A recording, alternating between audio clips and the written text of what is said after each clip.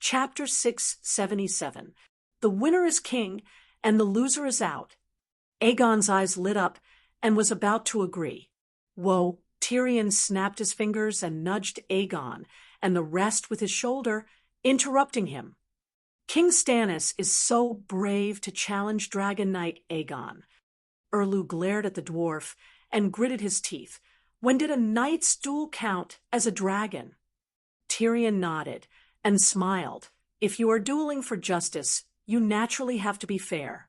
But, as you said, the winner is king. In order to fight for the Iron Throne, we have to use all the advantages. Wouldn't we be fools if we didn't use the dragon? Very good, you finally spoke your mind. For the Iron Throne, you are finally going to attack me. What trial? What Renly? They are all excuses. Erlu sneered. At this point, Tyrion stopped talking and said straightforwardly, Prince Renly is not an excuse.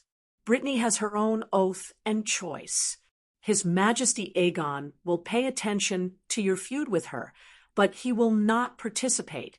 Now, let's skip over Brittany and talk about your relationship with His Majesty Aegon. Everyone knew that there was only one Iron Throne and one king. When the two kings met, one of them had to leave. The battle between you and His Majesty Aegon will happen sooner or later. His Majesty Aegon has the support of the Valley, Hajin, the Stormlands, Dorne, half of the Northern Territory, and half of the Riverbend. You only have less than 400 troops left. You have no foundation and are wandering around. You have no chance of winning. As for recruiting the Bravos mercenaries, most of the famous mercenary groups in the world have been recruited by the Alliance. They are probably being trampled on by the Dragon Queen. Even if you can find some small mercenary groups with low strength, reputation, and credibility, it will only cause more suffering in the Seven Kingdoms. It will not change the final outcome. But winter has arrived, and the deviants are wandering outside the Great Wall. The Seven Kingdoms cannot afford any more turmoil. Why don't you put on the black cloak and go to the Great Wall to be the savior? Your daughter, Princess Shireen, will become the successor of the Stormland and can immediately return to Storm Restford.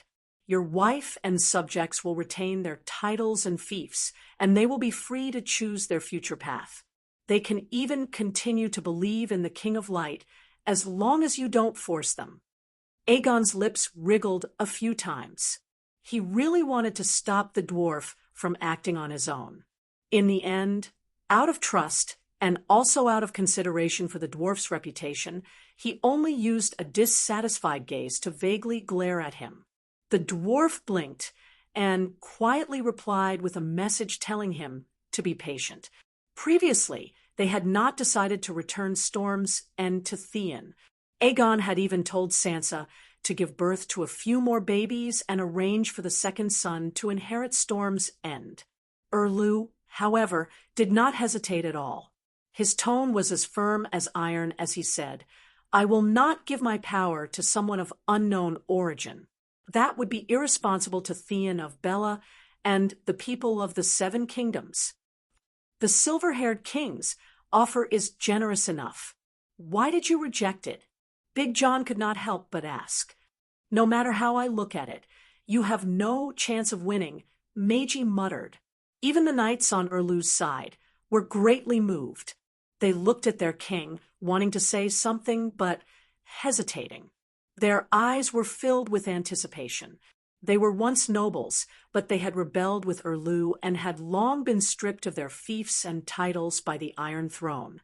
Now that Tyrion had promised to restore their titles, they had almost achieved their goal of following Erlu.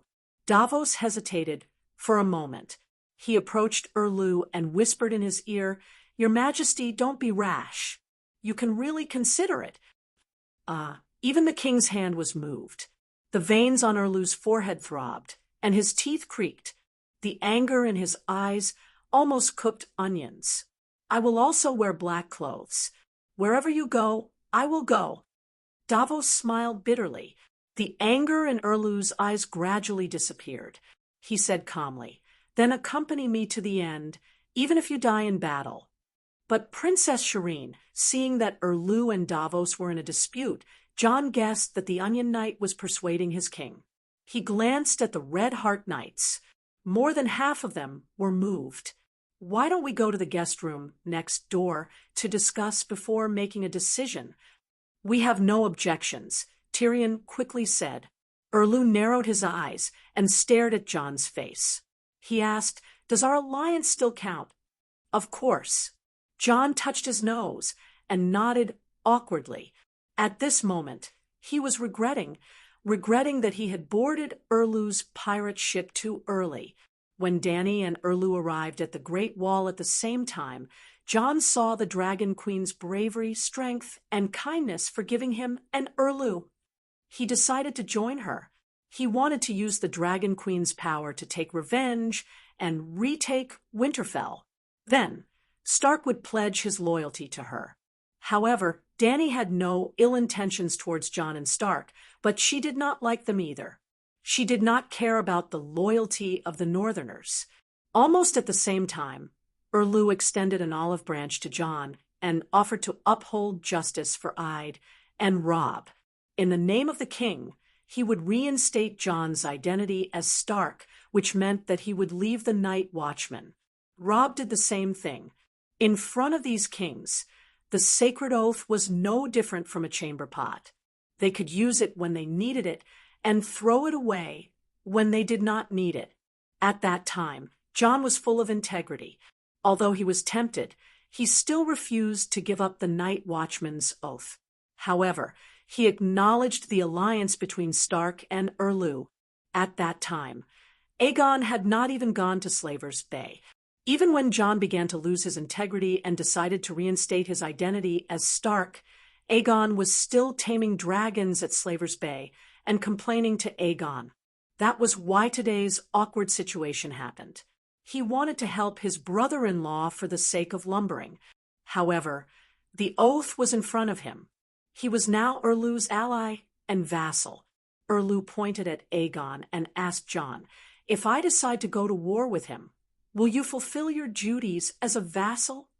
Jon thought for a while with an awkward expression and said, "Your Majesty, before I became the Lord of Winterfell, my sister Sansa had already led the Northern Territory to pledge loyalty to King Aegon. The Northern Territory is already divided. I can't let the nobles of the Northern Territory fight among themselves. Therefore, I can only not help either side." Erlu looked at him deeply and turned to leave. "Why did you return Storm's Rest Castle to him?" Arriving at the guest room that Jon had prepared for Targaryen, Aegon finally began to vent his dissatisfaction. "Stannis didn't agree, did he?" Tyrion propped up his chin and said, absent-mindedly, "What if he agrees?" "He won't. I know that guy's personality. He's stubborn as hell." Tyrion frowned. "What if?" Aegon did not let it go. Sir Andor Royce advised, "Your Majesty, didn't you notice?" After Lord Tyrion offered generous terms of surrender, Stannis's vassals were moved. Even the Onion Knight got into an argument with him. With one sentence, he caused the enemy's morale to drop. "We are almost standing on the edge of victory. Aegon waved his arms subconsciously. "If it were me, I would definitely surrender." Finally, he said helplessly, "That woman's body, did you burn it?" The dwarf suddenly looked at Count Magi. "Melisandre." Magi was stunned. She nodded and said, after confirming her identity, "I burned it in the forest of divine trees. Other than a few rubies, there was nothing left." Stannis didn't object. The dwarf asked again. Of course he didn't agree. "But this is Winterfell. We have more people," Big John said. Erlu only had 3,000 mercenaries left. There were 300 blazing Red Heart Knights. The 1,000 or so clansmen and nobles of the Northern Territory who had followed him previously returned to the king of the Northern Territory after taking down Winterfell. On Aegon's side, there were 2,000 elite knights from the valley and the river, as well as close to 12,000 Northerners. John had brought back 6,000 men from the Great Wall. After that, he had gathered the clansmen and clansmen of the nobles, as well as the captives who were not of the Bolton family after taking down Winterfell. If John was willing to continue losing his integrity and completely abandon his oath, he wouldn't have to go through so much trouble. He could have just used his army, not to mention Melisandre. Even if Erlu had 100 red-robed women to form a group of mages, it wouldn't have been enough. The dwarf also wanted his younger brother to lose his integrity.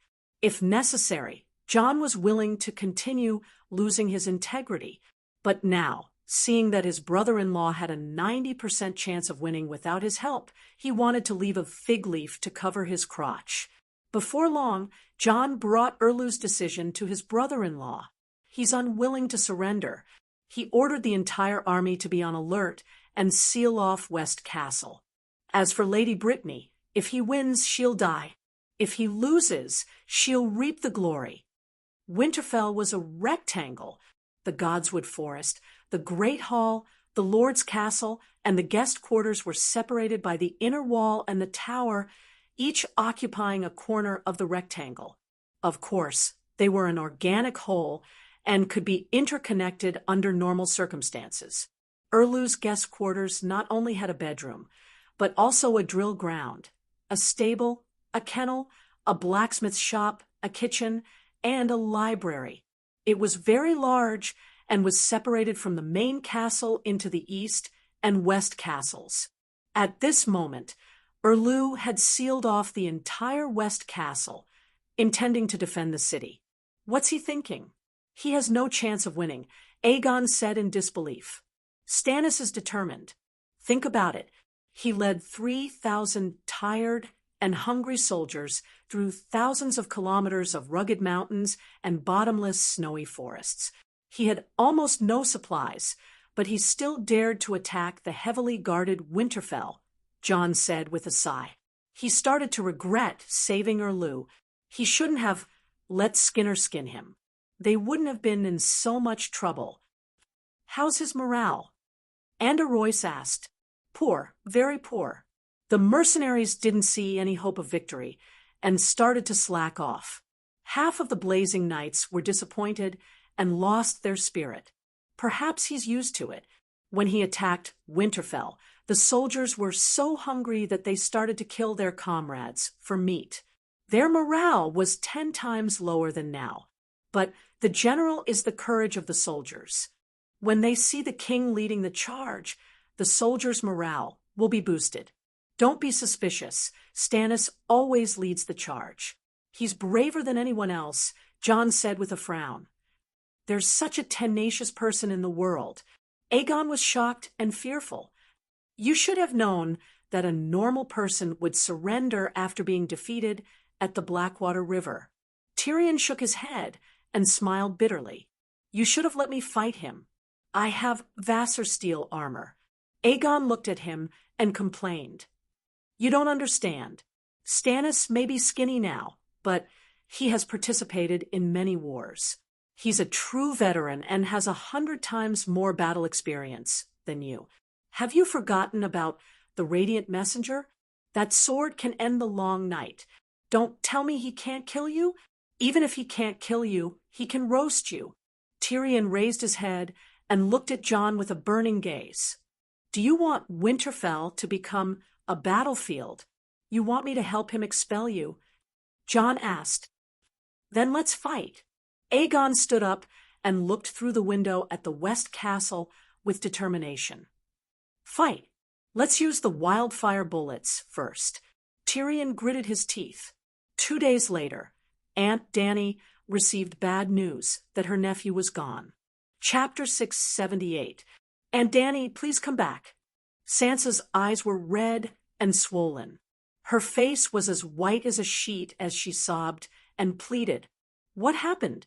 Why did he suddenly disappear? Aunt Dany was also shocked. When she woke up, there were dozens of missed calls on the magic mirror. Before she could check the messages, there was another signal. Then she heard her niece-in-law wailing, "Aegon is gone." Didn't he have a cheat code?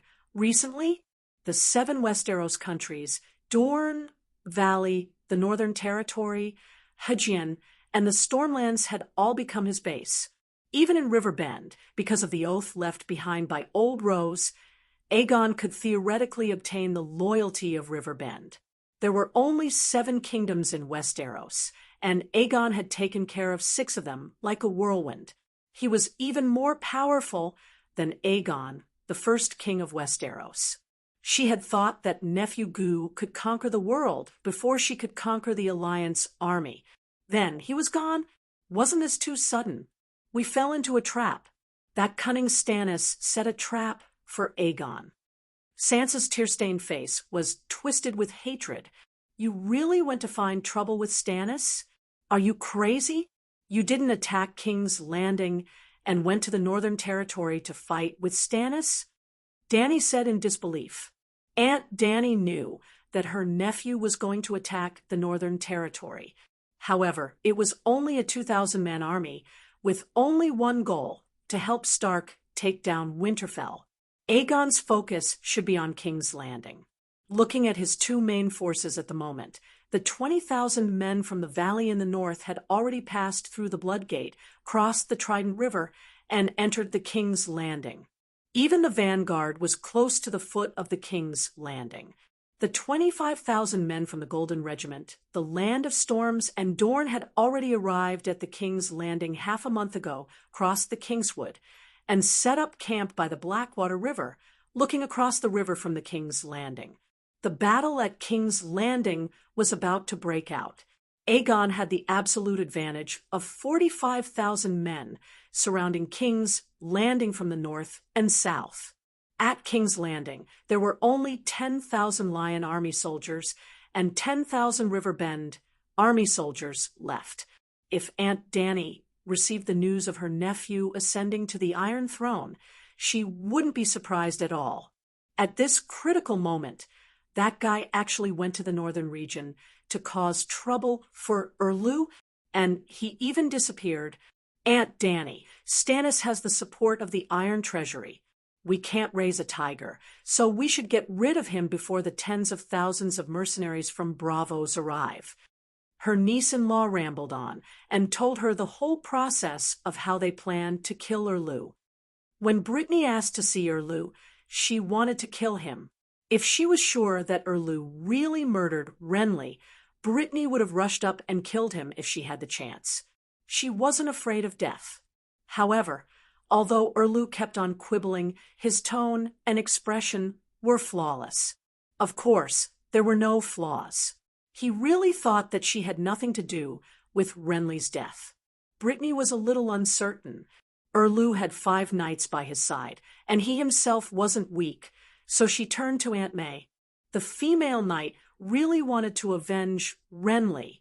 That was her oath. Erlu was the mastermind, and Aunt May was just a knife.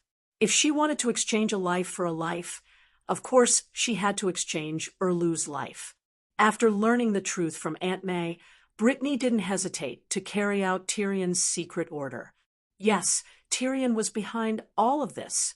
That guy was good at analyzing people's hearts, and even better at using human nature. He completely understood Brittany's personality, and she was controlled by him like a puppet, just like how he saw through Jon's character and persuaded him to betray Erlu for Lumberjack. The basis for Brittany to assassinate Stannis or Aunt May was that Jon was on Aegon's side. If you want to kill Erlu, you have to get rid of the red robe first. Aunt Dany nodded in agreement. There's no problem with this idea, and the dwarf's plan is even more flawless. If it fails, it'll just be a personal grudge between Brittany and Erlu. Tyrion, of course, considered the possibility of failure. In fact, he thought that there was an 80% chance of failure. If it failed, he would persuade Aegon to temporarily give up on killing Erlu and focus on the King's Landing battle. At first, the dwarf didn't want Aegon to interfere in the affairs of the Northern Territory, and he didn't agree to be enemies with Erlu. He didn't think Erlu would be a threat. However, Sansa even sacrificed her babies. Aegon was determined to be a good husband and father, so of course he had to rescue Winterfell. After taking Winterfell, if he didn't kill Erlu, Aegon and Sansa wouldn't be at ease. The dwarf had no choice but to design the safest plan according to the king's goal. To be honest, if Brittany's assassination failed, the dwarf would heave a sigh of relief and immediately attack King's Landing, take down the Horse Sister, and save the crazy Lannister. Unfortunately, Brittany succeeded. As Jon said, no matter how powerful a wizard was, as long as a knight got close to him, there was a possibility of him being killed. The tile steel sword was a powerful weapon to destroy evil. At that moment, the dwarf was overjoyed. He opposed Aegon and Sansa's plan to kill Erlu because the risks and rewards were disproportionate. If they could really kill Erlu and save tens of thousands of mercenaries in the future, he would be even happier. However, the plan is good. What happened? Aunt Dany asked curiously. Other than the possibility of losing a set of precious tile steel armor, the dwarf's plan was perfect. At least it was stable, and there wasn't much risk. King Aegon sat steadily on Mount Tai, quietly watching the situation change. The little devil twirled the chess pieces lightly, using the Seven Kingdoms as a chessboard. Brittany killed Melisandre, and we officially declared war with Stannis. But when Aegon and Tyrion were riding on dragons to throw wildfire bombs, Melisandre suddenly appeared. With just one move, she burned Balyrion's eyes and burned through his wings. Aegon and Balerion fell from the sky. Sob, sob, sob. Don't cry. Let's finish the story first. My aunt is listening intently. Sigh. I told you not to provoke Melisandre, but you didn't listen. Aunt Dany also rubbed her red eyes and choked with sobs. Wah, wah, wah. The niece-in-law remembered her aunt's warning that day. Sadness came from her heart, and regret came from her brain. She started to cry loudly. Don't cry. When I'm done with the war with the Alliance, I'll go and find Stannis for an explanation. Aunt Dany comforted the widow sadly. Sansa looked up at her tear-stained face and begged, Aunt Dany, please come back. Aegon isn't dead yet. He's waiting for you to save him. Not dead. Aunt Dany's sorrowful expression almost collapsed. Aunt was furious and scolded the crying niece-in-law. What are you crying for? Speak clearly. Sansa quickly stopped crying and quickly said, Balyrion's eyes were on fire, and his wings were burned through. However, he didn't fall straight to the ground, but glided down. Aegon had the tile steel armor you gave him. Even though Balerion was on top of him, he didn't suffer any fatal injuries. He only twisted his legs. But Balerion landed on the wall guarded by mercenaries and was captured by Stannis together with Aegon. Ah, that scared me. It's fine as long as he's fine. Aunt Dany heaved a sigh of relief and grinned. Send a letter to Erlu. I want to ransom him. Name the ransom. 100,000. 1,000,000 gold royals will do.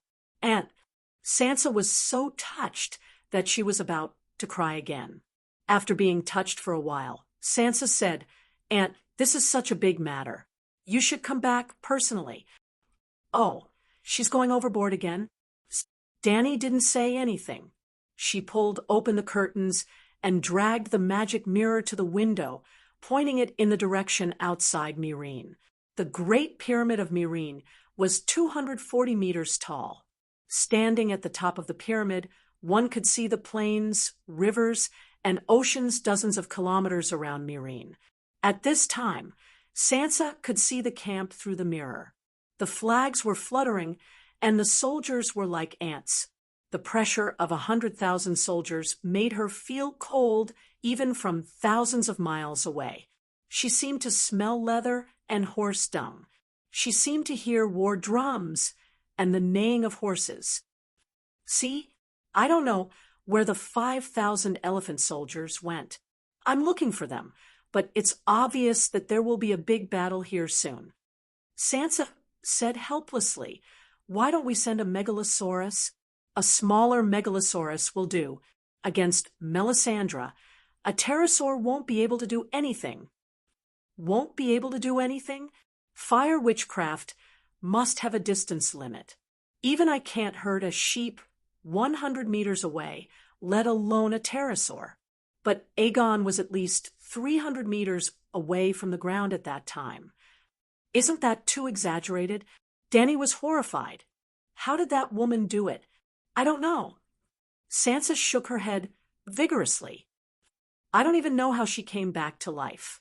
Her head was chopped off by Brittany, and her body was burned by Count Melisandre.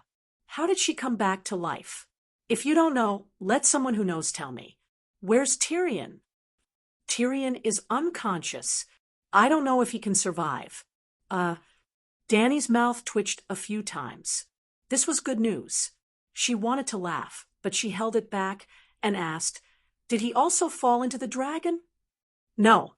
At that time, he and Aegon were throwing bombs in the air. Tyrion's eyes suddenly spewed out a string of dark red flames, but Tyrion's Tessa was unharmed. When Aegon fell, Tyrion even ordered Tessa to land on the city wall, intending to save him. It was also then that we knew that Melisandre was not dead. She swaggered to the training ground and pointed at Tyrion. Then, as if a pot of wildfire had been poured on Tyrion, he burned fiercely.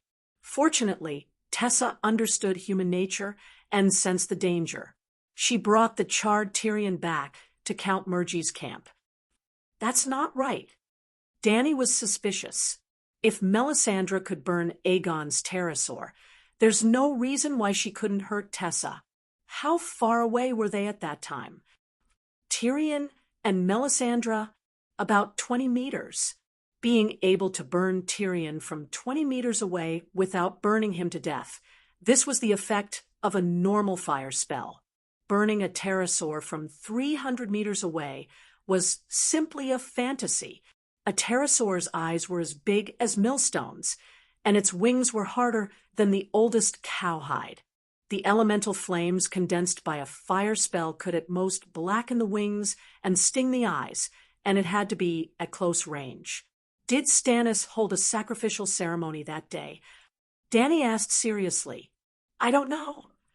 Was Melisandre revived, or was she not dead at all? Dany asked again. I don't know. How come you don't know anything? Dany's aunt was dissatisfied.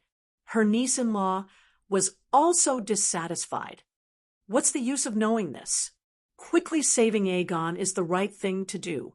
Dany's face turned serious, and she angrily rebuked, Idiot, you don't even know the other party's background, and you want me to go see Melisandre and send Dragonfly back? You have to understand, that's the enemy. No matter how the enemy schemed against you, it wouldn't be too much. But I don't know. Sansa felt wronged. Then get someone who knows about it to tell me. Chapter 679. What did Dany Rise say? As soon as Sansa ended the call and left the bedroom, Illyrio and the others, who had been anxiously pacing around the living room, surrounded her. She said that Melisandre shouldn't be able to hurt Balerion. She wants us to investigate what happened in Stannis' camp that day, Sansa said softly.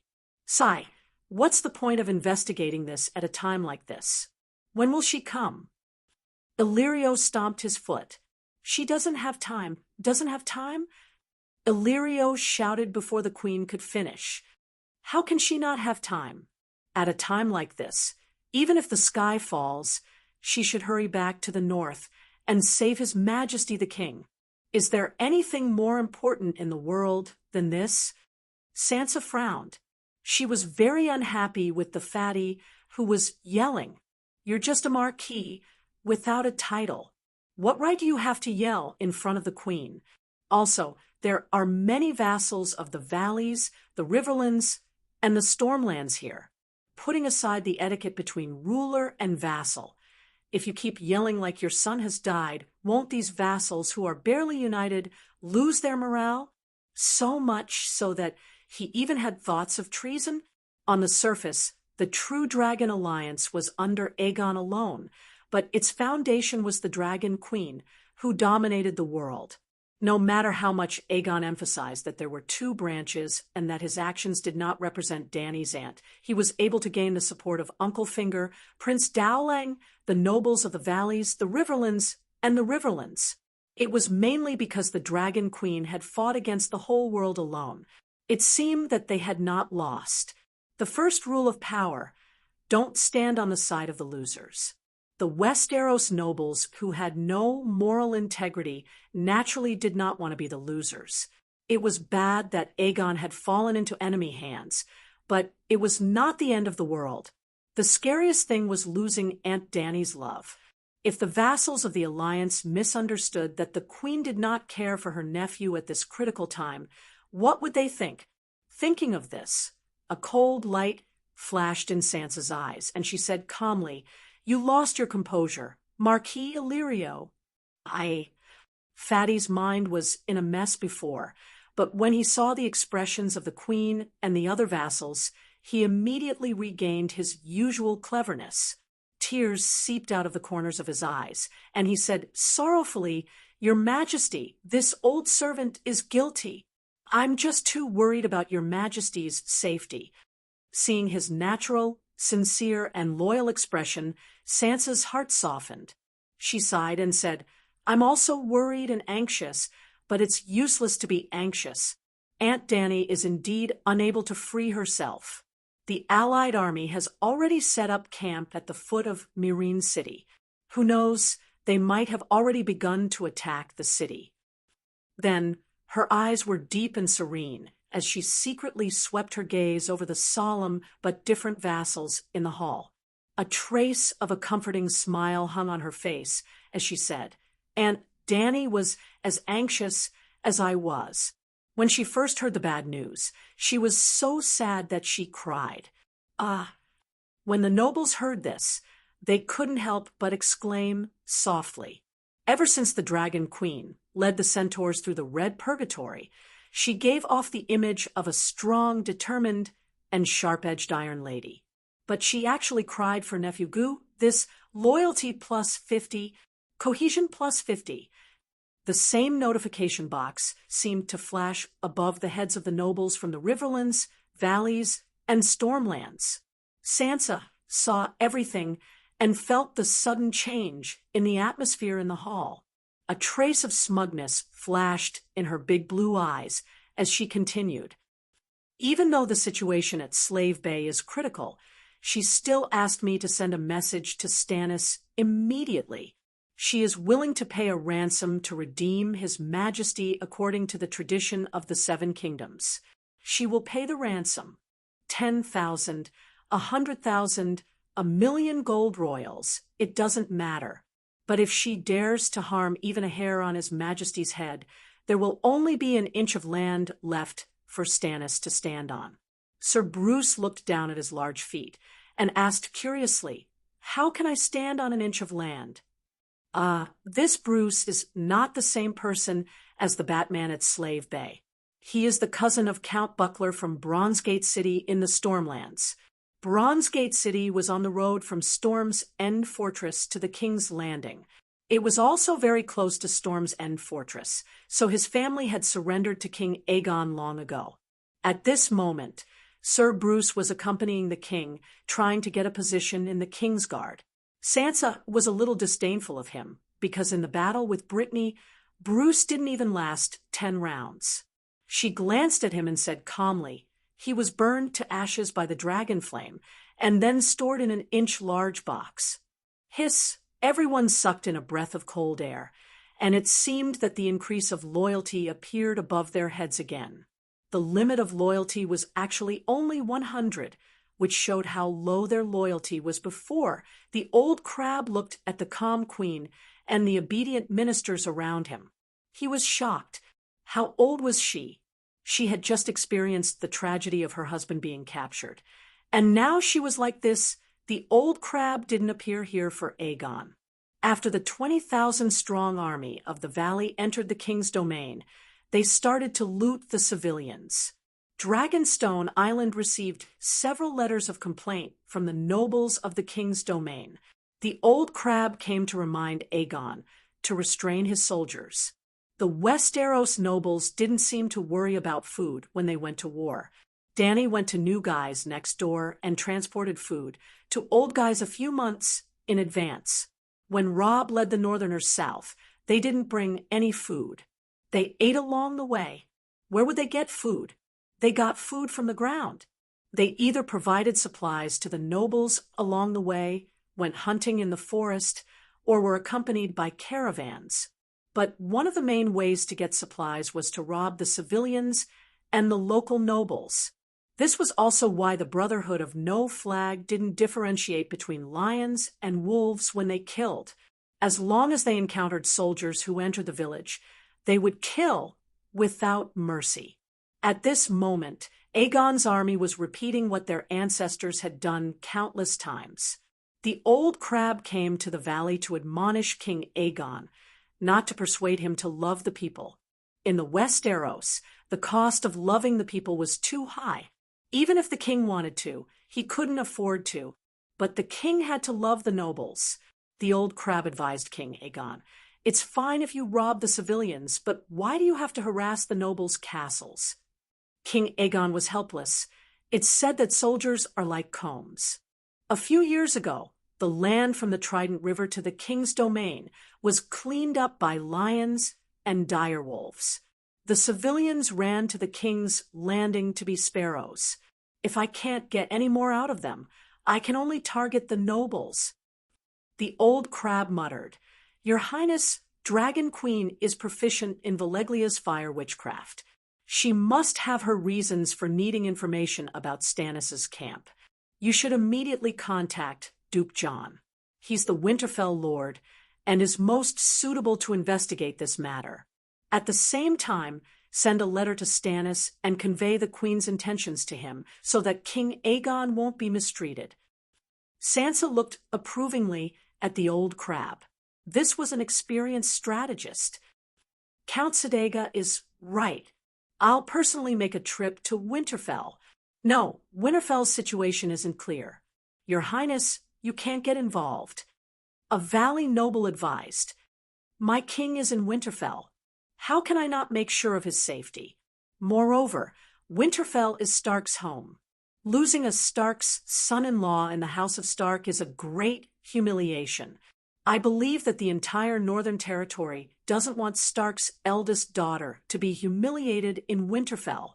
At the end of her speech, Sansa gritted her teeth slightly, and her expression and tone unconsciously carried a trace of resentment. She was indeed blaming Jon. Aegon was her husband. He could fail anywhere, but he couldn't be defeated in Winterfell. If she was the queen of the Northern Territory, this wouldn't have happened. The 13,000 elites of the Northern Territory, and the Valley could have killed Stannis. However, Jon chose to remain neutral for the sake of illusory glory. I didn't want to either. It was supposed to be foolproof. Jon looked exhausted. There were dark circles under his eyes. He pulled his hair and didn't dare to look at his sister's reproachful eyes. Everything that happened that day was illogical. Melisandre's head was chopped off, and her body was burned. She shouldn't have been revived. Even if she was revived, she wouldn't have been able to harm the winged dragons in the sky. Aegon didn't let his guard down. He was at a safe altitude of 300 meters. Jon was remorseful, too, and bewildered. Like Sansa, he felt that the death of Stark's son-in-law in Winterfell was the greatest humiliation in the history of the House of Stark. But what could he do? How could a vassal kill the king? Wasn't that what Wade Fry did to Robb at the Red Wedding? He couldn't learn from Wade Fry. Remaining neutral was his bottom line. Sansa looked at Jon calmly. He sat in the seat that used to belong to his father. His beard was unkempt, and his eyes were red. He felt guilty. She didn't comfort him. She still needed someone to comfort her. Dany Rise wants to investigate whether there was a sacrifice at West Castle that day. She asked, "Ramus Bolton is dead." Sansa's expression changed. She exclaimed, "Danny Rise guessed it." Jon nodded and sighed. "I had my suspicions too. After asking the servants, I found out that there were burn marks on the floor of the guest room's west hall." "What about Theon? Is he dead?" Sansa asked worriedly. "No, Rhaenys alone is enough. He was the king of the north for a while. He has the king's blood in him. Don't doubt, the little Skinner really has the king's blood. The rules of this world were strange. If you weren't a king, there was almost no value in a blood sacrifice. But once you were crowned king, even if it was only for a day, you and your descendants would have the king's blood in their veins. Therefore, Dany suspected that the king's blood was related to fate and the fate of the nation. The reason why the little Skinner and Theon were valued by Erlu was because of the king's blood. In other words, if Melisandre is willing, she can use Theon to cast another vicious curse. Sansa asked anxiously. "Don't worry, I've made arrangements. Half of the soldiers guarding Theon are from the north." Jon comforted her. "We shouldn't have handed the 2 captives to Stannis." At this point, Sansa suddenly thought of something and hurriedly asked, "Did Stannis go back on his word? We agreed that the trial of Theon and Rhaenys had to be held in public. They couldn't be secretly sacrificed to the Light King." So what? Both sides fell out and officially declared war. Jon didn't think much of it. He broke his oath first, so you could naturally break your oath with him. "This is Winterfell, the north," Sansa said faintly. Once again, Sansa made Jon feel like she was a stranger. "He has hostages," Jon emphasized. "Ransoming a captured noble is a tradition of Westeros. He can't refuse." Sansa said coldly.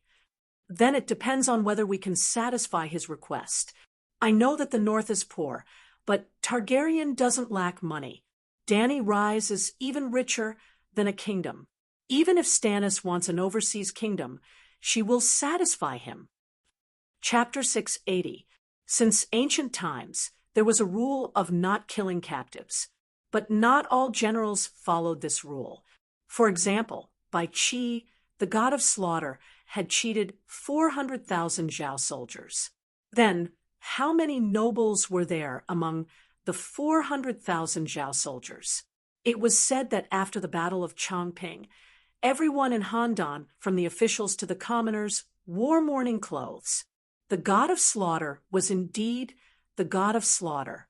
Be it nobles or commoners, they were all killed. But in the Westeros, if Bai Qi dared to do this, his reputation would be worse than that of the rat chef. He might even be kicked down the hole by his own brothers. The reason was simple. Nobles were the ones who led the army in war, and there were always winners and losers in war. If you could kill someone else's nobles, they could kill your vassals too. The 7 kingdoms only had 9 dukes and a few hundred earls. After a few rounds of killing, they were all dead. If the nobles were all dead, would the commoners rule the 7 kingdoms? In fact, if Qin did not have a rank 20 military merit system, there would not have been cases of killing generals. Without the military merit system, there was no way for low-ranking officers to be promoted. The generals who led the soldiers were all nobles. Even if they won, they would keep their title. Of course, if they lost, they would want to keep their original title and status. Hence, there was a need to redeem captives. This was back to the old ways of the Westeros. For example, if the great Jon fought alongside Robb, whether he won or lost, whether his son died or not, he would remain the Earl of Hoothfire. His title and lands would not change. Since that was the case, why not be more gentlemanly? In the era where the nobles personally rode their chariots into battle, everyone was very particular about battlefield etiquette. Not to mention killing captives, they were not even allowed to use dangerous tricks. Everyone was soldiers against soldiers, generals against generals. It was the safest for the noble generals to fight head-on and have a clear and orderly rhythm. If they wanted to use tactics, even the simplest attack halfway through, when chaos ensued. Who would be able to differentiate between nobles, countrymen, and barbarians? Hence, even though Aegon was in Erlu's hands, he was still safe and had a chance to regain his freedom.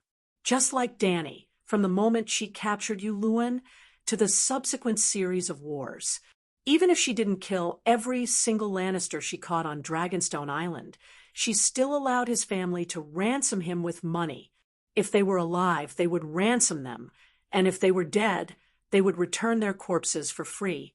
However, Dany had asked for too high a price on Dragonstone Island. Lannister was not willing to be a sucker, so he had only redeemed the Earl and left the rest of the men to mine on Dragonstone Island. This time, with Aunt Dany backing her up, Sansa decided that even if Erlu offered her an unprecedented 1,000,000 gold royals, she would get her husband back immediately. According to the normal price, Jaime Lannister would only be worth 300 to 500 gold royals, or at most 1,000 gold royals. Erlu did not go against tradition. He first allowed Jon to be Sansa's representative and visit Aegon, who had a bandage on his leg, in the luxurious cell that was converted from a guest room. Then he talked to Sansa about the ransom. "Both of my legs are broken, but I'm fine." He was still conscious when I came, and he told me to tell you don't worry and don't injure yourself.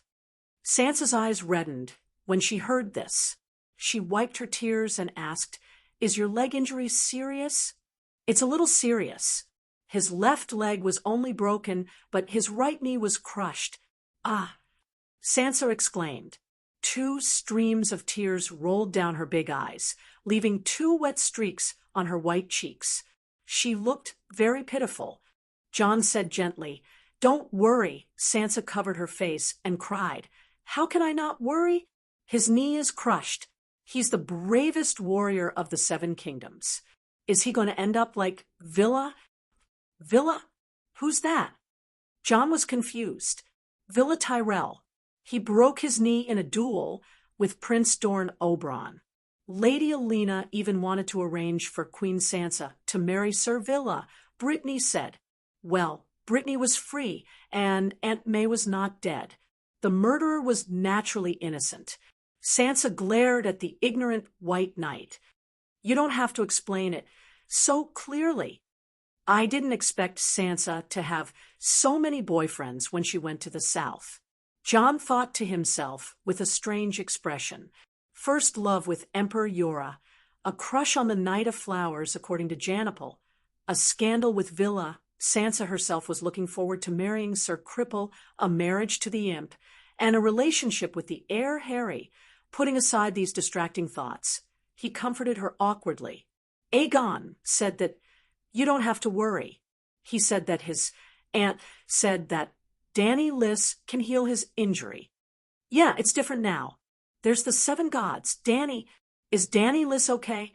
How about we go to King's Landing and ask Sparrow? Let's redeem Aegon first. I don't need money. Erlu rejected directly. The negotiation took place in the drill ground in public. The soldiers on both sides couldn't hear the details of the negotiation, but they could watch the progress of the negotiation. Jon had lost most of his credibility with Erlu. He wouldn't go to Winterfell's main hall again. Sansa didn't want to risk going to Erlu's stone castle either, even if it was her home. However, Jon was still the middleman. Erlu and Sansa each led a few knights and sat facing each other. "What do you want? The Iron Throne?" Sansa mocked. "Why not?" Erlu looked serious. "I'm Robert's only legal heir. According to the laws of the 7 kingdoms, the Iron Throne belongs to me. Tell that to Cersei. I can't give you something we don't have," Sansa said calmly. Erlu's lips curled into a faint smile. "You have 2 armies, one from Valley and the other from Storm's End Castle. 20,000 mixed infantry and cavalry from Valley are approaching Twilight Valley. The 25,000 soldiers from the Golden Legion, Dorne, and Stormlands are approaching King's Landing. I need the authority to command those 2 armies and take down King's Landing. If you submit to me, I'll release Aegon." Jon was shocked. That's not right. Even he, the ruler of the Northern Territory, didn't know about this. How did Erlu know? Before contacting Sansa, he didn't even know about Aegon. Before Jon could ask, Sansa's pretty face contorted. She shouted angrily, "Have you gone crazy from thinking about the Iron Throne? You want us to help you build the Iron Throne and then submit to you? How can there be such a good deal? Your false king was captured by me, and this is my condition," Erlu said calmly. Royce pointed at Erlu and said angrily, "He even knows about our army's latest movements. He must have planned this beforehand.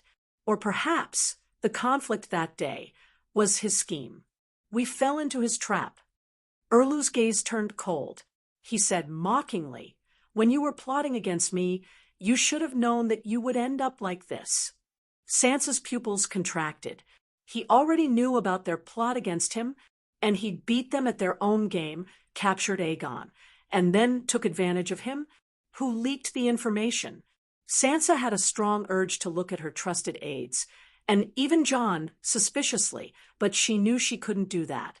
She resisted the urge and buried her suspicions in the bottom of her heart. "Tell me, what happens after I help you take the Iron Throne?" She asked softly with a hint of mockery on her lips. Erlu seemed to have a plan. Without any hesitation, he said calmly, "Aegon's bloodline is mixed up. There is no place for him in the 7 Kingdoms. He must swear to leave the Westeros forever." "Stannis, you've gone too far." Countess Medj clenched her fists and shouted angrily. A vein popped out on Sansa's forehead. The anger and resentment on her face were almost undisguised. Jon looked around. He wanted to say something, but stopped himself. The Onion Knight frowned and whispered into Erlu's ear, "Your Majesty, perhaps you can give Storm's End Castle. Littlefinger is dead. You can give him Hellenberg." Erlu thought about the Hand of the King's suggestion seriously. He recalled the surrender conditions the imp gave him that day. It seemed that he was more generous than himself. "I will give Aegon the title of Duke of Hellenberg, but he must be exiled. His eldest son can return to the 7 Kingdoms and inherit the title and land." Seeing Erlu's reluctant expression, Sansa's tense body suddenly relaxed. She asked with a smile, "How do you plan to deal with Dragonstone Island?" Erlu's eyes turned sharp. He said coldly, "That has nothing to do with today's topic. Dragonstone Island was occupied by Dany, but in the Baratheon dynasty, Erlu was the rightful Duke of Dragonstone Island." Sansa's smile became more sincere. She asked again, "What plans do you have for Dorne, the Valley, Hygien, and the Stormlands? This has nothing to do with me. If you don't make it clear, will the vassals of the True Dragon Alliance work for you?" Erlu's jaw muscles bulged. He said in a deep voice, "I will exercise the authority of the king according to the law. Their rights and obligations will be protected by the law." "All right, I agree." Sansa nodded. "Huh." Everyone around, including Erlu himself, was shocked. Sansa nodded again and confirmed, "That's right. I agree to your conditions. I promise on behalf of my husband that we will hand over the military command of the True Dragon Alliance to Stannis. After Aegon regains his freedom, both of us will be exiled to a foreign land." "Your Highness." Mormont, Gebbert, Royce, and the others were shocked. They couldn't believe it. "Sansa, you—" Jon's eyes were filled with worry. "You can go back and rest for a day. Negotiations can't be completed in a day." "No need." Sansa turned around and looked at her trusted vassals. She said seriously, "The foundation of the True Dragon Alliance is Aegon. If we don't agree to his conditions, he won't be free, and the alliance will collapse. So, I'm sorry to disappoint you, but we don't have a choice." "This doesn't make sense." No one has ever held a king captive as ransom. Sir Royce's face was red as he shouted at Erlu. Davos looked at his lord worriedly. His lips moved. Your Highness. He spat out a word, but couldn't continue. What could he say? Exchanging a king for a kingdom is ridiculous. The people won't accept it, and the people are angry. Stop dreaming. How could he say that? Does Aegon have a kingdom? Erlu looked at the knights and asked with gritted teeth, Isn't Storms and Castle Theon's?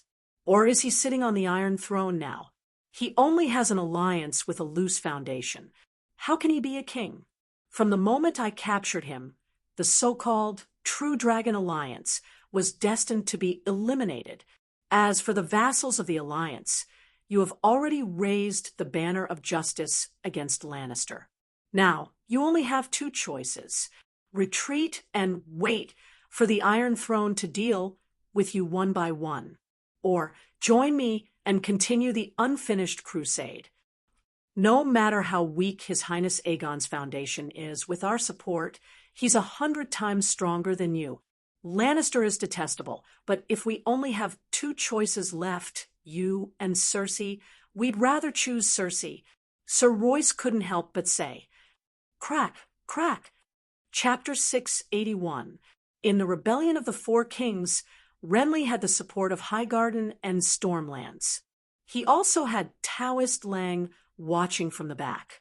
He had 20,000 cavalrymen and a total force of 60,000. His strength was the best among the feudal lords. As the Duke of Dragonstone Island, Erlu's fief was the same as Targaryen's before Aegon conquered the Seven Kingdoms. He had Sitaga and Valerian as the main force, and the small nobles on the nearby islands and peninsulas as support. He was the weakest among the five kings. Then he invited Renly to eat a peach, and plucked Renly's peach. He gained the support of almost all the nobles in Stormlands. Florin also led a group of nobles in Riverbend. Today, the rebellion of the Four Kings seemed to be taking shape. Dragon Queen, Queen Cersei, Erlu, King Aegon, and the new young wolf master who wanted to be king, but did not fight for the Iron Throne. Dragon Queen looked on coldly. Her gaze towards the Westeros was full of disdain. However, she was too big, and the people of Westeros didn't think that she didn't love the Iron Throne. Even though she wasn't in the Jianghu, the people of the Jianghu still spread her name in reverence. However, no matter how famous she was, she insisted on being a bystander. She could barely be compared to King Balon. The second young wolf master was the same as the first young wolf master. He had the power to influence the situation, but because he did not have a clear goal, he was very timid. Cersei was an old player. Back then, she had the help of the little devil and Tywin. This time, she had the help of her dear husband. Even so, she was still guarding the King's Landing. King Aegon had part of the Dragon Queen's fame. He had also gained the allegiance of many feudal lords. His power was so strong that it was as if Renly was alive. Erlu was still so weak. His team of a few thousand people was still dispirited. Then, Erlu used the same trick again. He invited the strongest king, Aegon, to eat a peach. Now, he was skillfully plucking his peaches. Giving peaches and plucking peaches, he was very familiar with this skill. But then again, just like the last time when he plucked Lon Lee's peaches, the peaches themselves weren't necessarily willing to be plucked by him. On that day, Hiding Tyrell directly led his vassals back to his residence, and a small portion of the nobles of the Stormlands also dispersed. He even relied on sending out a second peach to take down the Storm's End fortress. Even though Erlu ate the peach, the defending general of the Storm's End fortress was unwilling to surrender. Then Erlu treated him to a peach. Today, the nobles of the Vale also expressed their dissatisfaction that Erlu had taken them away. They even said that between Cersei and Erlu, they preferred Cersei. This It's obvious that the nobles of the valley don't agree with you. Brynden Tully of Hugin is Lady Sansa's grandfather, and it was Aegon who helped him take revenge. There was also the Dornishmen.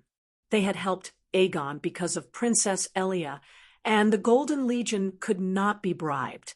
Your Majesty, your idea is very good, but I'm afraid it will be difficult to convince the masses. After the first round of negotiations, the Onion Knight expressed his concerns as soon as he returned to the guest castle. Davos, you are my hand of the king. I will not hide my thoughts from you.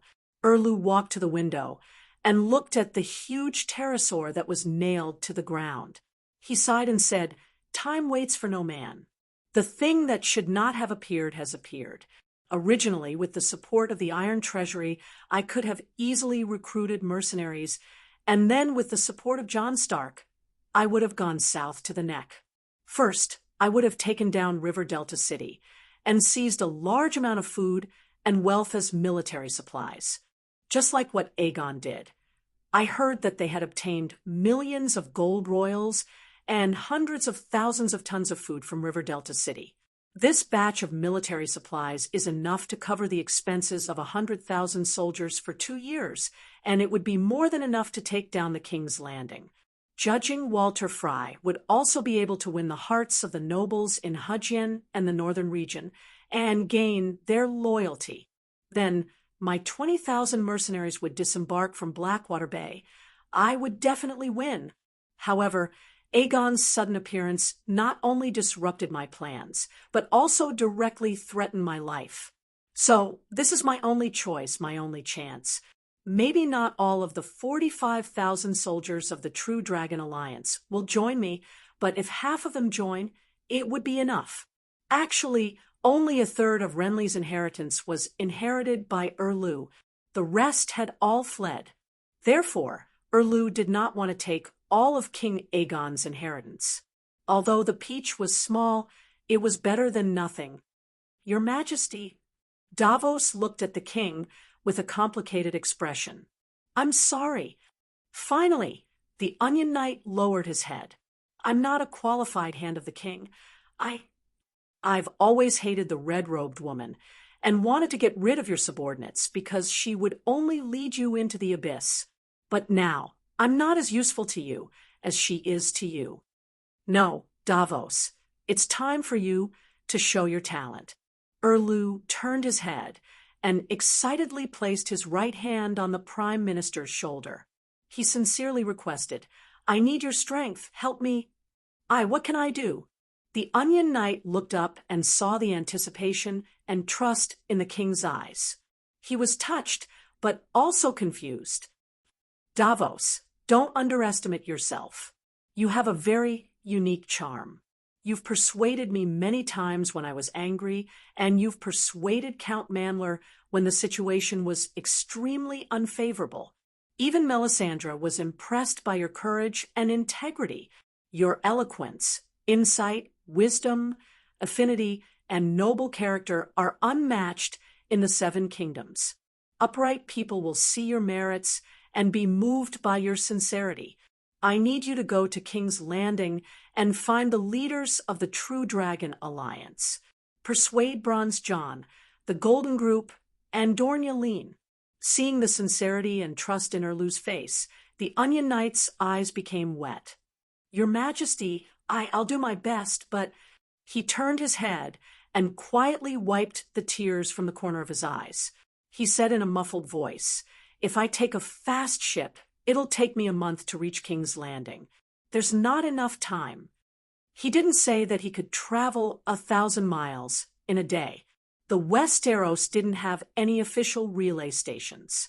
If it was peacetime, he might be able to buy a few useless horses from a roadside inn. But now that the war was chaotic, he didn't dare to travel alone. Crippled people, bandits, brothels, unemployed farmers, wild beasts, we have it. Erlu pointed at the Black Death in the courtyard. Pterosaur?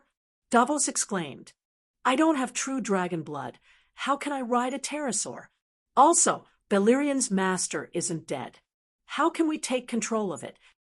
Pterosaur knights don't need true dragon blood. That Aegon. I suspect that Varys swapped his relatives. At least, Tyrion definitely doesn't have true dragon blood. As for control, you have Melisandre to thank.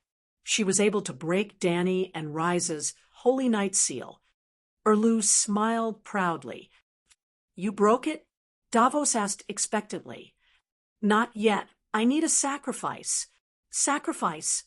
Davos's expression changed. He couldn't help but think of Skinner, who had struggled and wailed in the flames that day.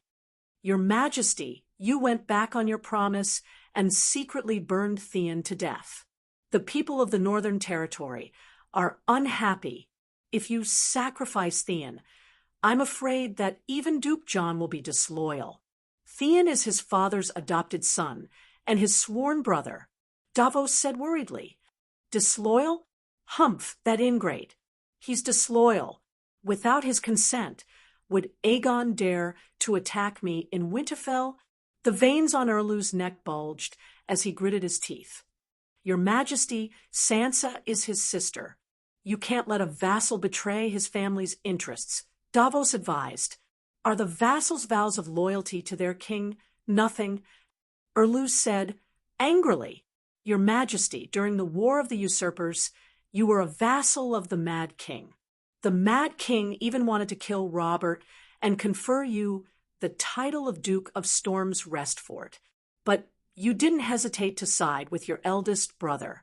You gave up the temptation of being conferred the title of Duke and chose to cut down to more. You shouldn't be jealous of Duke John.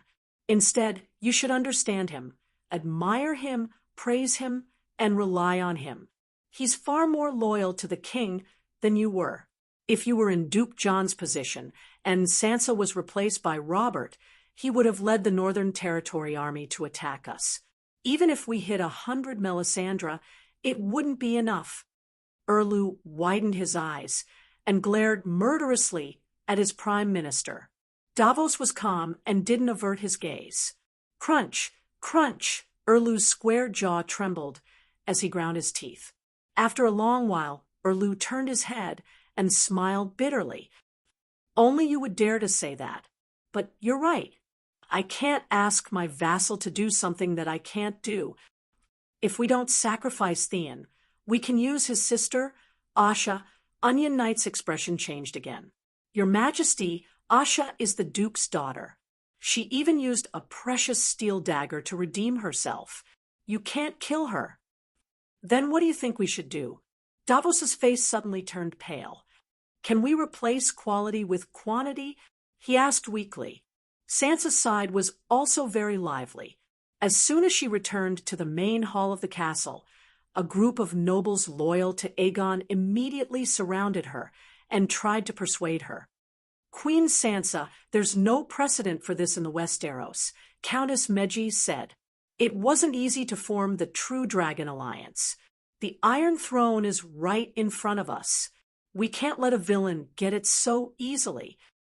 Sir Andor Royce was almost wailing. His father, Bronze John, had led an army of 20,000 in the valley for thousands of miles and finally got close to King's Landing. The fruit was about to ripen. He really didn't want anyone to take the peach. Your Majesty, you should go directly to King's Landing. Wait for us to take the Iron Throne. Wait for you to give birth to a prince. Wait for the Dragon Queen to end the war at Slaver's Bay. Stannis will have no choice but to release King Aegon. Count Gabe gave a wise suggestion. Sansa shook her head firmly and said, if it was someone else who captured Aegon, I might be able to negotiate slowly, but Stannis, that heretic, is almost crazy. Lunatics can't be judged by common sense. Although he's a little difficult to get along with, he's not. Jon mumbled. Actually, I always thought he was crazy. Tormund, the Giant's Bane, mumbled. Are you really going to give up the Iron Throne and exile yourself? Medji frowned. To be honest, the Northerners didn't like Aegon that much. However, Aegon's queen was Stark, so they naturally favored him. In other words, Erlu's charisma was too low, so no one liked him. In the current 7 kingdoms, Erlu, Circe, and Aegon were fighting for supremacy.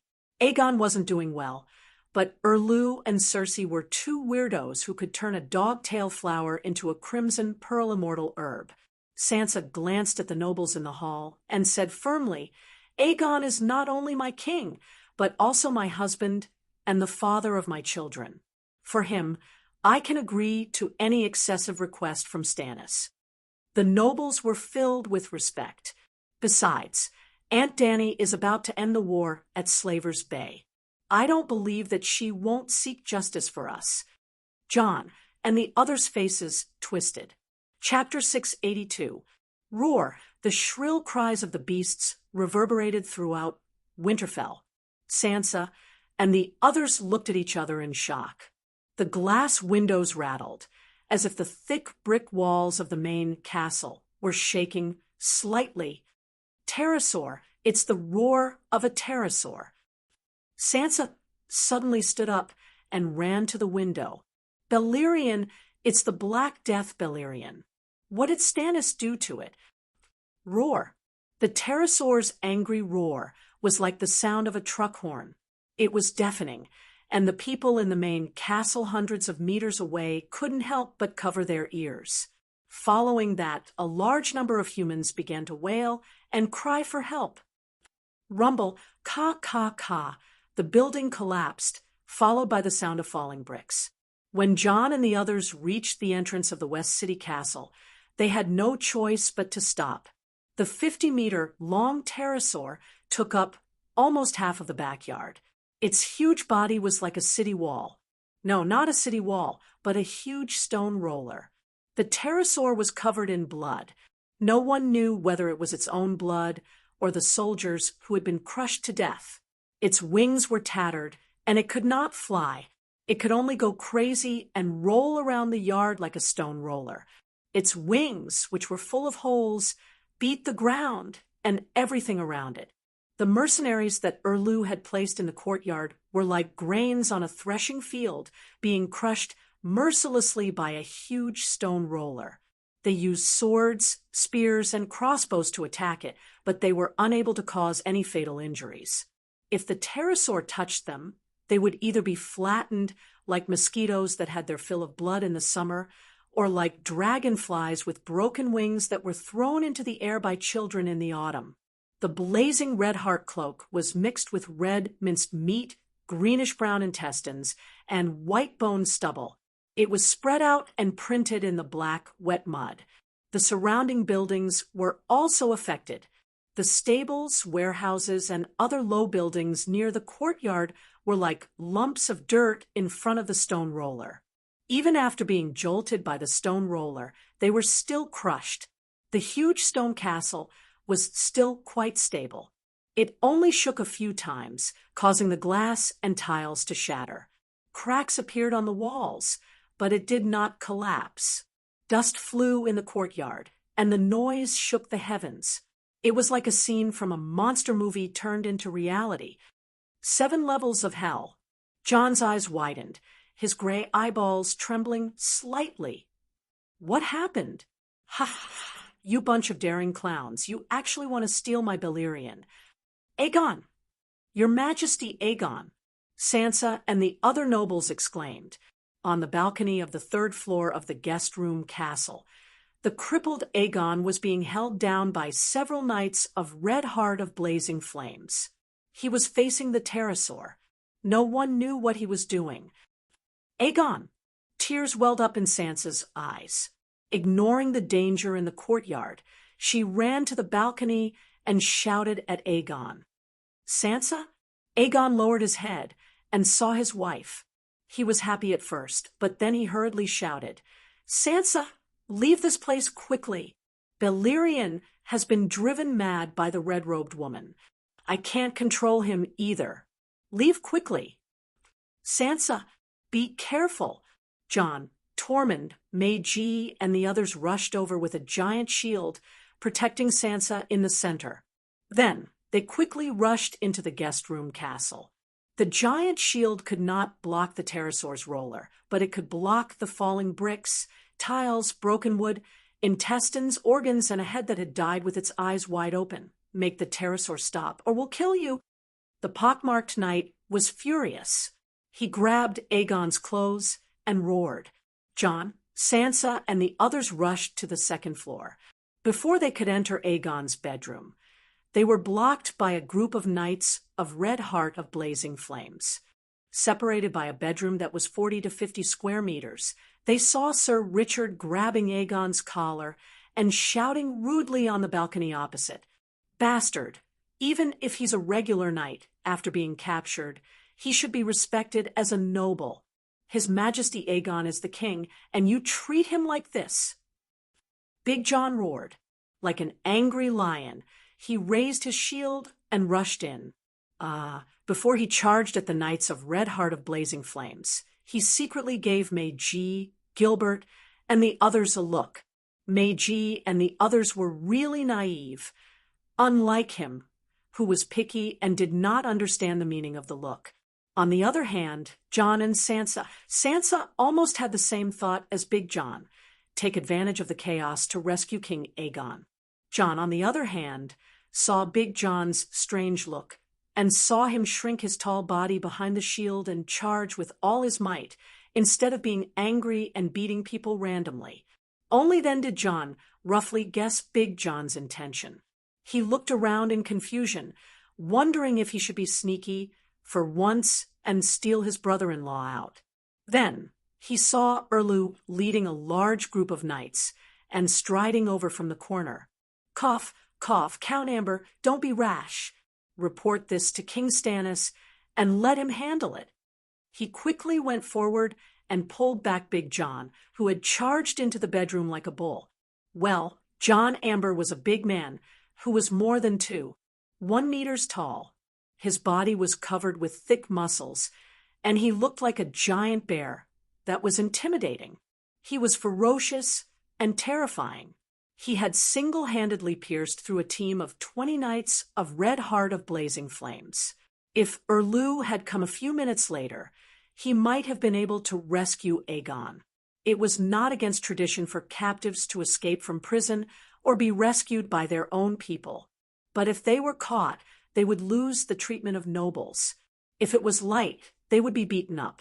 If it was heavy, their limbs would be chopped off or even killed. After Erlu brought his men to stabilize the chaotic situation in the room, Aegon had a smug smile on his face. He said calmly, "It's useless even if you kill me. It's useless for anyone but my aunt to come." "Even if I don't kill you, can I kill it?" Erlu said coldly. Aegon's expression changed several times. He said dejectedly, "Send me down and get closer. At least let the Black Death God leave Winterfell." "Your Majesty, the pterosaur has gone mad. It's too dangerous." "Don't go," Sansa said in shock. Aegon tapped his forehead and said proudly and bitterly, "Don't worry, the paladin's seal in my mind hasn't shattered. Aunt Dany was right. Other than her, no deity can take away the mounts from us dragon knights." After Aegon left under the protection of hundreds of knights, Sansa shouted angrily at Erlu, "Do you still have the honor of a noble? Nobles have the right to redeem their swords and mounts. We were talking about the ransom, and I agreed to your request. How can you steal my husband's pterosaur?" This was also the truth. Just like when Dany participated in the tournament and defeated a knight, she could choose one of the spoils of war from the other party's armor, weapon, or horse. However, as long as the other party paid the ransom, she had to hand over the spoils of war. This was because most of the time, knights wore ancestral armor that had been passed down for generations in battle. To you, it was the value of the armor itself. To a defeated knight, it had a very special meaning, even representing the family's honor. For example, Stark's ice and John's bronze armor.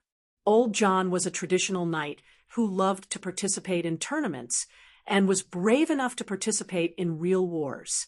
It was impossible for him to never lose in his life, but his ancestral bronze armor had been passed down for nearly 10,000 years. After Ida's death, Tyrion had thought of returning ice to Winterfell after the war ended. But when the rebellion of the Four Kings subsided, Robb died, and Stark had no descendants. Thus, Tywin took over ice. Because it was against the rules, and he was afraid that others would gossip, the Elder Lion secretly found Master Tormod to reforge the sword. At this time, not many people knew that the Oathkeeper's sword and Widow's howl came from ice. At least Sansa, who had been staying in the Red Keep, did not know. She kept asking Tyrion, "Where's my father's sword?" "Your Majesty Stannis, you really shouldn't have done this." Jon's expression was ugly. Erlu glared at him, his expression even uglier. A savage wearing a sealskin coat said with disdain, "When we saw the power of your red sword in Dark Castle, we all asked the Dragon Queen why she returned the sword to you, and why she didn't steal it for herself. But she said, 'There are many things in the world that I love. Do you want to steal them all?' A person should abide by the most basic moral principles." At that time, I secretly laughed at her for being stupid. After comparing my actions with yours today, I realized that there is such a big difference between kings. He was called Davian, nicknamed the Seal Skinner. The 2,000 savages who surrendered were led by 2 Kiliarchs, who were his and the giant's nemesis, Tormund. When the Dragon Queen activated the Red Sword, Tormund was still playing hide-and-seek outside the Great Wall, while Davian entered the Great Wall and became a Chiliarch. How dare you? Is this the attitude you should have towards a king? Erlu was speechless.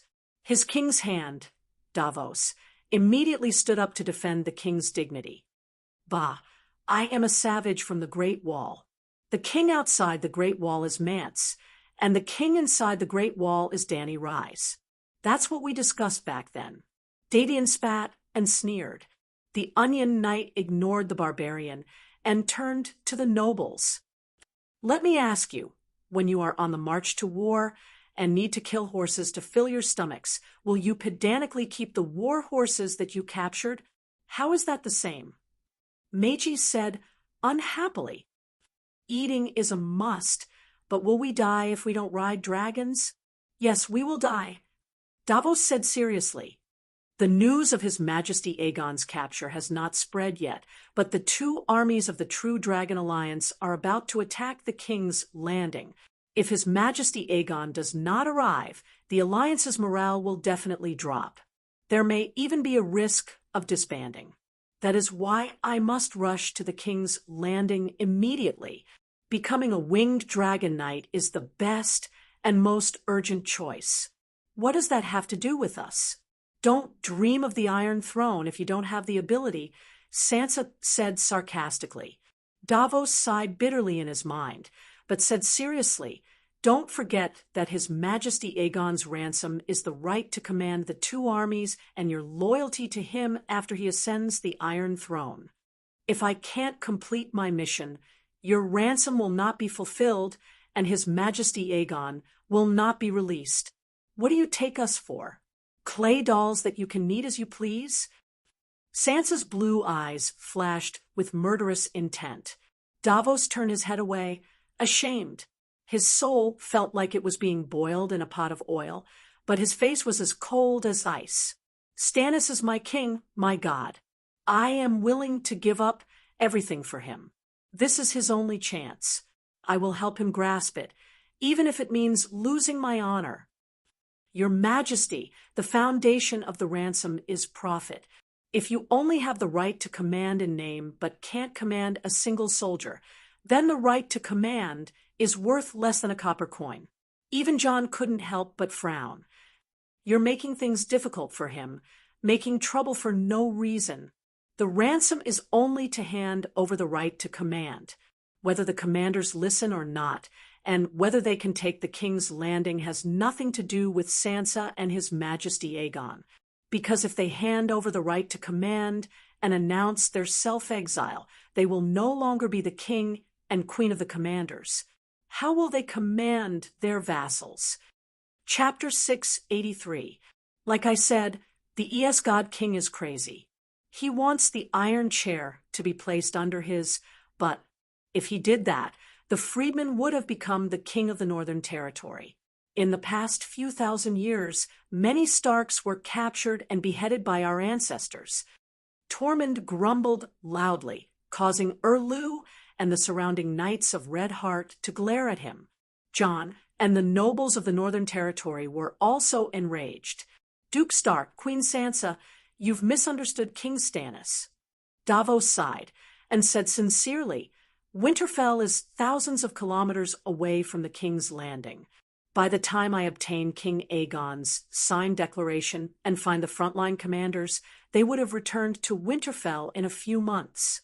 Hence, we need the winged dragons to fly. If I can arrive at the King's Landing in time, no matter how many dukes support me or whether I can take over the King's Landing, it will be my responsibility. It will have nothing to do with King Aegon. But if I can only travel by boat, it means that King Aegon's transfer of command is worthless. Can that worthless thing be used as a ransom to release King Aegon? You're good at changing concepts. Sansa laughed coldly. The Onion Knight shook his head and said, let's go back to the previous question. If the army lacks rations, will you keep the war horses of the nobles? No. Nobody is that pedantic. Similarly, if you were King Stannis, would you give up the chance to become a winged dragon knight? Aegon sat on a soft couch and was carried in by a few knights. Before the couch was turned into the room, Aegon said, the choice in a dangerous situation reflects a person's moral bottom line. When you say such words and Stannis makes such a choice, you're no different from a normal person. Humph, how can a normal person be a king? Aegon laughed coldly. Melisandre glanced at him and smiled. Anyone can say beautiful words, but when you tried to kill me, you seemed to be an ordinary person driven by the desire for power. She had been downstairs the whole time, and now she came up with Aegon and the others. The priestess' red robes fluttered in the wind like an enchanting fairy, her slender waist delicate like dancing snow.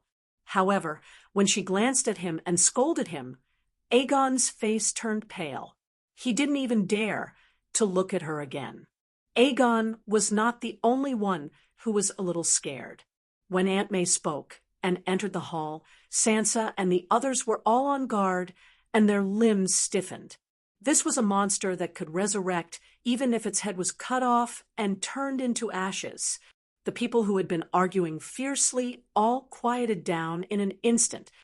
How is it? Can you control the pterosaur? Erlu asked expectantly.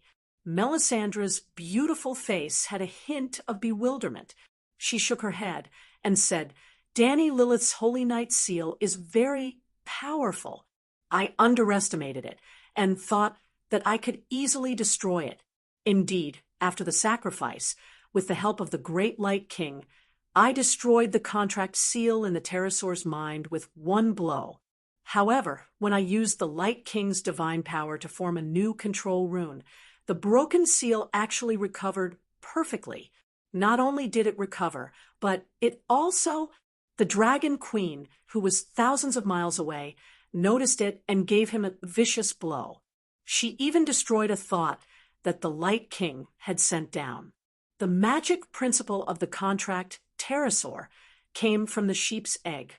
It borrowed the power of the superior megalosaurus to suppress the inferior megalosaurus and pterosaur.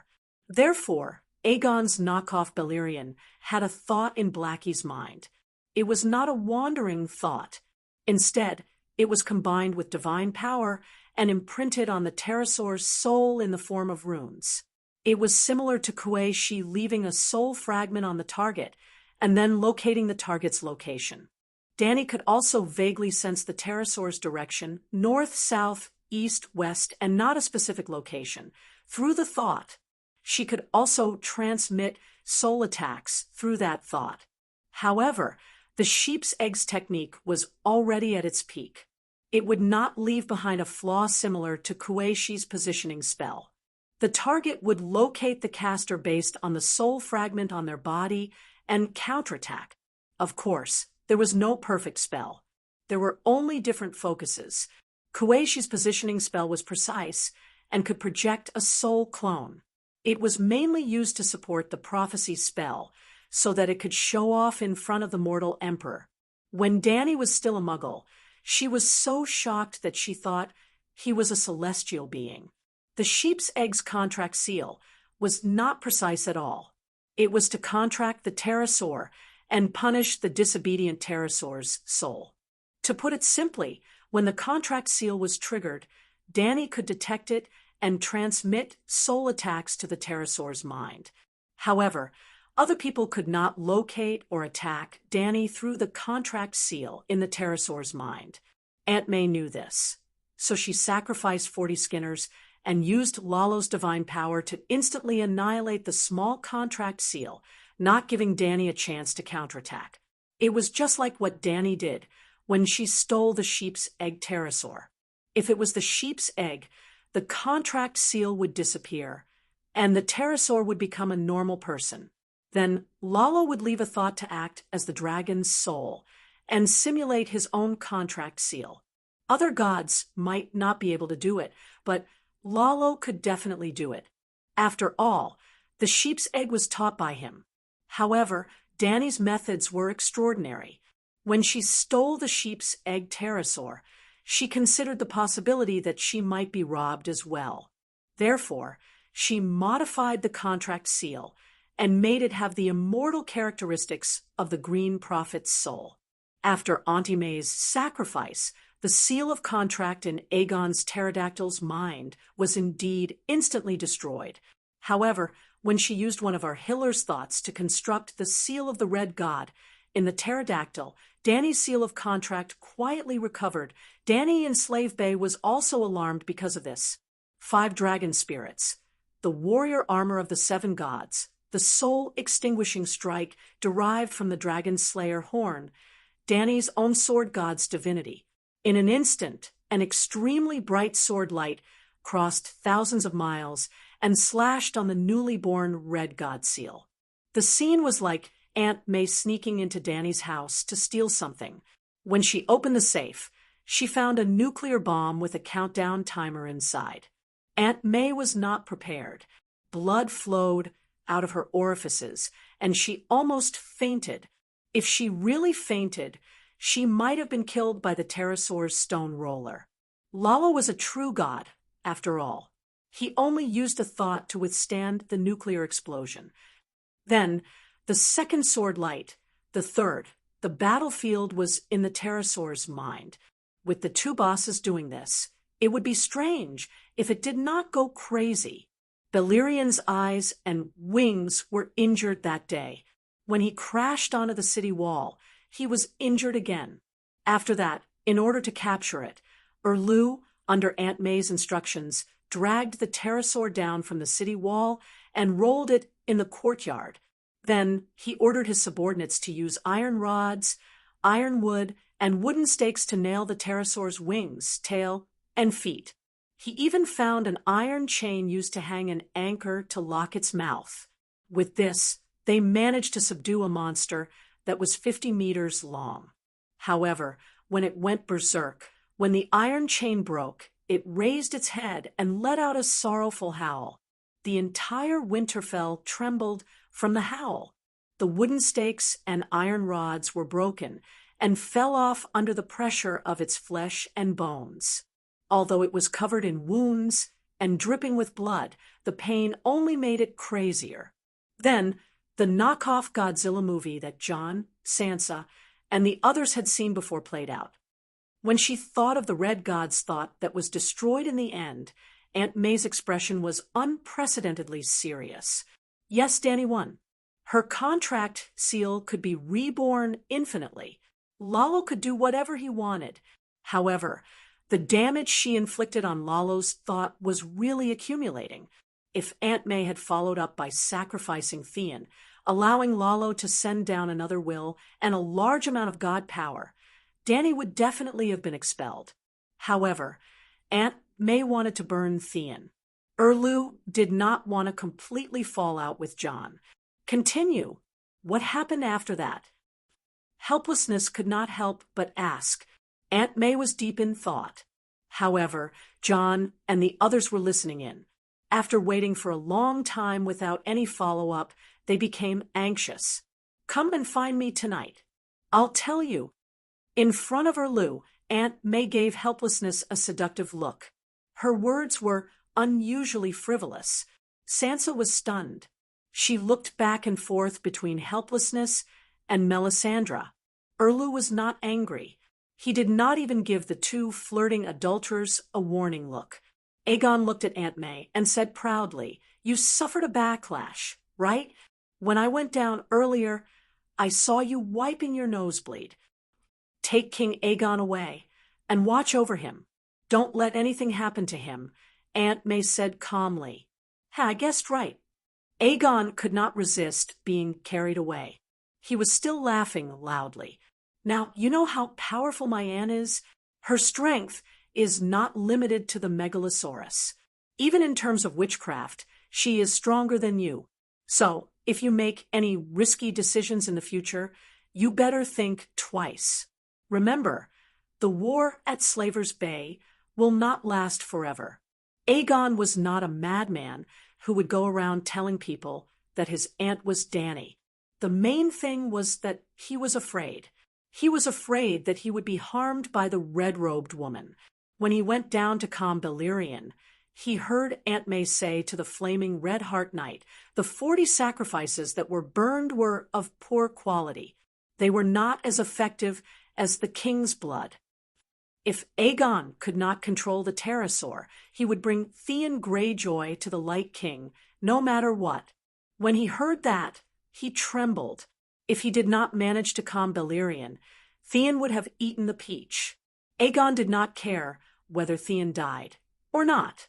He trembled because of Melisandre's attitude of casually killing a king's blood. Theon was the Duke's only son. What a heartless person. He had to bring up his Aunt Dany to make her fear him. Actually, Aegon was overthinking. He did not need to remind him. The nobles and gods of the Seven Kingdoms, including but not limited to the Seven Gods and Anami, were all firewood that could ignite Lalo's glory in Melisandre's eyes. She had no scruples. She would not hesitate to burn anyone or anything. Only the Dragon Queen's nephew, Aunt May, did not dare to touch him. Back then, even Ymont on the Great Wall, Aunt May was itching to burn him to see if he could hatch a dragon egg. However, she gave up because she was afraid of Dany. Now, Dany was dozens of times stronger than when she first came to the Great Wall. The Dragon Queen's love for her nephew was hundreds of times stronger than old Ymont. How could she dare to do it? Aegon was carried away. His threat did not affect Aunt May at all. However, Erlu and the others felt pressured. "How is Balerion now?" Erlu asked with a frown. "His consciousness is damaged, and his emotions are unstable." Aegon could only calm him down. "He has been chased out of Winterfell to Wintertown outside the city." Jon's expression changed. He said, "Unhappily, there are many northern residents in Wintertown. How can you chase the mad dragon there?" A fat man with a red face said, "Instead of worrying about the townspeople, why don't you send people to prepare straw and large canvas tents? The pterosaur is not a megalosaurus. In his weakened state, he can't resist the cold of the north." Chapter 684. Without a doubt, the capital of the Northern Territory was Winterfell, but Winterfell was only 300 meters wide and 500 meters long. It was large enough to be the residence of a noble lord. However, it was too small to be the capital city of a country, so it was not qualified. The real Winterfell was divided into an inner and outer city. The inner city was the castle, and the outer city was the town. Outside Winterfell, there were neat rows of houses made of logs and rocks. Along the muddy streets, there were many wooden stalls for merchants to rent. In the summer, it was empty. Only 1/5 of the houses were occupied by nearby farmers and merchants. In the winter, it was crowded with people. Even the mountain tribes from the north of the Wolfswood came over. However, they didn't build a wall outside the town. Part of the reason was that they were too poor and couldn't afford to build a wall. In Winterfell, there were many towers that were in disrepair and abandoned. For example, the place where the story began, the tower where Cersei and Jaime clattered. Of course, with Stark's 10,000 years of history, he built a 10-meter wall every year. After a few thousand years, he could build a magnificent city.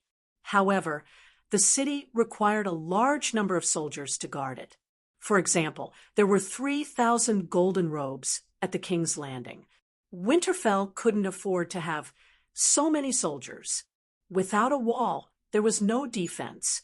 After Tywin, Skinwalker, Erlu, and Jon, there were almost no soldiers left, especially Skinwalker, who massacred Winterfell once to cover up the fact that he had burned Winterfell. Winter had arrived for almost a year, but Winterfell was empty. This winter, most of the Northern Territory residents went to White Harbor, while those who were near the Great Wall went to Mole Village. Dragon Queen gave silver coins to the night watchmen every month. It was too extravagant. With thousands of night watchmen, it was equivalent to tens of thousands of silver deer. How many jobs would that create? If Dany were the king of the Seven Kingdoms, she wouldn't give land to the night watchmen. The land, which was larger than the land of Korea, couldn't support 1,000 night watchmen. Though the climate in the Northern Territory was harsh, winter wheat, apple trees, and turnips could be grown. There was no shortage of cash crops and grain crops. At the end of the day, it was due to the fact that everyone ate from the same pot and specialized in different fields.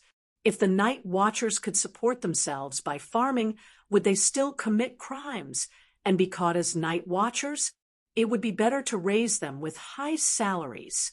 High salaries would lead to high consumption, and high consumption would lead to a large number of employment opportunities. With the population base, there would be no need to worry that business and agriculture would not be able to develop. Then, as a feudal lord, he would collect business taxes and agricultural taxes. From time to time, he would deal with real estate in Mole Village. Not to mention the salary of the night watchers, the king could probably earn a sum of money. So, no one in the town harmed the pterosaur. Instead, the pterosaur might have been injured by the cold, the red-faced fatty said. His name was Shomer, and he wore a scholar's necklace. He came from White Harbor, and he had thin lips, a red face, and curly blonde hair. He was a fat man, just like Lord Eel. After House of Stark's scholar Luwin was killed by Skinner, Winterfell didn't have a new scholar. There was even a long period of time when Winterfell was burned down by Skinner, and it was in a state of desolation. White Harbor was the richest fief in the north, and its trade was prosperous. It had frequent exchanges with the outside world, so Scholar Shomer had many apprentices under him. In fact, the communication between Bravos and the north used White Harbor as a transit point. After the Dragon Queen exposed the evil side of the City of Knowledge, the people of the world knew that scholars were not good people, and so did Jon. But like all the nobles, he couldn't do without scholars. Hence, he had long asked Lord Eel for help to arrange for a capable apprentice to be a temporary worker in Winterfell. When Scholar Shomer heard about this, he immediately volunteered. Lord Eel was very unhappy, but he couldn't object. There was only one scholar in Winterfell, but there were two masters. Hence, Shomer often appeared in Erlu's guest castle. Erlu burned the statues of the seven gods and chased away the seven gods, but he still couldn't do without scholars. The scholars' vitality was really the pterosaurs come from the Sosros rainforest, and they prefer the hot and humid climate of the south. Of course, the pterosaurs are not ordinary creatures. If the southerners can come to the north to live, so can they. But now, King Aegon's Balerion is severely injured. If you don't want to lose the precious pterosaur, you should treat its injuries and build a shelter to protect it from the cold. Scholar Schomer suggested seriously. John asked worriedly, "Will it go berserk again?" This. The scholar's red and chubby face showed some embarrassment. "I don't know. Our city of knowledge. Our scholars don't know much about the pterosaurs. For thousands of years, everyone knew that there were pterosaurs in the Sosros rainforest, but we've never seen one before." "It's exhausted. It won't go berserk again," Melisandre said. Then he turned to Erlu and suggested, "Sacrifice Theon to solve the problem once and for all." Hearing this, Schomer was furious. Without waiting for Erlu to speak, he warned bluntly, "King Stannis, Priestess Melisandre, you have to understand that you're only Winterfell's guests. Theon was never your captive, and you have no right to punish him. I agreed to leave him for your trial because I pledged my loyalty to you. Trial isn't the same as execution." Erlu's eyes were sharp. "Are you threatening me?" John sighed and softened his voice. "Your Majesty, do you still keep your promise?" he asked. "Do you still keep your promise?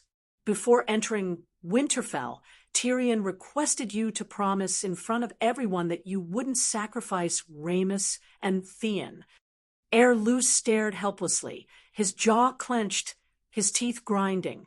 The Onion Knight quickly stood in front of the two and said, "Duke Stark, you're mistaken. His Majesty has never thought of breaking his promise. Priestess Melisandre was only thinking from a professional point of view. Sacrificing Theon would be the best, but His Majesty has always refused.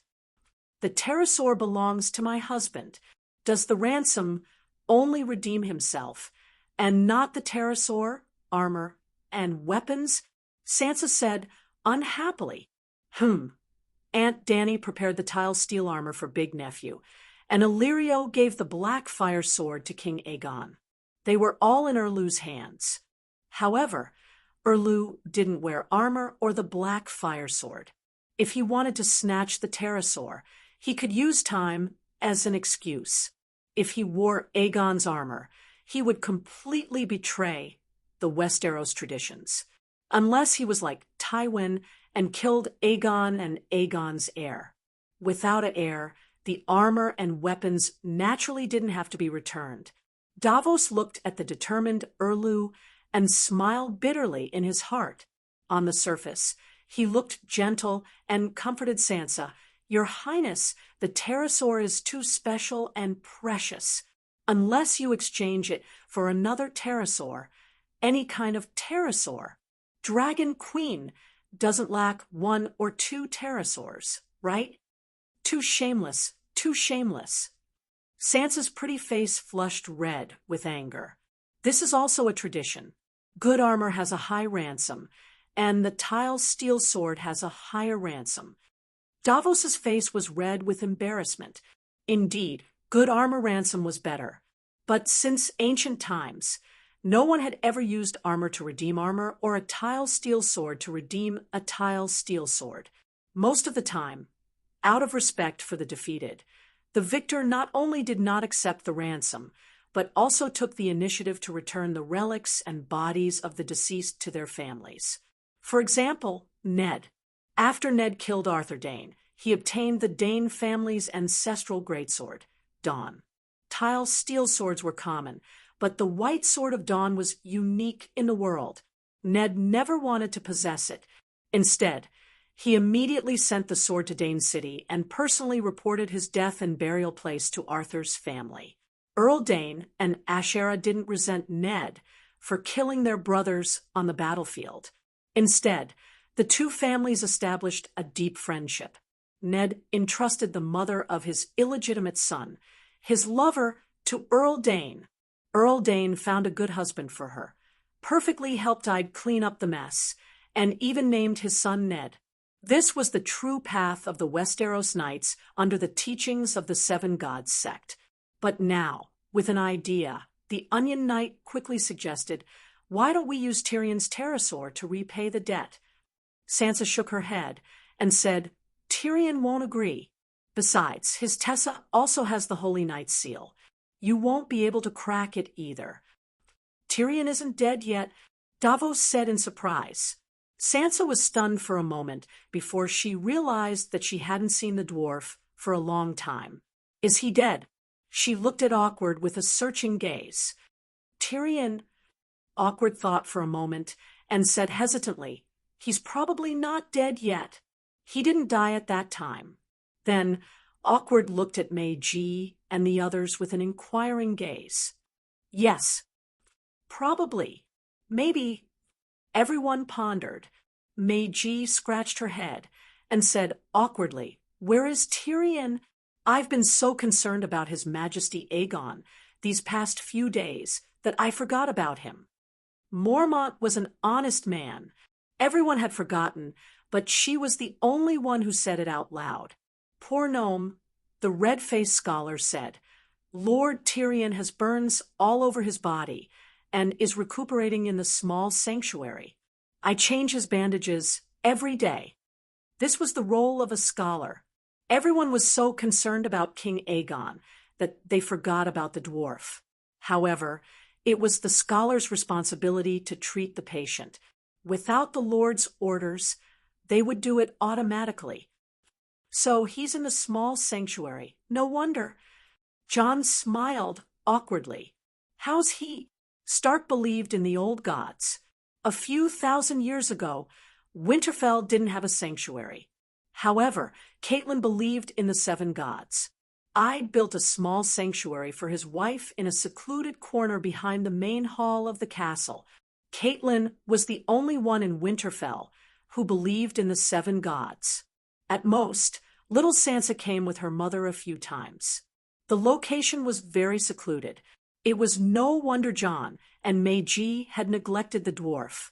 Well, if they really cared about him, even the ends of the earth wouldn't be a distance. Scholar Domer glanced at the red-robed woman warily. His red fat face trembled as he said, Lord Tyrion has fire-repelling ointment. It's a holy medicine for burns, but his injuries, the flames spread from the inside out. His organs are almost charred. That bad? Sansa's face turned pale as she exclaimed.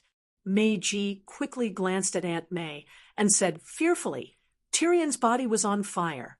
When he howled, red flames and black smoke came out of his mouth.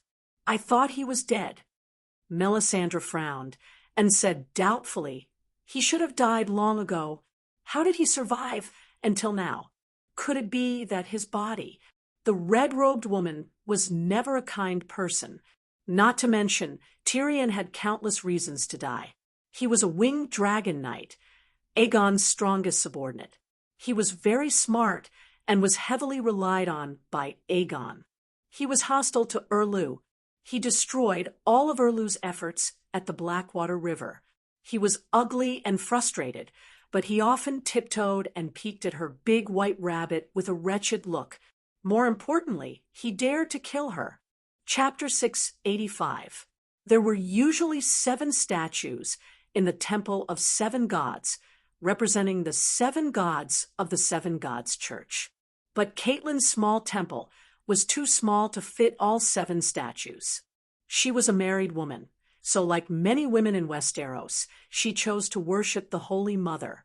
In the 7-pointed star pavilion, there was a statue of the Virgin Mary that was as tall as a real person. It was the old version of the Holy Mother. Well, the new version of the Holy Mother was either riding a dragon, standing on a dragon's back, or being protected by a megalosaurus. And Tyrion's corpse was placed on the small altar in front of the Holy Mother's statue. Oh, the dwarf wasn't completely dead, so it wasn't a corpse. But when he and Sansa entered the temple and saw the dwarf, they subconsciously thought that the charred body with blood seeping out of it was a corpse. Tragic. Really tragic. Too tragic. The stench of festering skin and the pungent smell of herbs made Sansa cover her nose with her handkerchief. She couldn't help but feel some genuine pity for him. The temple was about 15 square meters. There wasn't much space left for a statue, a feather bed, and 2 living people to enter. Tyrion, John poked the dwarf's cheeks, which were charred and revealing dark red muscles. It was wet and hot to the touch. It was like throwing a live pig into a fire and rolling it a few times. The inside was half-cooked, the skin was charred and cracked, and then blood seeped out of the cracks. He looked at his fingers, which were stained with dark red and smelly blood. But Tyrion's body was still warm, even hot, which meant that he was definitely not dead.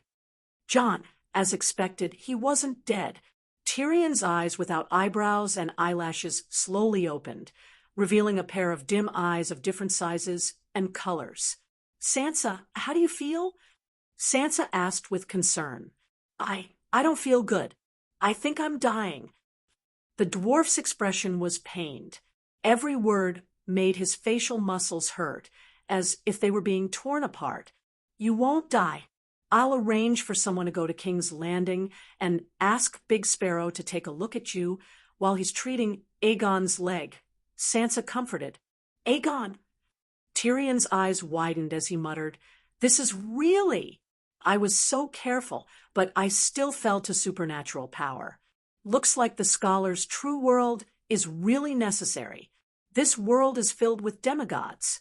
It's too unfriendly to mortals like us who rely on our intelligence to survive." The corner of Jon's mouth twitched as he said, "You're confused. How can there be demigods everywhere?" "You don't understand. Dragon Queen is about to slaughter a dozen demigods. Previously, I thought that she was just bragging. Now that I met Melisandre, I realized that there really was a semi-god active in the human world. You, Luwin, might be a demigod as well. And you, the 7 levels of hell. Westeros are too scary." The dwarf was too agitated. As he spoke, a black liquid mixed with blood and herbal soup seeped out from the corner of his mouth. Jon really thought that the dwarf's brain had gone muddled from the fever. He comforted him. "Don't be too agitated. You're still running a fever and not very clear-headed. Once your burns are healed, we'll consider Melisandre and you, Luwin." "I'm very clear-headed." Tyrion suddenly reached out with his right hand that was burnt and grabbed Jon's arm. He said anxiously, "I can't hold on for much longer. There's no need to ask Big Sparrow. He won't come. Quick, send me to Slaver's Bay. Only Dragon Queen can save me. You're so badly injured. You can't just move around." Scholar Sialmo said anxiously at the door. Tyrion tilted his head and glanced at the red-faced fatty through the gap between Sansa and Aegon. He said with a complicated tone, "Uncle Sialmo, I have to leave. I know my condition. I can't hold on for more than a few days." "Uncle?" Jon and Sansa were both shocked. They turned to look at the red-faced fatty. "Your relatives?" The red-faced fatty looked down to avoid their gazes. He smiled bitterly and shook his head. "We're cousins from a few hundred years ago. I'm not even sure if Duke Tywin still remembers me. When I was an apprentice, I was Lord Tyrion's first teacher for a period of time. I only taught mathematics." "It's good that you're leaving." Jon slowly told him about Stannis' condition to return Aegon to King Aegon, as well as Melisandre's attempt to steal Aegon's pterosaur. In the end, he said, "Valyrian has a master, but if the pterosaur loses its master, it'll be easier to tame it. Stannis has his eyes on you, Tessa. I'm afraid that Melisandre will harm you." "Stannis." Tyrion's eyes were bloodshot. "Tessa is my life. I'll take the life of anyone who touches her. Where is Tessa now? If she can fly, send Tyrion to Slaver's Bay as soon as possible." Sansa asked. "She's resting at the base of the wall, near the Forest of God's Wood. Last time, she was shot by dozens of ballistae. Fortunately, it wasn't a dragon-slaying crossbow. She can probably still fly," Jon said uncertainly. "Jon." Tyrion's right hand that was holding Jon's hand tightened. The wound on the back of his hand split open and dark red blood seeped out. He stared into Awkward's gray eyes. At a time like this, you have to make a choice. A real choice. Be a mature man. Don't be shackled by false glory. The most important thing now is to redeem Aegon. We'll talk about the future later. Awkward frowned and declined. You have 10,000 people. At least you can decide the final victor of Winterfell. Tyrion stared at him with wide eyes and insisted. Jon turned his head and said helplessly, "Tell me, how can 10,000 people defeat Melisandre? You said that 5 powerful knights can defeat any magician." Tyrion's bloody hand suddenly became as hard as pliers. Jon struggled, but couldn't break free. He was afraid of hurting Tyrion and didn't dare to use force. "Jon, the True Dragon Alliance didn't come easy. Aegon and I might only have this one chance, a chance to change our fate." "No," Sansa said anxiously. "Aegon is still in Stannis' hands. I won't allow you to take the risk. The red-robed woman can't be killed. We can wait for Dany and rise in peace." "No, Sansa. Queen, listen to me. Cough, cough." Tyrion coughed up a few mouthfuls of blood. He looked like he was in pain, but he insisted, "Melisandre is very powerful, but she can be killed. I'm sure she's much weaker than I thought." "You're really confused." Sansa shook her head. Jon was shocked. "What did you find out?" "Melisandre can be assassinated. It's a pity that Brittany killed a substitute." "How do you know?" "Hey, let me ask you. Are we in a trap?" Tyrion asked with a bitter smile. "Of course. They even prepared Rhaenys as a sacrifice. This means they've been waiting for you and Aegon." At this point, Jon also gradually showed a look of realization. The assassination of Melisandre and the subsequent plans were all made by you. There were even many decisions made on the spot. Even His Majesty Aegon doesn't know the details. So there's no spy, and there's no time, but Melisandre knows everything. If it's not a spy, it can only be a prophecy. Yes, she must have predicted the life and death crisis. And then Tyrion sighed again. He looked at the ceiling with unfocused eyes and murmured, "That woman either used an illusion to make Brittany think of another person as her. Oh, many people saw her at that time. It can't be just for Brittany alone. It could be that she used a spell similar to the Faceless One to change the face of another person into her. It's also possible that she knows a doppelganger spell. The one who followed Brittany to the Forest of Gods was just a mental projection, just like Dragon Queen's glass candle. Considering that Count Melisandre found her body in the pool, the biggest possibility is that she used witchcraft to make another person look exactly like her. This is 10 times scarier than a Faceless One changing face." Even if his head was burnt by fire, Tyrion's mind was still sharp and accurate. It was true that Melisandre was a demigod, but she was still weak. She would die if her vitals were cut. She would die if she was fed poison. She would faint if she was hit with a stick. She would still be picked up if she was drunk. Because of her experience as a holy prostitute when she was young, she always had a sense of insecurity. Just like the Holy Grace Temple in Slave Bay, the Red God also had a female clergy. Aunt May's original name was Meryl. She was a poor little girl. She was born a slave and was bought by the Red God Temple to be raised as a skinny little horse. After she grew up, she seemed to have experienced something that left her with a psychological trauma. Perhaps Meryl wanted to control her own fate since she was young. Perhaps it was a habit of a mage taught by her teacher. Perhaps she simply wanted to survive in the dangerous Far East. In short, after becoming an official Shadowbinder, Aunt May would prophesize her good and bad luck for the day, at the beginning of every day. For hundreds of years, her prophecies were accurate, but she had never failed to predict her own dangers.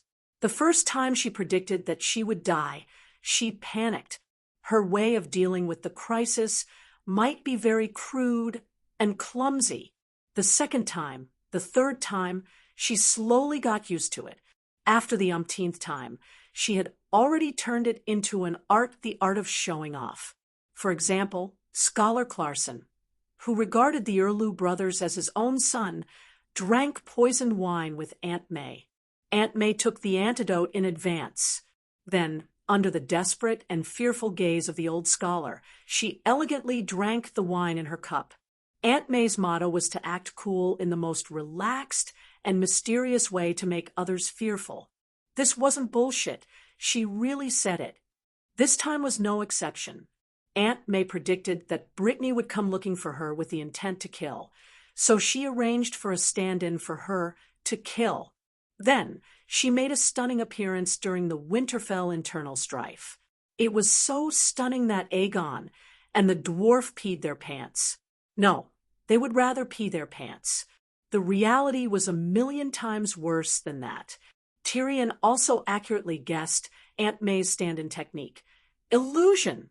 In the original plot, although Mans Red was arrested by Erlu, he wasn't burned to death. Aunt May secretly used another savage, Ding Dang Shirt, to disguise herself as Mans Red, and then disguised Mans Red as Ding Dang Shirt. P.S. Even Erlu was fooled, because the king of savages, Mans Red, was a follower prepared for the real child of the prophecy. The fake Mans Red was sacrificed to Lalo in public. The Night Watchers of the Great Wall, Erlu's flaming Red Heart Knights, and thousands of people were all fooled. Just like this time, when Meiji fished up the fake Aunt May's body and burned it to ashes, she didn't find anything unusual. Mans Red, wearing Ding Dang Shirt's face, wandered in front of people for a few months, and no one noticed anything unusual. Aunt May's illusion was just that awesome. However, Dany's interference meant that the above plot didn't happen at all, so Jon didn't know that Aunt May had such a trump card. Not only Jon, but even Dany didn't know. They couldn't even imagine that such a bug-like witchcraft existed in this fantasy world of low-level martial arts and low-magic magic. Fortunately, Nephew Gu had taken this fatal blow in advance. In terms of the number one sorcerer in the Song of Ice and Fire, Aunt May was the only one. Chapter 686. Even if the little devil's speculation was reasonable, Sansa still did not believe it. Why are you so sure it's an illusion and not a resurrection? It's easy to deceive a person with an illusion, but thousands of people saw the red-robed lady. Also, the substitute died, and Countess Meiji collected the corpse. She checked the body. Resurrection is more reasonable. If she can resurrect Jon, why can't she resurrect herself? After she resurrects, she guessed that we would attack Stannis and set a trap for you and Aegon.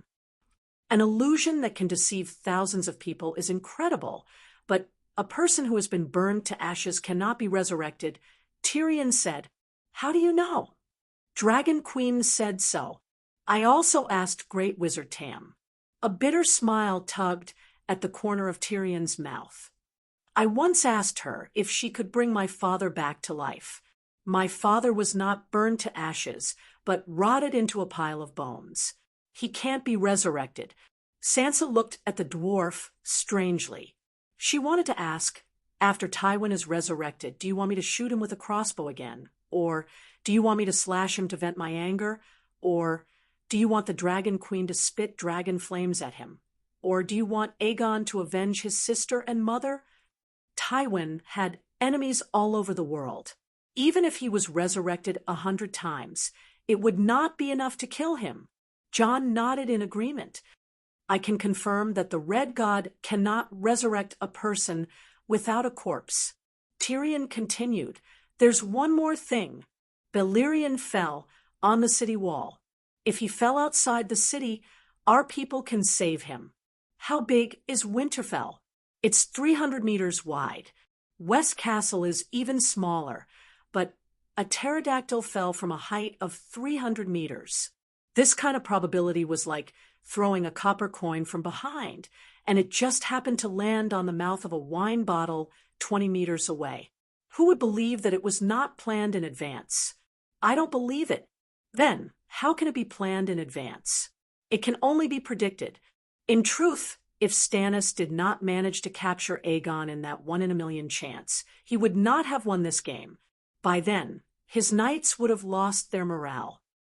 Tyrion's analysis was logical, and Sansa was gradually convinced. It's a pity that my moon singer meditation technique is only at the entry level, she said dejectedly. Jon, you have a lot to do with this failure. Tyrion suddenly glared at him angrily. What's wrong with me? Jon was baffled. Earlier, I told you to be wary of Melisandre's prophecy, but you kept emphasizing that she often made mistakes in her prophecies. Tyrion grumbled. I'm not lying to you. Her prophecy is really very vague. She told me once that my sister Arya would come to the wall to find me, and I was as happy as a fool. And then I was a fool. There was indeed a girl who fled to the Great Wall, but it wasn't Arya. It was Leah from the House of Stark. He felt embarrassed and guilty. But why is it so accurate this time? Jon shook his head with a bitter smile. Perhaps her prophecy is more accurate because it concerns her own safety. So, this is your fault. You have to make up for it. Now that we know Melisandre's background, she will die like a normal person if her body is fatally injured, and she can't resurrect indefinitely. You have the advantage in numbers, so you can kill her. The dwarf beat around the bush, and once again brought up his previous suggestion. How do you know she will die if she is injured? Jon was puzzled. She must be afraid of being hurt, so she can predict the harm others will do to her. What kind of reason is that? The dwarf closed his eyes and sighed. Dragon Queen is afraid that swords have no eyes on the battlefield, so after she got the tile steel, she immediately made armor for herself. Megalosaurus is afraid of Dragon Slayer crossbows, so the first batch of tile steel was used to make armor for Blackie's belly. I've seen through these top-level extraordinaires. Their strongest defense must be their weakness. No, Aegon is in their hands. We can't take the risk, Sansa said sternly. If we don't take the risk, the Iron Throne will no longer belong to Aegon. If the path of an emperor is smooth, won't everyone be able to become a king? Sansa hesitated for a moment, but still shook her head. If he's gone, what's the point of having the Iron Throne? We can't defend it even if we want it. Besides, we still have Aunt Dany. She will uphold justice for us. Since ancient times, there have only been fights for the throne. There has never been an emperor who gave up the country. He conquered. Aegon is only her nephew, not her son, Tyrion said in a low voice. She has no son. Aegon is her only kin, her only heir, Sansa screamed. She's not 19 yet. She's healthy, so it's inevitable that she'll give birth to a child in the future. Even Aegon knows this, so he left Slave Bay. I don't care. I only want Aegon now. There can't be any risk. Sansa's face was covered in tears, her head shaking like a rattle. I hope you won't regret it in the future. Scholar Thomer applied the remaining fire-repelling ointment all over Tyrion's body.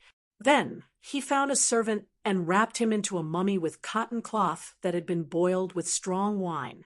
The mummy was placed in a small coffin with a feather quilt. The small coffin was fastened to Tessa's back with a belt.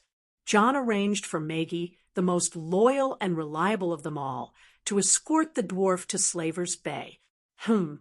Maggie could not ride Tessa, but the dwarf was not completely dead.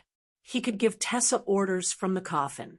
Winterfell Castle, Sansa's bedroom when she was the princess of the Northern Territory. And what's going on? She was holding a half-meter-long, purple-black glass candle with silver threads. Her face was blank. A fist-sized silver moon rose from the top of the glass candle. As she waved her right hand, a thin, silvery tail appeared in the air. Sansa was contacting Dragonstone Island. Through Dragonstone Island's magic net hub, she was transferring the message to Dragon Queen at Slave Bay. She wanted to tell Aunt Dany about the results of the negotiations as well as the news that Tyrion and Meiji were about to arrive. Did you remember the wrong password? John reminded her. How can that be? I don't have Alzheimer's. Then Dragonstone Island must have changed the password. John immediately shook his head. It doesn't make sense at such an important time. Sansa raised her head and said in shock, It's not the password. I can't find the magic net hub. Is your glass candle broken? Let me try. Sansa stopped channeling mana and passed the small glass candle to Thomer. A moment later, a ball of light the size of a basketball rose from the top of the glass candle. Half of it was black, as if it had a life of its own, while the other half was a blood-red flame. Red and black intertwined like lovers, projecting a dreamy, hellish disco light in the large bedroom. Ah! Sansa's eyes widened. She could not help but exclaim. The glass candle emitted a tsunami-like mana, causing her hair to dance in the air. It was 1,000 times stronger than her moonlight. How can you be so strong? Sansa's face was pale. Her body trembled under the cold and hot mana. I've been training for longer than you. Dany, the meditation technique and fire control technique that Alice gave me are also top-notch. John's expression was calm. He had no intention of showing off. He closed his eyes and sensed the location of the magic net hub. He was not being sarcastic. Dany had always thought that the meditation technique that Tam gave her was too low level. She did not know that the meditation technique that Tam had created was to build a solid foundation and level up infinitely. In other words, it had a low starting point, but high potential. It was similar to the complete reality chi cultivation technique. The Chuanjin 7 were beaten to a pulp by the 5 ultimate, but didn't the old urchin cultivate the complete reality chi cultivation technique? Didn't Guo Jiuxia use the complete reality chi cultivation technique as his foundation? Tam was Chiu Chuji, who had obtained the complete reality chi cultivation technique.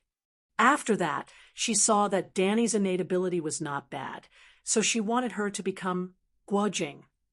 However, Dany Guo already had the 9-in manual, so she gave the complete reality chi cultivation technique to her nephew, Yang Guo. She also gave him a sharp 9-in white bone claw, which was the fire control technique passed down from the great wizard. John Young soared into the sky. As expected, I can't sense any traces of the magic net hub, but the glass candle is fine. John said with a serious expression. Sansa's face paled. She said with a trembling voice, Did something happen to Dragonstone Island? Yu Luan led the giant octopus to attack Dragonstone Island and destroy the magic net hub. John shook his head slowly. Dragonstone Island's castle was built using Valeglia's stone craftsmanship. It's almost immortal. The sea monsters can't take it down in one attack. I'll send a messenger crow to ask later.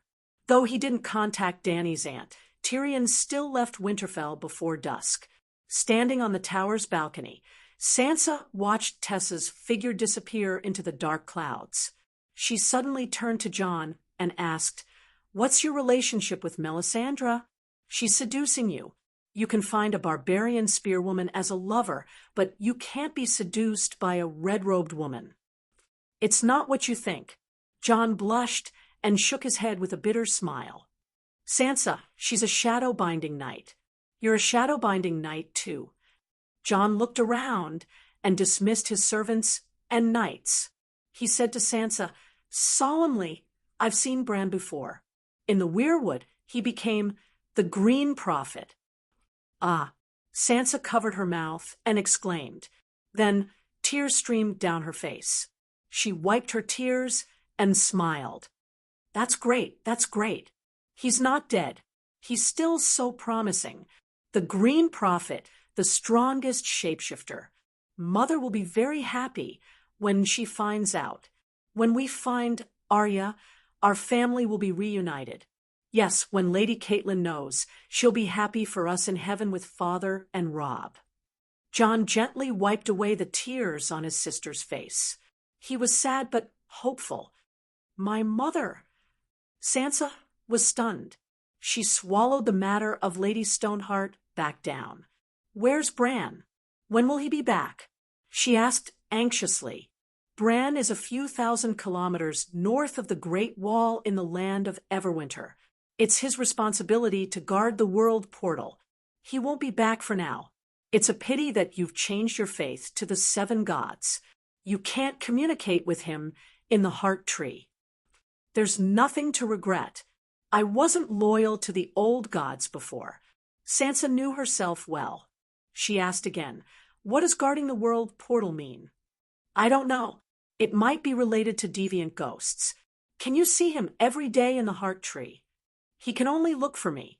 I can't contact him on my own accord. He can observe all Westeros through the trees. He can communicate with us no matter where we are. Wow, as expected of the Green Prophet feared by all supernatural beings. He's so powerful, Sansa said excitedly. She learned the moon singer meditation technique and knew some common knowledge about supernatural beings. That was why she sighed with emotion.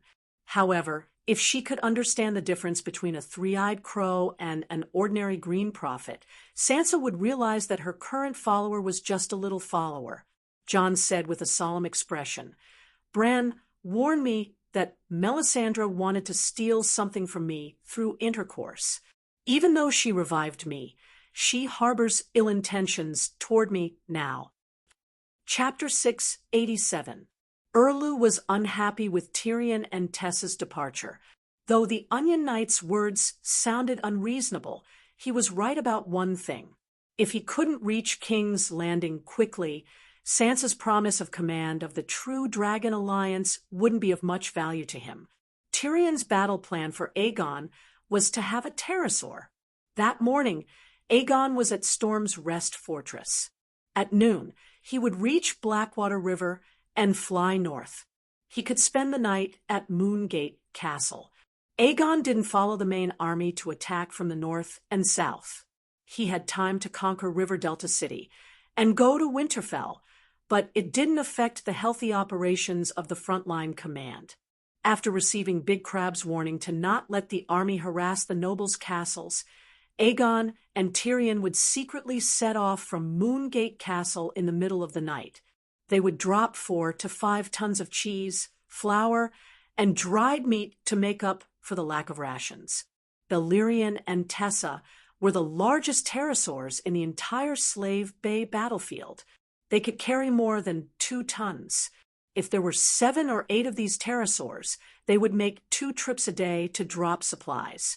The 45,000 soldiers of the True Dragon Alliance wouldn't need to go to the countryside to rob the civilians of their rations.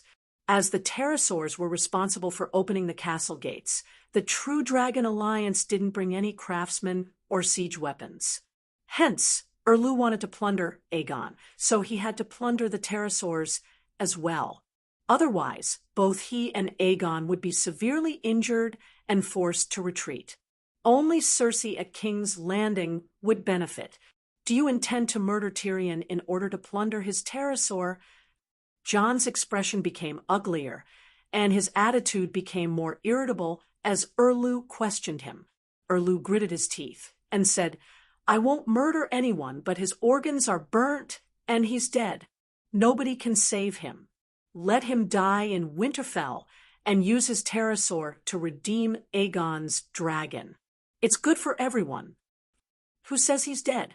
I was still chatting with him earlier. Jon said unhappily. That's what I said. Aunt May's clothes fluttered like a red butterfly.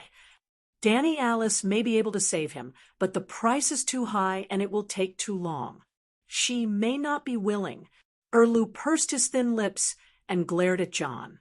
Tyrion's relationship with her was thin to begin with, and they even had a family feud. And his action of bringing Aegon out of Slave Bay was a betrayal.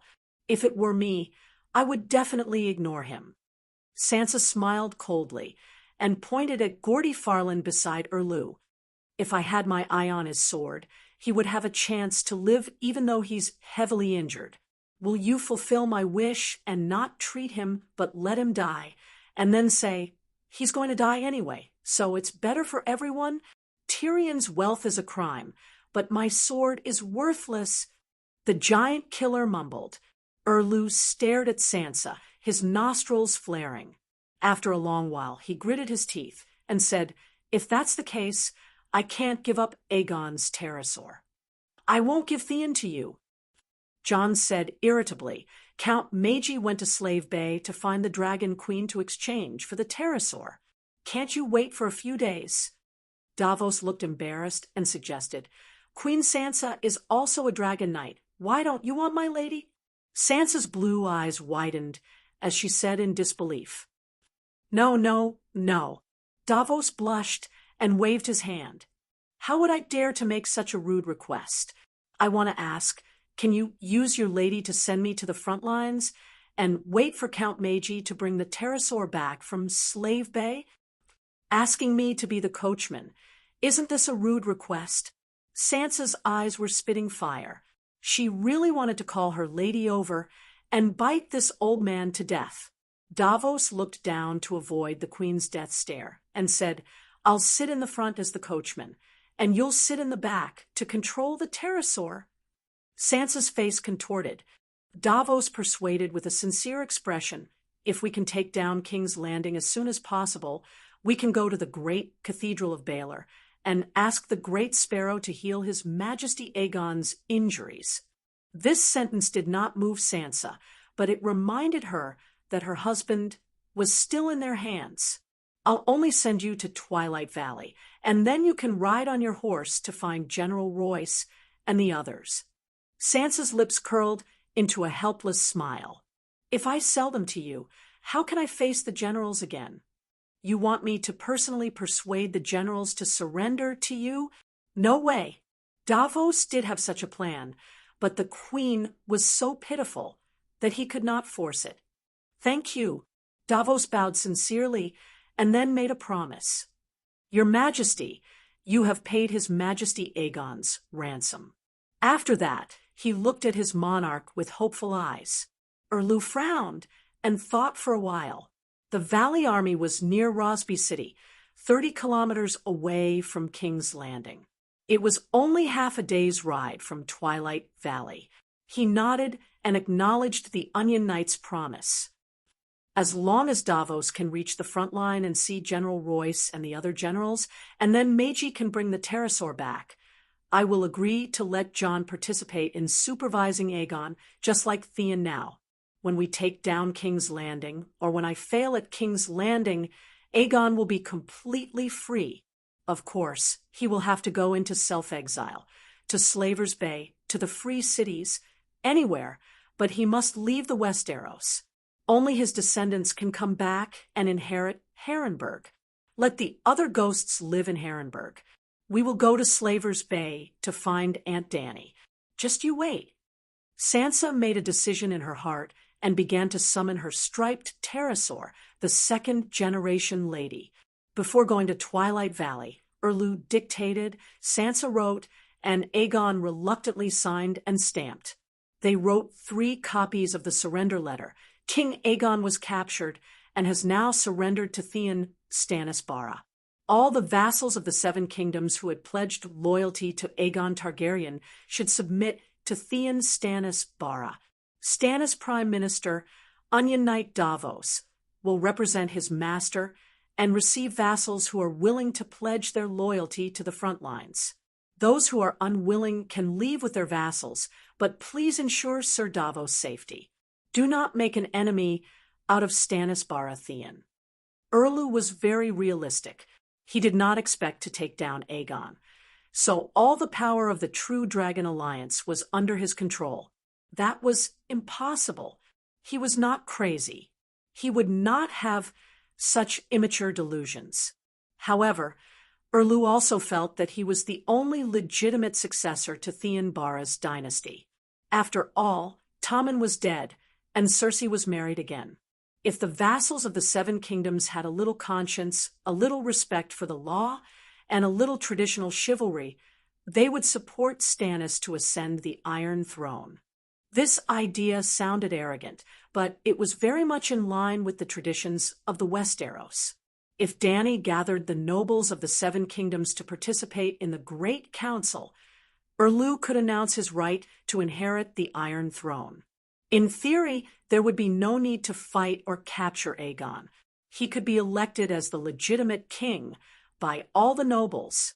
Similar Great Council had been held many times during the Targaryen dynasty.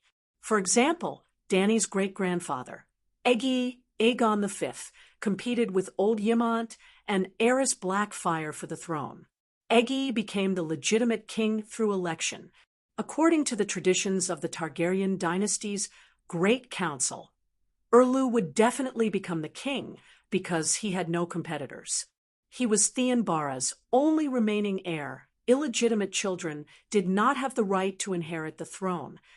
Therefore, Erlu's action of capturing Aegon might seem ridiculous, but it actually had a very high theoretical basis. There was only one question. Did the nobles of the Seven Kingdoms have a conscience, respect for the law, and a glorious chivalry like they did in the past? Erlu felt that his king's hand could awaken the remaining conscience and sense of honor in those bastards. If not, this world would really be hopeless. Dragonstone Island, the Wyvern Tower where the Megalosaurus and Pterosaurs landed. As soon as the green and white striped dragon landed, Dr. Marwyn went over and said anxiously, "Seven gods above, Queen Sansa, why are you here? Didn't you receive the messenger crow?" Sansa was wearing a white lion fur coat, as pure as snow. She took off her windshield, revealing her red face. Her rose petal-like lips opened slightly as she exhaled a few breaths of white air. She was puzzled. "I just came from Winterfell. What's wrong with Dragonstone Island's mana network? I can't sense it anymore." Brittany was wearing white glazed armor as she helped the queen down from the dragon's back. Without waiting for the two of them to stabilize themselves, Marwyn grabbed Sansa's arm and rushed towards the entrance of the tower. His footsteps were hurried, and he looked around from time to time as if he was on guard against something. Seeing this, Sansa knew that the situation had changed. She did not ask further, and only quickened her pace. After entering the Black Tower, Marwyn let out a long sigh of relief. He let go of his right hand and bowed apologetically to Sansa. He explained, "The Alliance has indeed sent a team of pterosaurs to the Westeros. They even threw a few kerosene bombs at Dragonstone Island."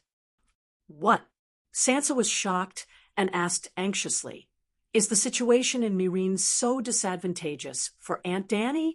The Alliance can send a team of pterosaurs to the Westeros." "No, the Queen is confident of winning this great war. The situation is actually more advantageous for us." Marwyn shook his head. "If that's the case, why would they dare to split up?" Sansa did not understand. "Although we have the advantage, in the end, the Battle of Meereen is a siege.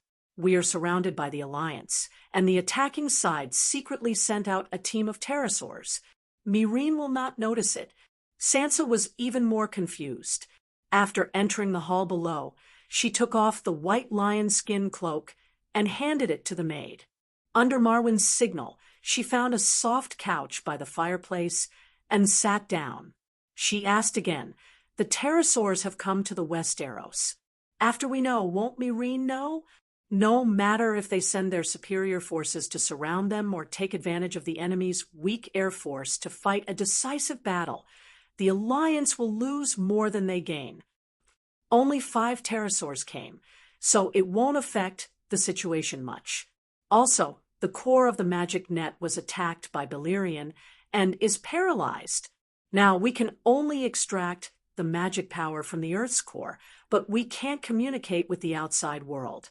We can't even send messages through glass candles. I really don't know how Balerion did it. However, It's obvious that the Alliance planned this long ago.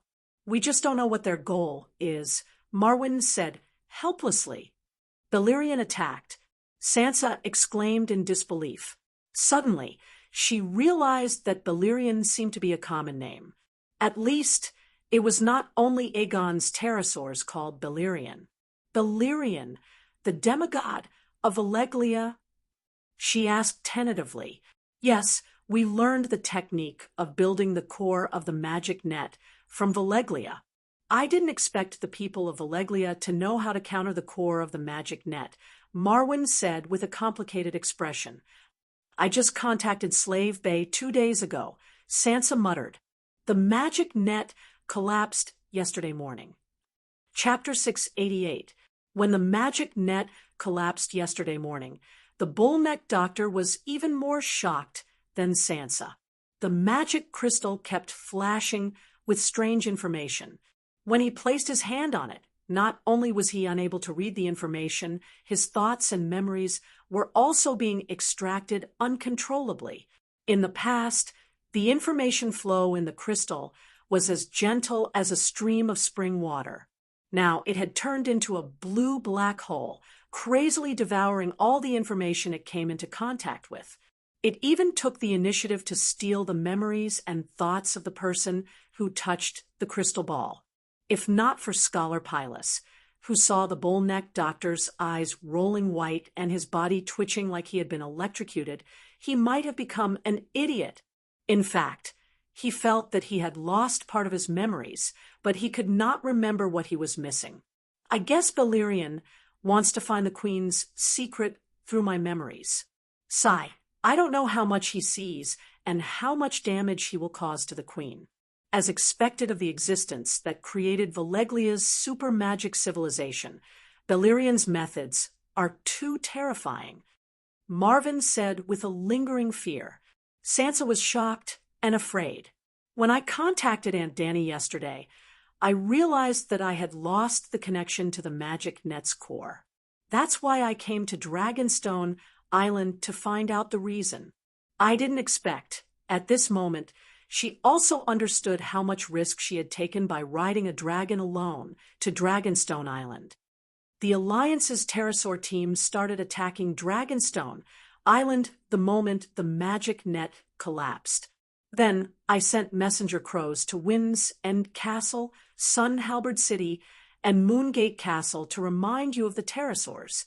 I'm not sure if those places were attacked, but since yesterday, Dragonstone Island has been attacked sporadically. Occasionally, a pterosaur would fly over and throw a kerosene bomb. Did Dragonstone Island suffer a great loss? Brittany could not help but ask. Fortunately, the castle is made of undying obsidian. As long as you hide in the tower, you won't be afraid of the kerosene bombs. Only the magic tower, which is made of normal rock, was the main target. 2 floors were destroyed. Fortunately, the Queen was far-sighted and built a basement tens of meters deep in the rock. It was fine, even if all the upper floors collapsed. Sigh, I don't know if the messenger crows of Dragonstone Island can fly to Slaves Bay. We have to inform Aunt Dany and let her arrange for pterosaurs to support us. Sansa was worried. Although she was not a pterosaur expert, she knew that there were 3 mainstream pterosaurs, the striped pterosaur, the swamp dragon, and the shadow dragon. Her lady was the striped pterosaur, which had the highest cost-performance ratio and the weakest attack power. If she encountered any pterosaur, there was a high chance that she would be captured. A king had already been captured.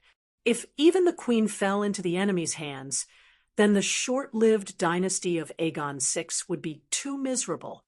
Don't worry, the Queen's reinforcements will be here soon, Marwyn comforted. Dany was the first to notice the collapse of the Weave's core. Then she contacted the Dark Star, Giro Dane. Do you still remember the White Knight who led 80 giant ships rented from Bravos to the East Sea to pick up the barbarians? He had already completed his mission and transferred about 75,000 savages to Queen's Point on the Stone Steps archipelago. Although the task of transferring the barbarians was completed, the rental period of the giant ship was not up yet. With the idea of not wasting resources, and also considering the unknown duration of the long night, Danny also began to have sex in Queen's Corner. It wasn't just farming. It was too wasteful to rely on the sea, but not eat it. Thus, the Dragon Queen Ocean Fishing Company was officially established. She also specially ordered the old crab to arrange for people to go to the other side of the narrow sea to hire a few hundred ibans. Not only were the long-haired ibans the best in the world when it came to whaling, but they were also very good at processing whale oil and storing whale meat. Iban Island was north of Ursos, located in the Trembling Sea. It was a higher latitude and was greatly affected by winter. Like the West Aros, they were used to storing food for winter. However, Iban Island's resources were far inferior to Ursos, so their fishing industry was very developed. Among the barbarians, there were also tribes that relied on fishing for a living. They split up and joined the whaling ships, starting to travel between the Trembling Sea and the Summer Sea. Giro Dane was in charge of Dragonstone Island, commanding the fishing ships in the Narrow Sea and the Trembling Sea. Barristan led 70,000 barbarians to plant sweet potatoes and potatoes all over the mountains and plains. At the same time, he was also in charge of the fishing business in the Summer Sea. Smoke rose from Slaver's Bay, but the barbarians in Queen's Corner began to prosper and live happily because White Knight had the Dragon Lady's external soul coordinates. Danny was able to immediately understand the situation on Dragonstone Island through her mental projection after the Weave's central hub collapsed. This was when the advantage of Kashi's soul-marking spell was demonstrated. She could directly leave a soul fragment in the target's body. Even Beleriand's global radio interference tower could not block the wired signal. Yep, Jenny had built a magic tower similar to the one on Dragonstone Island in Orlos. As long as her magic tower's power was higher than Danny's, she could use special methods to suppress or even backfire on the Weave's central hub on Dragonstone Island. If Danny was in charge of Dragonstone Island, she might be able to fight back against Beleriand. However, the Weave's central hub on Dragonstone Island was Marvin, who did not have the inheritance of a great wizard. He was easily defeated. Valeglia's witchcraft is too overbearing. She actually interfered with the transmission of glass candles all over the world. It was as if Sansa had opened the door to a whole new world. For the first time, she had a better understanding of the limits of an individual's power. Melisandre's witchcraft was hard to defend against, but it was only effective in individual battles. The people of Valeglia were using magic to change the world. Marvin sighed. Even a small magic tower like Dragonstone Island can cause waves in the sea of magic. You can imagine how developed Valeglia's magic civilization was back then. They had 14 giant volcanoes. What's their goal? Sansa suddenly asked. When Marvin heard this, his expression turned awkward for a moment. His bull-like neck wriggled as he swallowed a mouthful of saliva.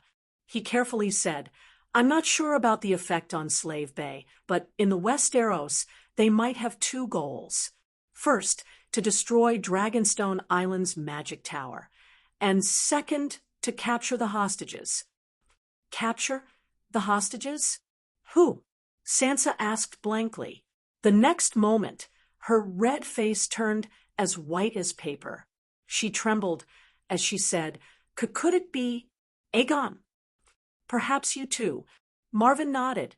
Sansa's pale face suddenly turned red. She shouted agitatedly, "Why? We didn't do anything." Her shouting stopped abruptly. The bright flames of anger in her eyes dimmed. She muttered, "Because of Aunt Dany, the final battle of Meereen is about to begin. The Alliance is not confident, so they want to capture us to threaten her? This is just a guess. It might not be accurate. Perhaps they were invited by Cersei. The True Dragon Alliance attacked the king's landing from the north and south. There's no way the Iron Throne did not react at all. Marvin's words were not comforting at all. Even if they were invited by Cersei, the pterosaur squad's goal was still the two of them. Suddenly, Sansa thought of an extremely terrifying thing and hurriedly asked, "In that case, the vassals of the valley in Rosby City, the Golden Regiment on the southern shore of Blackwater, the Dornshire Cavalry Regiment, and the vassals of the Stormland might all be attacked by the pterosaurs." Marvin nodded and said helplessly, "I've sent a letter to the nobles. They will send someone to inform the commanders." "Which noble? Is he reliable? Will they make it in time?" Sansa asked anxiously. She suddenly froze and shook her head with a bitter smile. "I almost forgot. The True Dragon Alliance has already been broken up by Stannis. There are probably not many vassals left who are still loyal to Aegon." Marvin did not know how to comfort the poor queen. He only nodded and said, "Many of the nobles in the royal domain have secret dealings with Dragonstone Island. There must be one who is reliable." When the vassals of Roseby were robbing the lesser nobles' castles in the royal domain, the vassals all sent letters to Dragonstone Island asking for help. Then, the old crab went to Moongate Castle to persuade Aegon. Today, Dragonstone Island needed the help of the nobles in the royal domain. They only needed to send a letter, and someone immediately took care of it. In theory, the royal domain was under the direct control of the Iron Throne. The nobles in the royal domain should all be loyal to the Iron Throne. However, this was the way of survival for the Westeros nobles, who in the Lion family did not know dragons. Everyone in the dragon family also knew lions. Thud, thud, thud. The two of them were talking by the fireplace when the two brown doors were suddenly pulled open. Two figures covered in snow hurriedly walked into the front hall.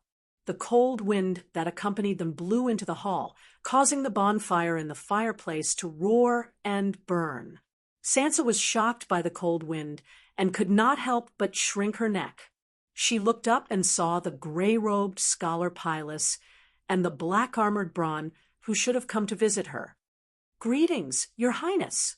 The two bowed to Sansa before straightening up and saying with a serious expression, "Something big has happened. The pterosaur squad's target is indeed the True Dragon Alliance.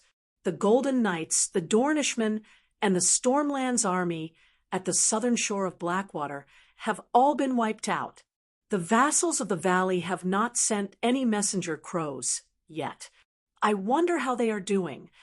The Aegon dynasty had not been established yet, but it had officially ended. 7 gods. Even though Sansa had already guessed it, she still covered her face and cried out. "Completely wiped out? Are they all dead?" Marwyn frowned. "That's not the case." Scholar Pylus shook his head and handed over the newly received letter. The letter was from Dornish na Lyn. There was a lot of content in the letter, including a detailed description of the battle that happened in the early hours of the morning. Rando Tarly was the main general, leading 10,000 Riverbay cavalry, 10,000 lion helmets, and 5,000 golden robes to attack from the front. There were 10,000 golden knights, 8,000 peasant soldiers from the Stormlands nobles, 4,000 Dornishmen, and a few thousand civilian soldiers.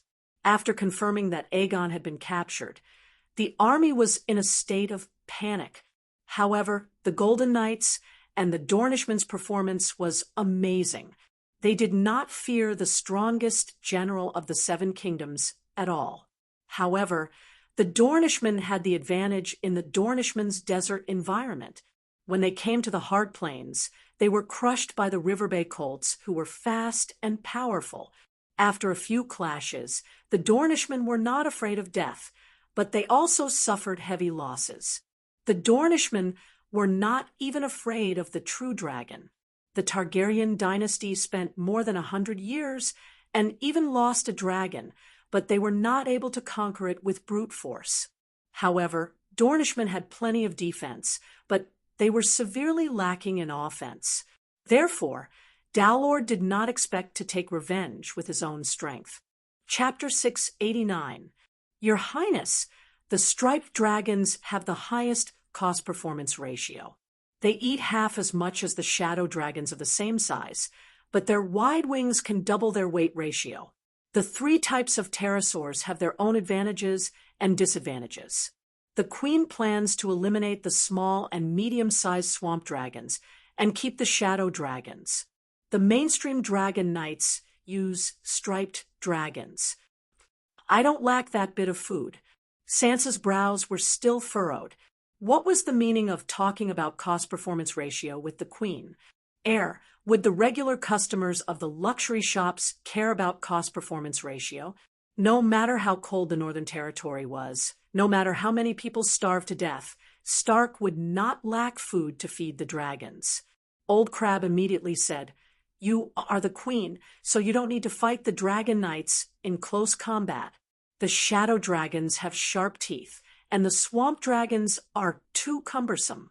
The striped dragons with green and white stripes have a beautiful body and beautiful scales.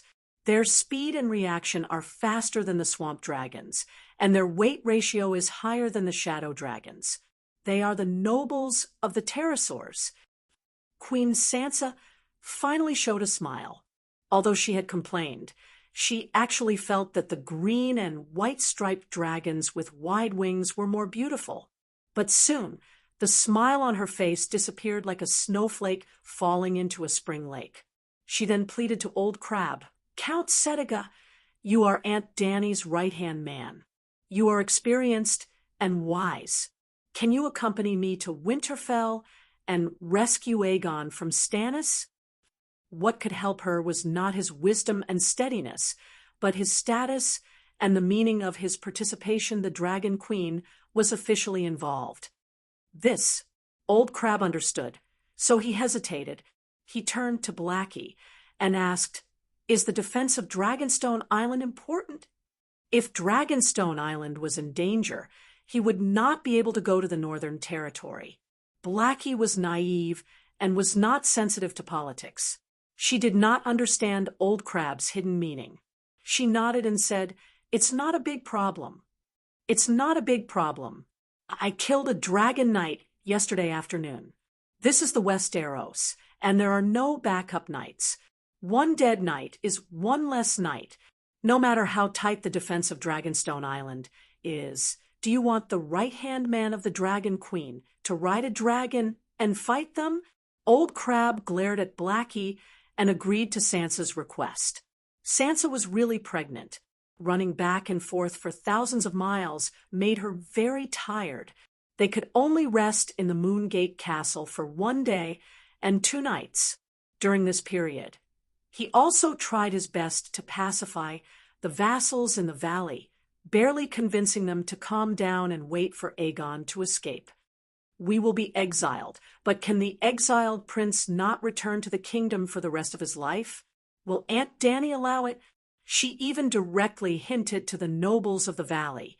On the way back, she even stopped at Wanha City Midway and told her second grandpa about Aegon falling into the enemy's hands, as well as everything that happened in the last few days. Yes, Fry took over the Tully family's Rapid City. Blackfish, Blinden Tully, represented his granddaughter to take over the Fry family's River Rapids City.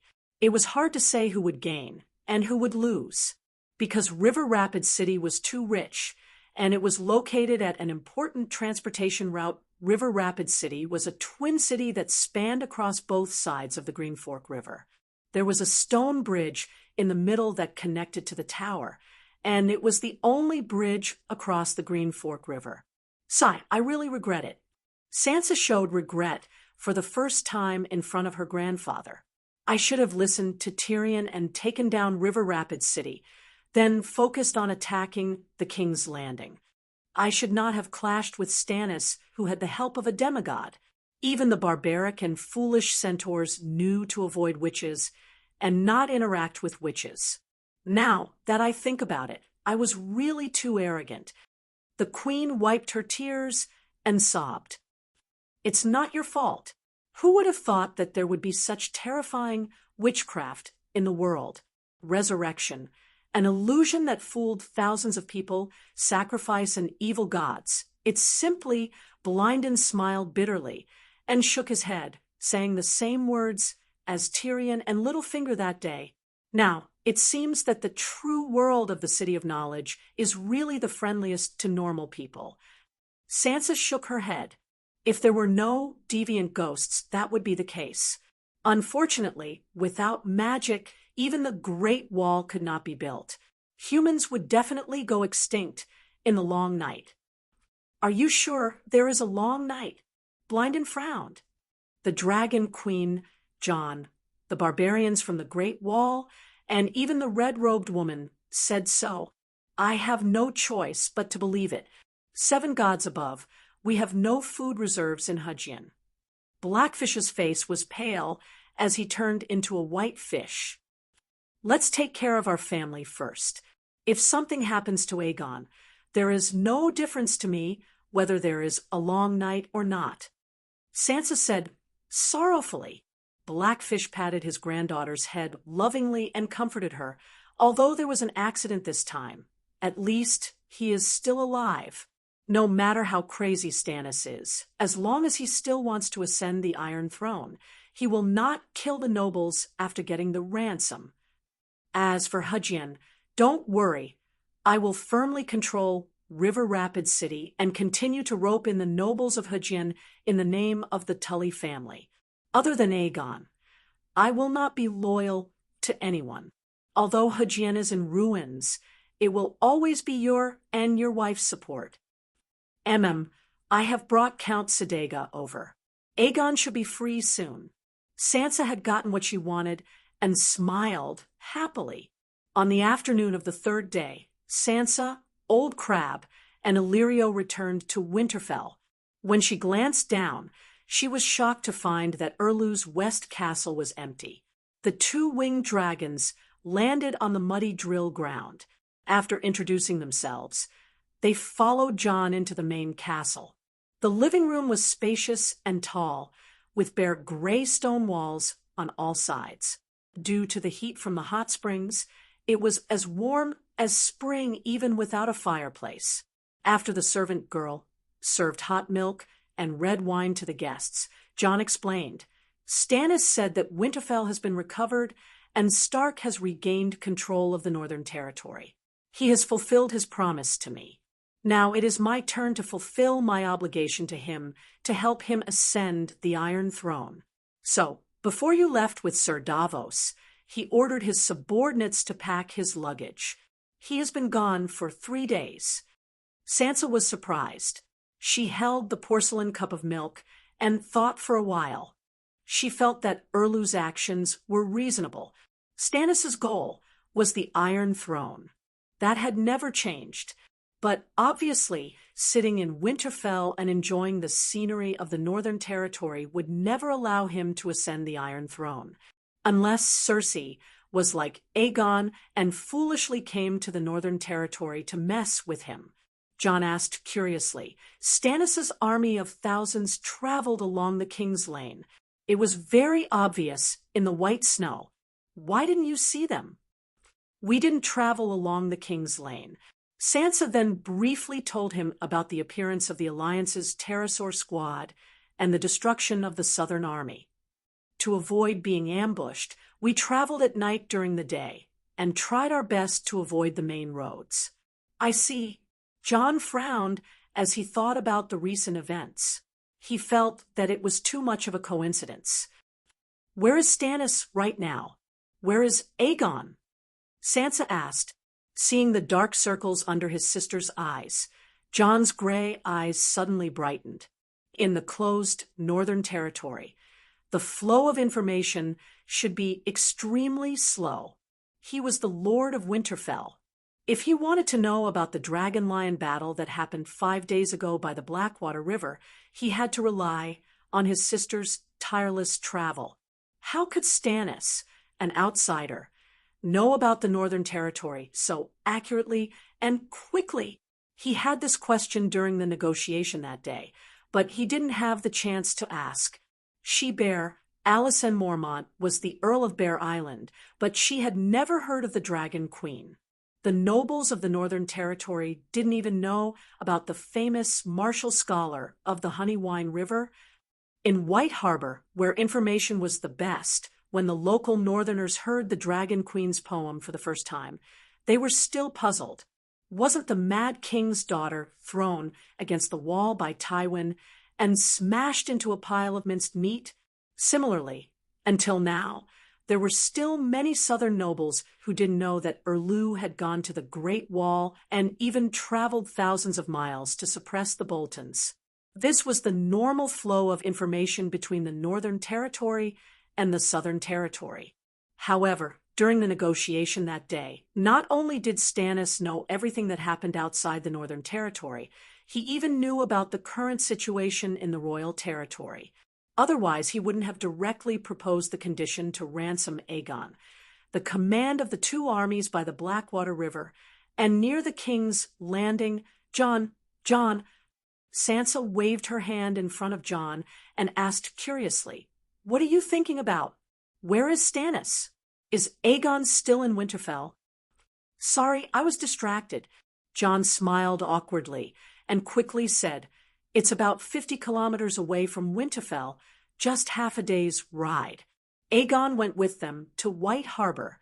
But don't worry, Count Gabe and Great John will each lead 1,000 cavalrymen and move with Stannis. After all, I swore to support him in his fight for the Iron Throne." Speaking of this, John's eyes flashed with a hint of helplessness. If Erlu worked hard and risked his life to help Stark fight against Skinner, without asking for anything in return, how great would that be? Sansa forced herself to relax, but the fat spice merchant beside her was anxious. His Majesty Aegon's legs are still injured. How can he march with the army? Let's hurry and bring him back. Sansa didn't want to bring him along because she didn't think the fat man could help. However, the fat man kept begging. His 10 fingers that were adorned with various gemstones kept wiping away tears. He was even sadder than her, the Queen. "Should we go to Crabclaw Peninsula and invite Monk Meribad to help us? Although the sacred healing spell isn't omnipotent, it has miraculous effects on physical injuries," the old crab suggested. Sansa shook her head and said with slight dissatisfaction, "On the way to Moongate Castle, I specially descended to Terror Cave Castle to look for him. He said he could send Aegon there, but he wouldn't leave Crabclaw Peninsula for long. The tens of thousands of citizens of Trident River can't do without him." The king was gone. What use was there for the citizens? They didn't waste any time. After a cup of warm milk, they rode on the dragon and flew south along the King's Lane. Within half an hour, they landed among Erlu's cavalrymen. Erlu had returned the northern nobles and clansmen to Jon after conquering Winterfell, leaving him with only 300 blazing knights and 2,000 mercenaries. When Aegon's Black Reaper rampage, more than 300 mercenaries were killed, including 40 blazing knights who bravely slayed dragons. 2 small mercenary groups were frightened and ran away.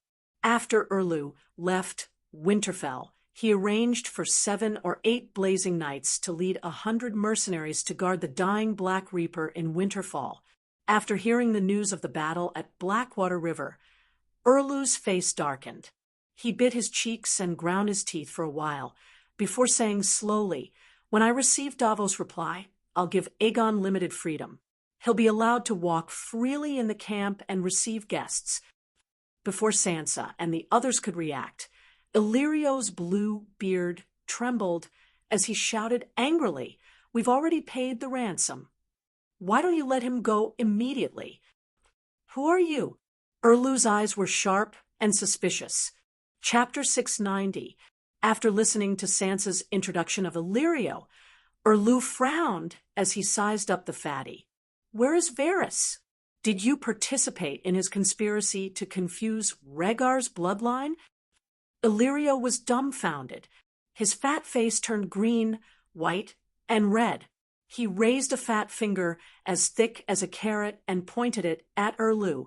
He trembled as he said, "Don't slander me, and don't change the topic."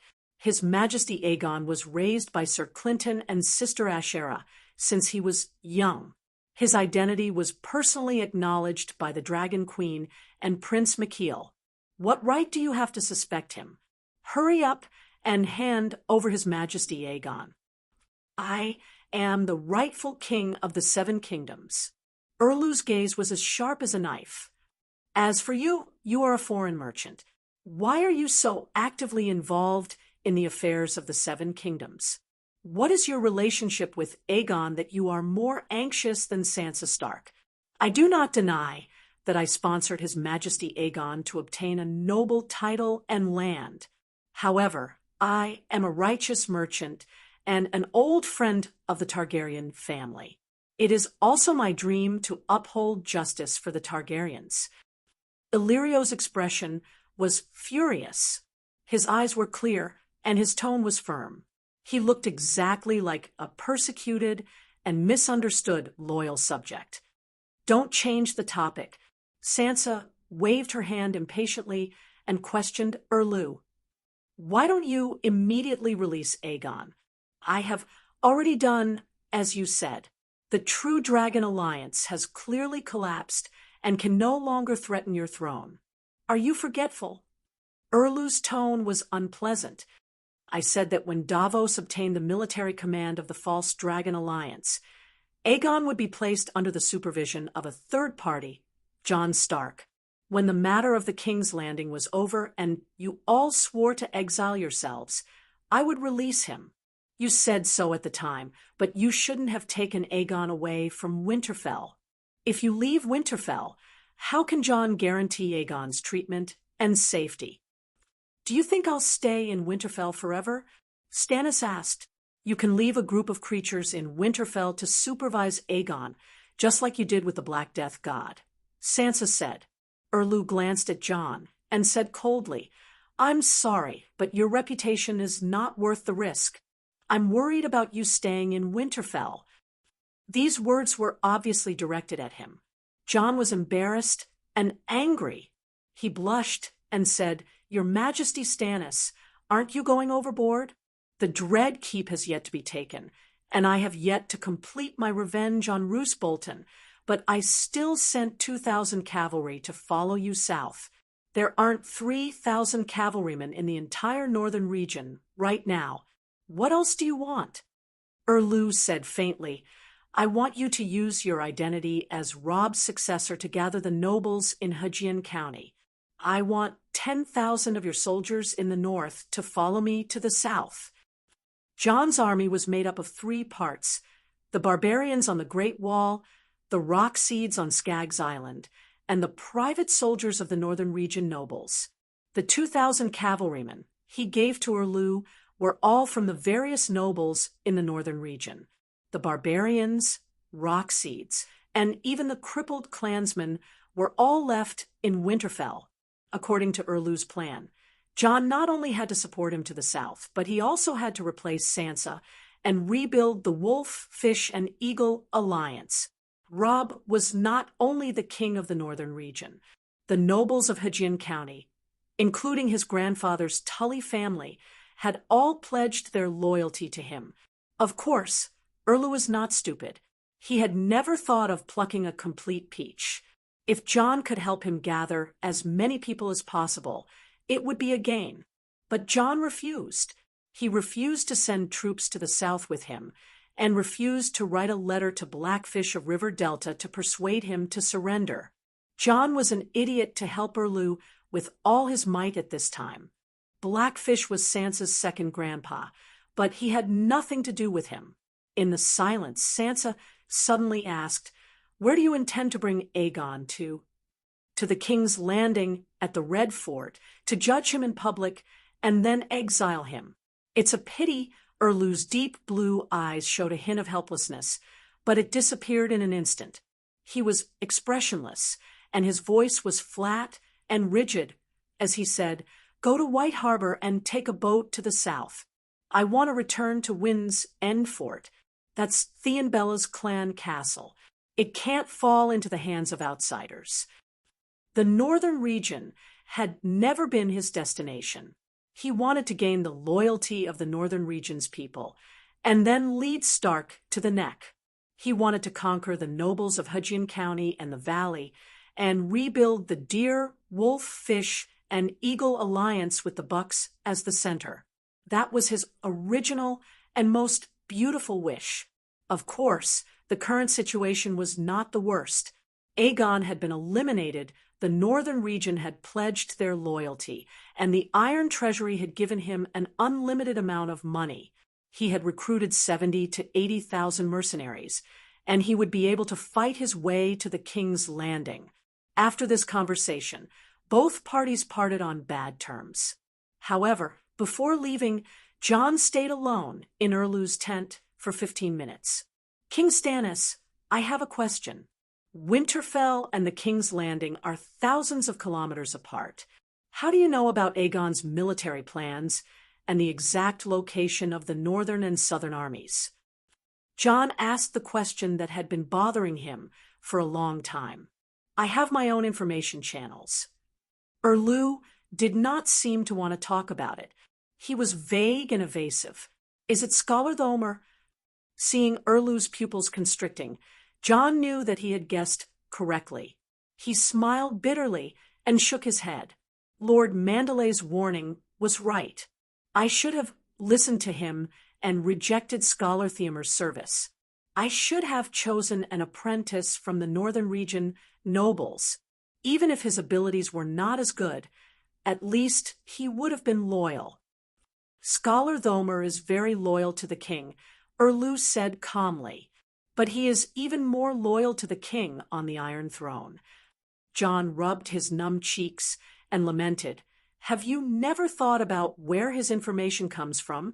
The nobles of the northern region have no dealings with the King's Landing. In the past, we would not receive a single letter from the King's Landing. Even if there were letters, they would be summaries of the news. Only Winterfell has the right to receive and send out outdated political news." In fact, it was not only the northern region that did not have access to information. In this era, where communication relied on messenger crows and papermaking had not been invented, the Seven Kingdoms' information flow was slow. For example, Scholar Pylus of Dragonstone Island was in charge of collecting information from the Seven Kingdoms, but the information he received was monthly. He did not know what had happened in the Moon Valley or what had happened in Moon River Bay.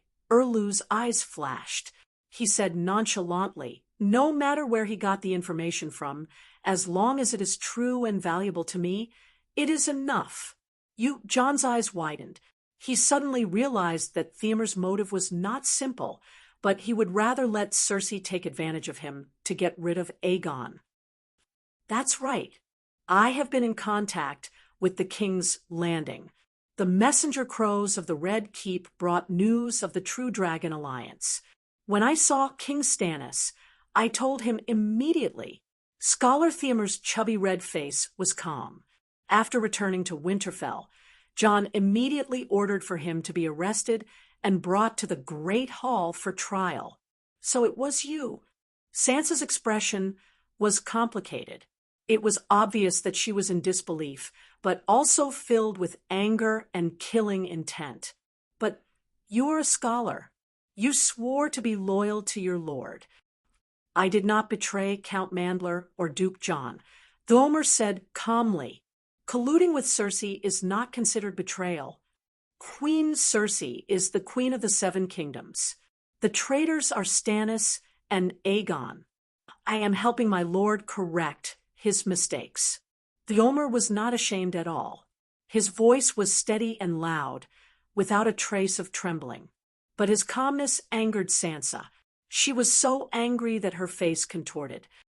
"Traitor! Execute him! Traitor! Execute him!" The barbarians, northerners, and knights of the valley all shouted angrily. "Silence!" John shouted. He looked coldly at the red-faced scholar and said, "Do you still remember your oath as a scholar?" "Ha! Lord John, do you still remember the oath of the Night's Watch?" Siamo chuckled. "Of course, you're tired from logging, and you even died once. But did I jump out from a crack in a rock after wearing the necklace? The scholar must give up his previous name and entrust his loyalty to his lord. But I can't forget the name I have used for decades, Domer Lannister. I know that I am from Port Lannister and have family, friends, and relatives in the Western Territory. For the sake of lumbering, I am willing to be like you. I am willing to break my oath once and die once. You can chop off my head." John felt as if he had eaten a fly, but Domer was so determined and right that he could not do anything. "Put on your black clothes and go to the Great Wall." He sighed. Dany patted the long crate made of fresh pine wood. She held back her laughter and said, "This is the dwarf's coffin? He is not dead yet." May G stood in the garden on the top floor, full of blooming flowers and fruits. She looked around and was amazed by her surroundings. "I am not dead yet." The dwarf's weak voice came from the crate. Two Unsullied stepped forward and opened the lid of the crate. Then they carried out Tyrion, who was wrapped in a thick down quilt, and placed him on the lawn under the sun. Jichi, who had come over to take a look, suddenly covered her nose and retreated as if she had been electrocuted. "It stinks. Even the dwarf's corpse stinks." The sky-blue feathers were stained with thick yellow water and dark red blood.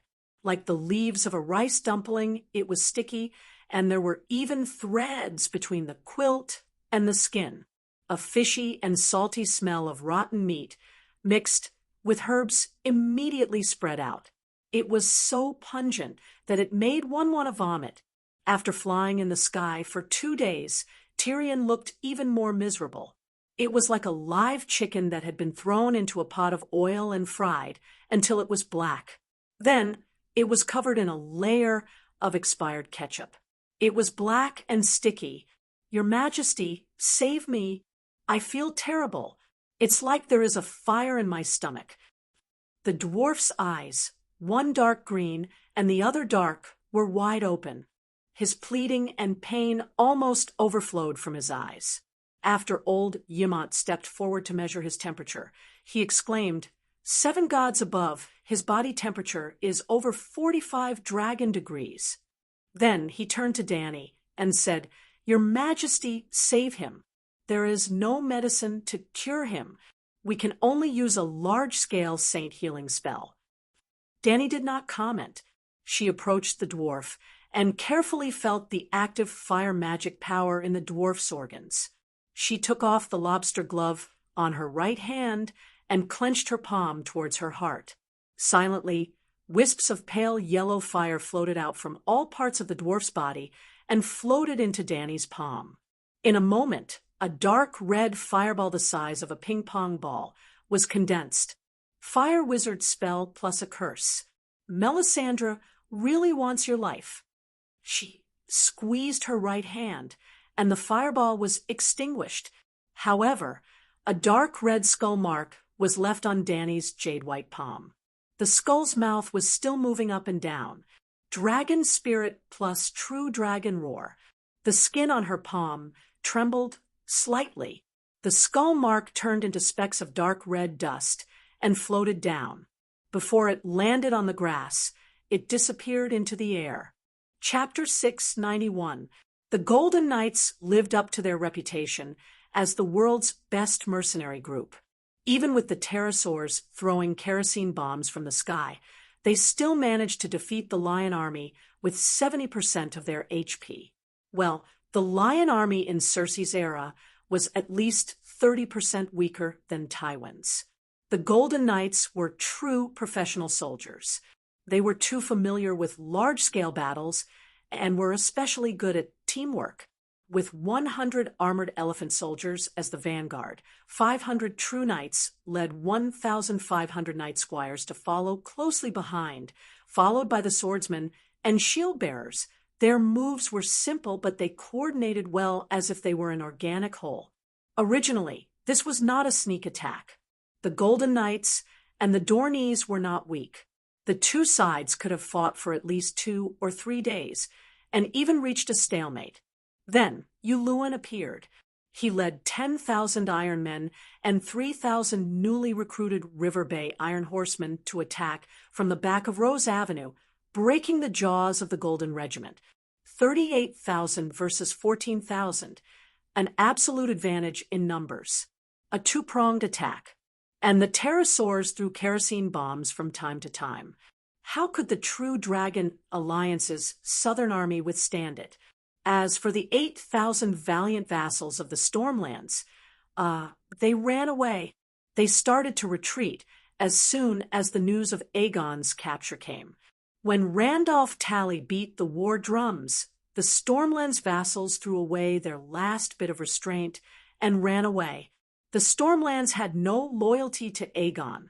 The Golden Knights and Dorneys could not stop them because the vassals led their own private soldiers and only answered to the Duke of Stormlands. No one else could control them. Well, Prince Dorneys could not order any of the Stormlands' productive knights. Actually, Tyrion had already considered the possible appearance of a pterosaur squad and had countermeasures. Bronn shook his head and sighed. The northern and southern armies have Illyrio's scorpion crossbows.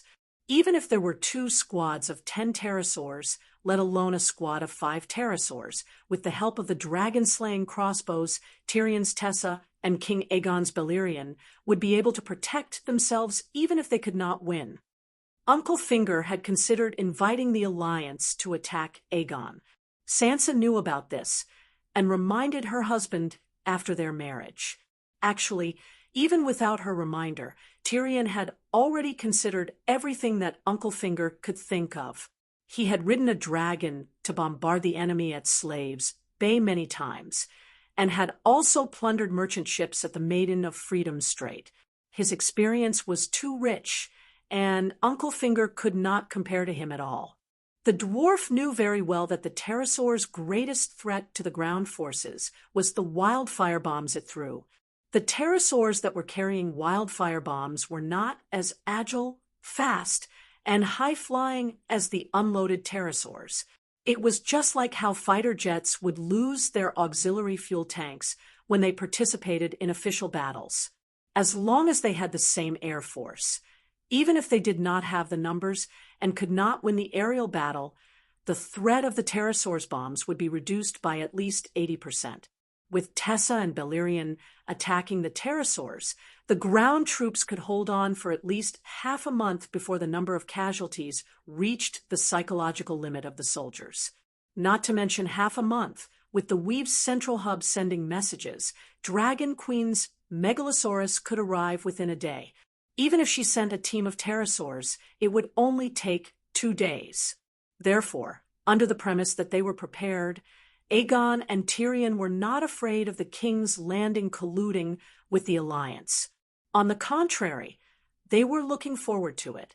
If Cersei colluded with the Alliance, would the Dragon Queen go crazy? Sigh, everything is too coincidental. King Aegon fell to the enemy. Tyrion was severely injured, and the morale of the True Dragon Alliance's troops in the north and south fell apart. Then, the central hub of the Weave collapsed, and a team of pterosaurs from the Alliance suddenly attacked. Bronn was puzzled. He looked at Marvin and asked, looking at the results, it seems like Stannis, Cersei, and the Alliance worked together to orchestrate all of this. With King Aegon's strong rise, Cersei and Stannis have a reason to work together. However, their relationship is like fire and water, and their personalities are also extremely solitary. I don't understand the current situation of the Seven Kingdoms. I don't understand either. Marvin smiled bitterly and shook his head. He then looked at Sansa. You just came from Winterfell. Did you hear anything from Stannis? No, The things that happened at King's Landing are beyond my imagination. However, Stannis wants to take over the command of the True Dragon Alliance's army, so it shouldn't be. Sansa suddenly stopped and said thoughtfully, Stannis wants to take advantage of us, and Cersei wants to solve the problem at King's Landing. However, looking at the results, it's obvious that only Cersei achieved her goal perfectly, while Stannis worked for nothing. Perhaps, after getting rid of the Golden Knights and the Dornishmen yesterday, the Iron Throne has already made a move on the vassals of the Valley today. Therefore, they shouldn't be working together. However, this series of events is too coincidental. When too many coincidences come together, it can't be a coincidence. The seven hells. Sansa covered her mouth and exclaimed. The only one who benefited in the end was Cersei. Stannis was also fooled. He just sent the Onion Knight to the royal territory today. Perhaps now, SSSS. Suddenly, the roar of winged dragons came from the sky outside the castle, followed by the cheers of Long Live the Queen from the guards. Marvin and Bronn stood up and exclaimed in surprise, The reinforcements are here. The reinforcements were indeed here. Black Sister Larissa rode on a shadow dragon and brought 3 ownerless winged dragons with her. The Queen has arranged for me to assist Master Marvin in protecting the core of the magic net. Of the 3 winged dragons, one will go to Earl Bronn, one will go to Earl Sedega, and the last one will be left for Tidehead Island. Earl Valerian is too young, so let him choose a family knight. I can control the magic crystal tower to fire attacks. With the help of the 3 winged dragons, it will be more than enough to defend Dragonstone Island. Black Sister did not beat around the bush and directly stated her intentions. You have the legacy of great wizard Valeglia. The magic crystal tower will be more useful in your hands. Marvin let out a long sigh of relief. Thank you for your kindness, Your Majesty. I will protect Dragonstone Island with my life. Bronn was overjoyed and thanked her profusely. 7 gods above, I, Bronn Blackwater, am also a dragon knight. As expected, pledging loyalty to the Queen when she was still weak was the best decision in his life. Although Cersei's shameless personality was more compatible with his, and although the Dragon Queen was too righteous, benevolent, and saintly, she had a lot of flaws that made him unable to live a carefree life under her. The benefits were really great. Now, he even had a dragon. Earl Bronn, you don't seem to have a Holy Knight's seal? Larissa frowned. Not yet, but I've been working hard. Recently, I've been reading the Bible teachings that Big Sparrow gave me. Bronn patted his chest and promised, I want to read the new 7 Stars Bible written by the Queen. What's the difference? Bronn was confused. The effect is better. Sansa was confused. Mage Larissa, you only said that you want to defend. Is the Dragon Queen not going to take care of the winged dragons? Larissa squinted her eyes and looked at the Queen curiously. She cracked a smile and said, We don't know how many pterosaurs the Alliance has sent. If the 4 pterosaurs were ambushed, it would be a huge loss for us. The Battle of Meereen is about to end. When the time comes, the Westeros will be able to wipe out all the winged dragons. Yes, that's the best way. Marvin and Bronn nodded. Sansa frowned and asked, How does Aunt Dany plan to save King Aegon? Didn't you communicate through the glass candles? Black Sister looked at her in confusion. The Queen will cover the ransom no matter how much Stannis wants. Money is not a problem. Right, how many gold royals does he want? Black Sister asked curiously. He doesn't want money. Sansa smiled bitterly and told Black Sister what happened in the past few days. Even Blackie was stunned. When I left, Tyrion had not arrived yet, but Stannis sure is mad. Has his obsession with the Iron Throne become a demon? Scholar Pylus's face was expressionless. He used the most rational voice to say, "It's not crazy." He eliminated his strongest competitor. If King Aegon didn't go to Winterfell, he would have taken the King's Landing by now. King Aegon and Cersei on the Iron Throne are two completely different things. Cersei inherited the Theon dynasty after Tommen died. Stannis became the first rightful heir to the Theon dynasty. Aegon claiming the throne was the same as restarting the Targaryen dynasty and announcing the end of the Theon dynasty. In theory, the Seven Kingdoms only have one rightful king, and that is Stannis. Cersei is a fake king who usurped the throne. That's why he would rather maintain Cersei's rule and ensure that he is the rightful king. These words thoroughly explained Erlu's actions. Erlu had won from the moment he captured Aegon. Whether he could control the true Dragon Alliance was only a question of how much he won. Of course, this wasn't a battle between Erlu and Aegon. If he defeated Aegon, Erlu would only prevent himself from being eliminated immediately. Cersei, who had swept through the true Dragon Alliance, would become his greatest enemy again. Even if he killed Cersei, he still had the Church of the Seven Gods to back him up. The Seven Kingdoms would not allow a heretic to claim the throne.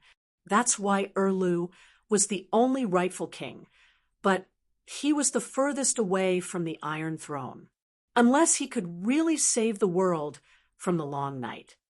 Sansa was worried about Aegon in Winterfell, so she didn't stay long on Dragonstone Island. But in the afternoon, two 18-meter-long shadow dragons attempted to throw kerosene bombs at the Magic Crystal Tower. Larissa rode her dragon into the sky to meet them. The other party thought that the glass candles were blocked and Slaver's Bay hadn't received the message yet. They didn't expect reinforcements to arrive and were caught off guard.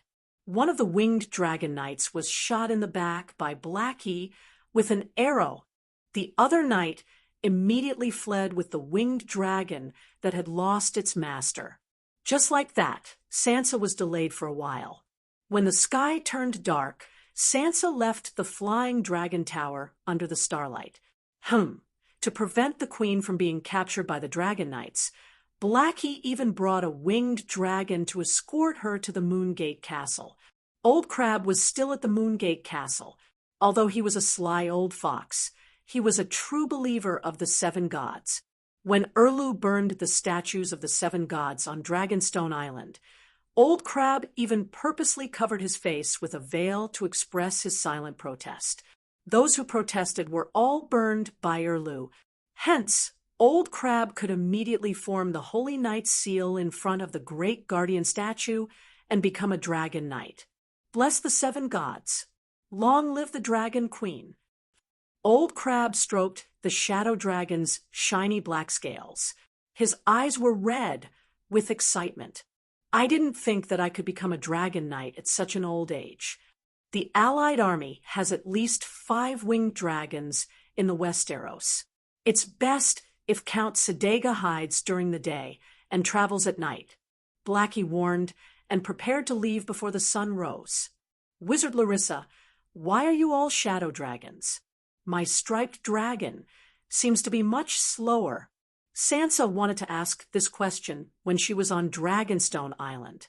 The winged dragons that Larissa brought were all shadow dragons with high speed, high attack power, and infrared vision.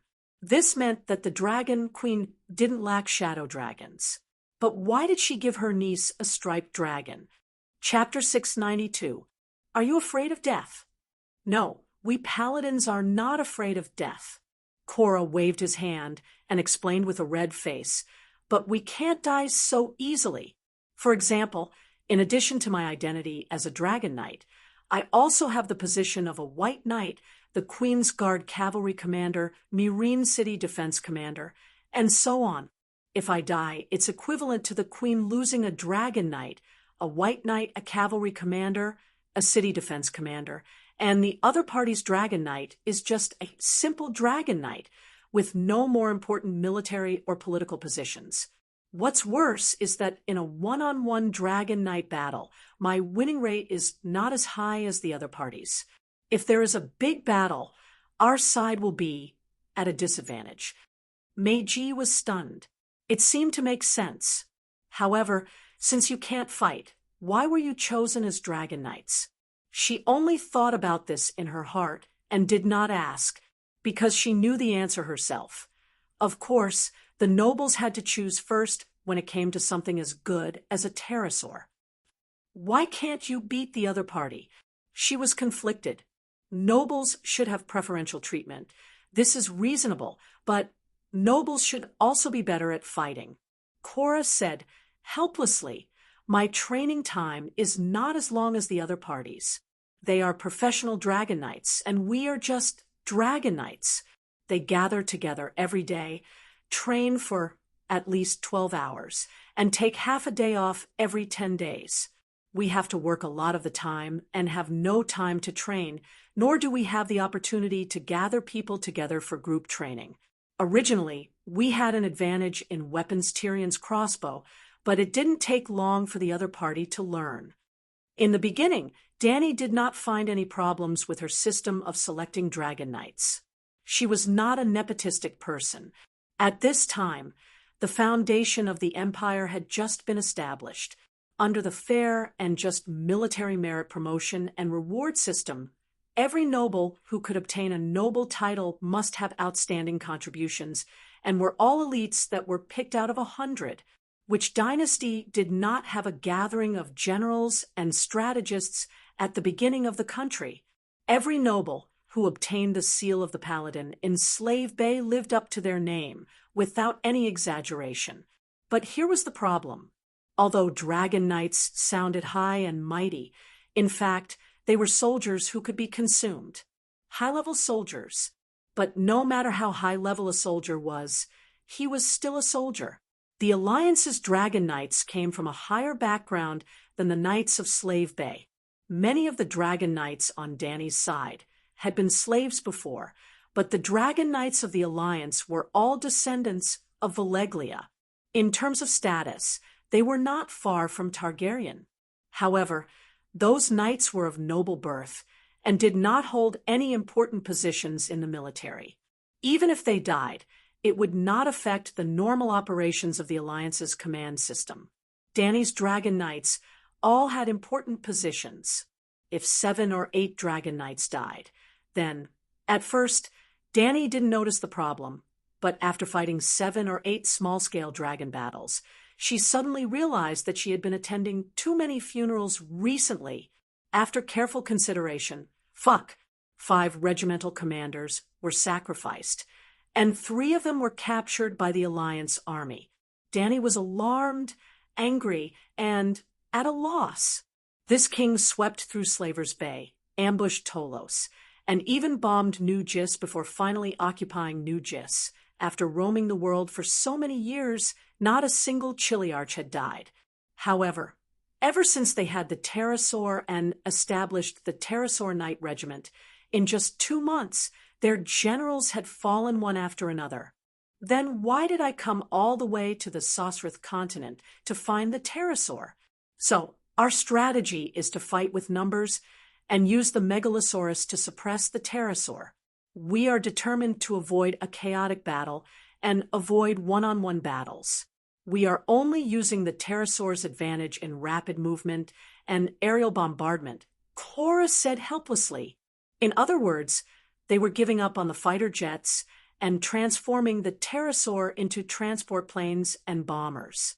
When the pterosaur was used as a bomber, Dany still had to arrange for the Megalosaurus to escort them. Isn't this too cowardly? Even Meiji felt a little ashamed for some reason. It was as if Cora and the Dragon Knights under the Dragon Queen were embarrassed, the entire Westeros would be embarrassed as well. We are just fighting in a more stable way, not hiding in the back, and not participating in the battle. When we win the final battle, who won't praise us as glorious Dragon Knights? Cora did not think much of it. As the two of them were talking, the bombing in the distance had already ended. The Black Dragon, escorted the 7 pterosaurs back to Myreen's airspace. The Dragon Queen also landed in the pyramid garden and ate a big mango. Then, she led the 7 pterosaurs loaded with kerosene bombs and took off from the dragon cave. After nearly an hour of torment, the second round of bombardment began. I finally understand why the Allied Army's camp is so far away from Myreen. 10 kilometers. It's just to reduce the frequency of you filling kerosene bombs. Meiji had a sudden realization. Then she asked in confusion, since we are already at the foot of Myreen, why are we not attacking the city but getting bombed outside the city? When Korra heard that, his expression suddenly became extremely serious. He asked in return, "Did you see any elephant soldiers in the camp?" "Yes, I saw many giant elephants. Those are elephant carts used to transport goods. There are 5,000 elephant soldiers. The enemy did not attack the city because the elephant soldiers were not in position, of course. It could also be that the trump card was not set up properly. Since the enemy is stalling for time, why don't you take the initiative to attack?" Meiji asked in confusion. Korra shook his head. His tone was no longer so certain. "The Queen thinks that stalling for time is more beneficial to us. We need time to find the whereabouts of the elephant soldiers, and we also need spies to figure out what the Allied Army's trump card is against the Queen. We also need to act cautiously and fight steadily to avoid falling into the enemy's trap. Anyway, we have no losses now, but we can use continuous bombing to wear down the enemy's morale and food." Although the bear mother was his aunt, some confidential military information was still hidden from her. For example, the Dragon Queen had vaguely guessed the location of the elephant soldiers. She was arranging for soldiers to dig holes in the city to bury water jars and listen to the sound to determine the location. For example, the weather at Slaver's Bay was getting colder. The Dragon Queen hoped that it would be colder. It would be best if it snowed, because she had some guesses about Balerian's trump card.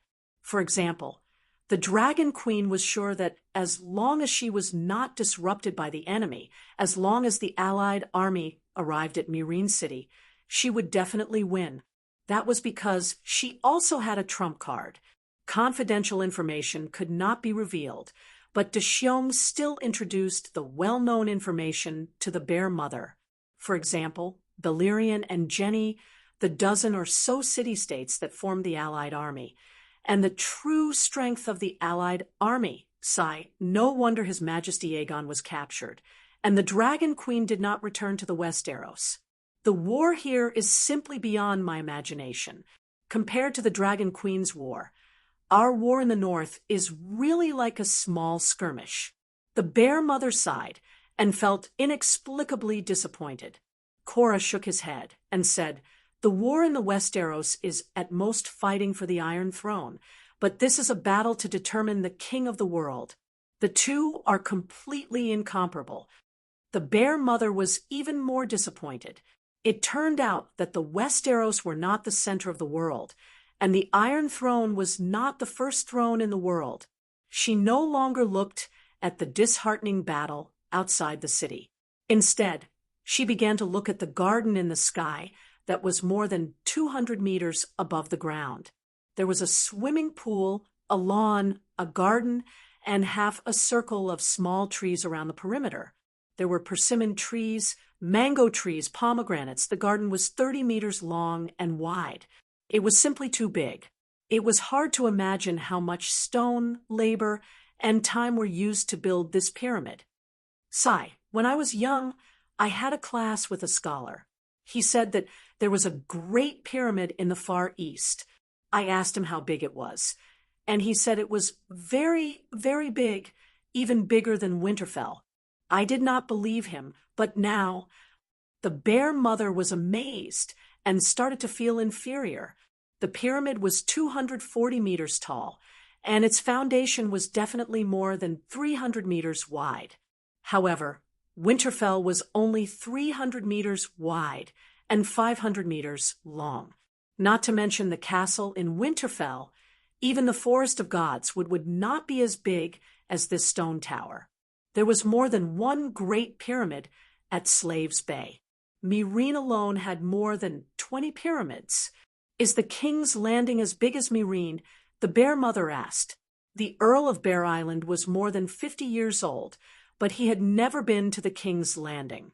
The first time Big Bear went to the King's Landing was when he followed Ide to fight against Liga. Before that, he had not even left the northern region. It was not their fault. From Bear Island to the King's Landing, it was at least 4,000 kilometers by land. It was even further by sea around the old town and Dorne. It was estimated to be 10,000 kilometers. Myrene is bigger than the King's Landing, but it is not as populous as the King's Landing. The Gith people like to build pyramids and colosseums. Those buildings take up too much land. Oh, the Bear Mother sighed. If there is a chance, I have to go to the King's Landing. Looking at his aunt, Big Bear suddenly felt sad and said, My pterosaur is female. After a few years, when it lays eggs, I will give you a few. In the future, the Earl of Bear Island will be able to ride a pterosaur and travel the world. You can also start a pterosaur air transport business and earn money to support your wife. The Queen allowed you to give the pterosaur away. The Bear Mother was shocked. Big Bear shook his head and smiled faintly. The pterosaur is unruly and is definitely the most ferocious creature in the world. Ordinary people can't tame a young pterosaur, but I have the mark of the paladin. The Queen promised that all first-generation paladins can pass down the title of paladin to their descendants. I have no children, so the title will be passed down to Alisanne's children. Queen Sansa seems to only need to pray to the 7 gods to become a dragon knight. There are not so many restrictions. The Bear Mother was confused.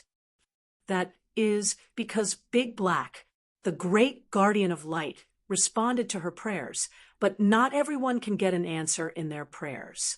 When I tell the Queen about the title, the Mormont family will enter the Great Guardian's Paladin list.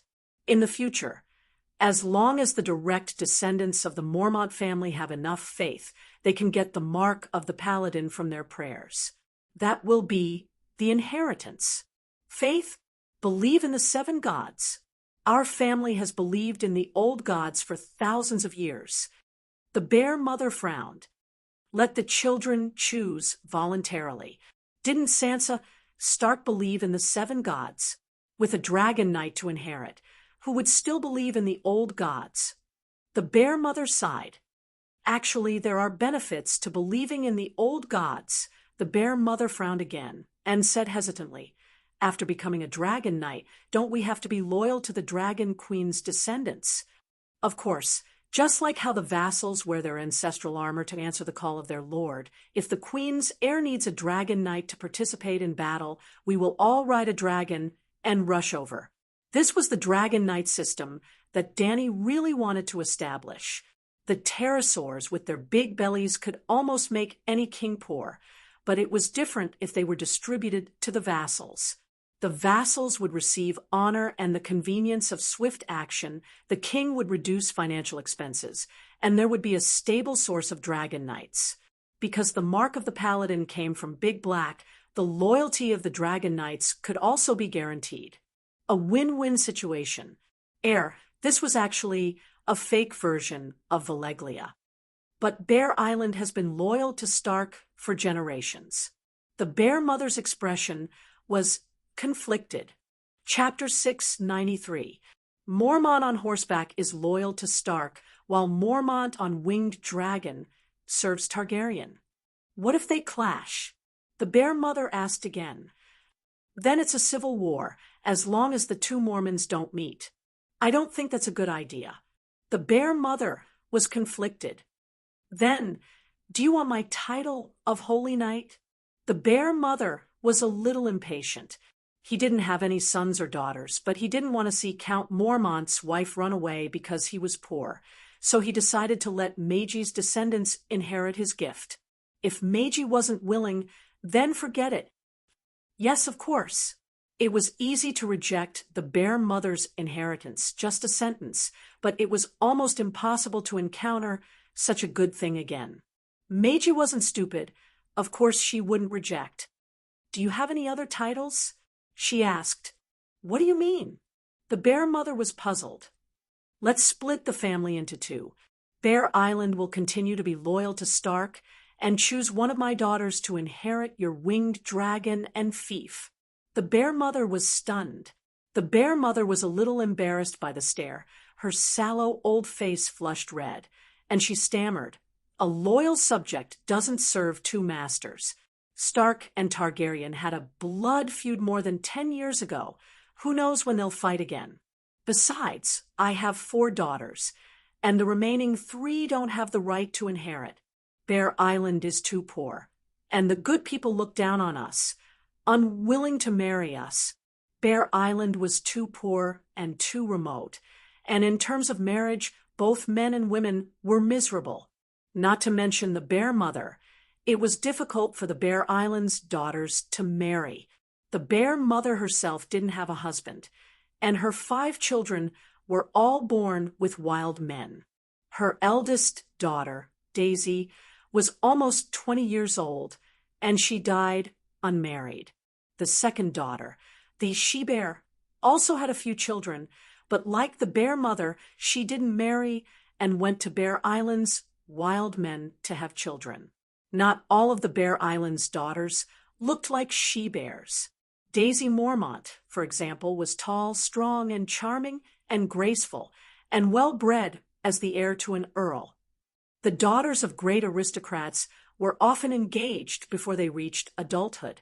However, the daughters of Bear Island were either like Daisy, who kept herself clean but didn't have any outstanding aristocratic sons to marry, or like Meiji and Elisa, those with status weren't willing to marry them, and those without status were looked down upon. Thus, it was better for them to live their lives freely on Bear Island. Fierce men, stylish men, cool men, little fresh meats. They could choose at will, and they guaranteed that none of them would be over 25 years old. After all, they were the lords of Bear Island, and although they didn't have money, they had power. I'm a white knight.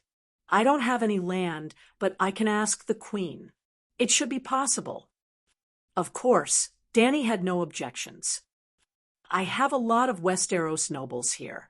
It won't be a problem to call all of your cousins over.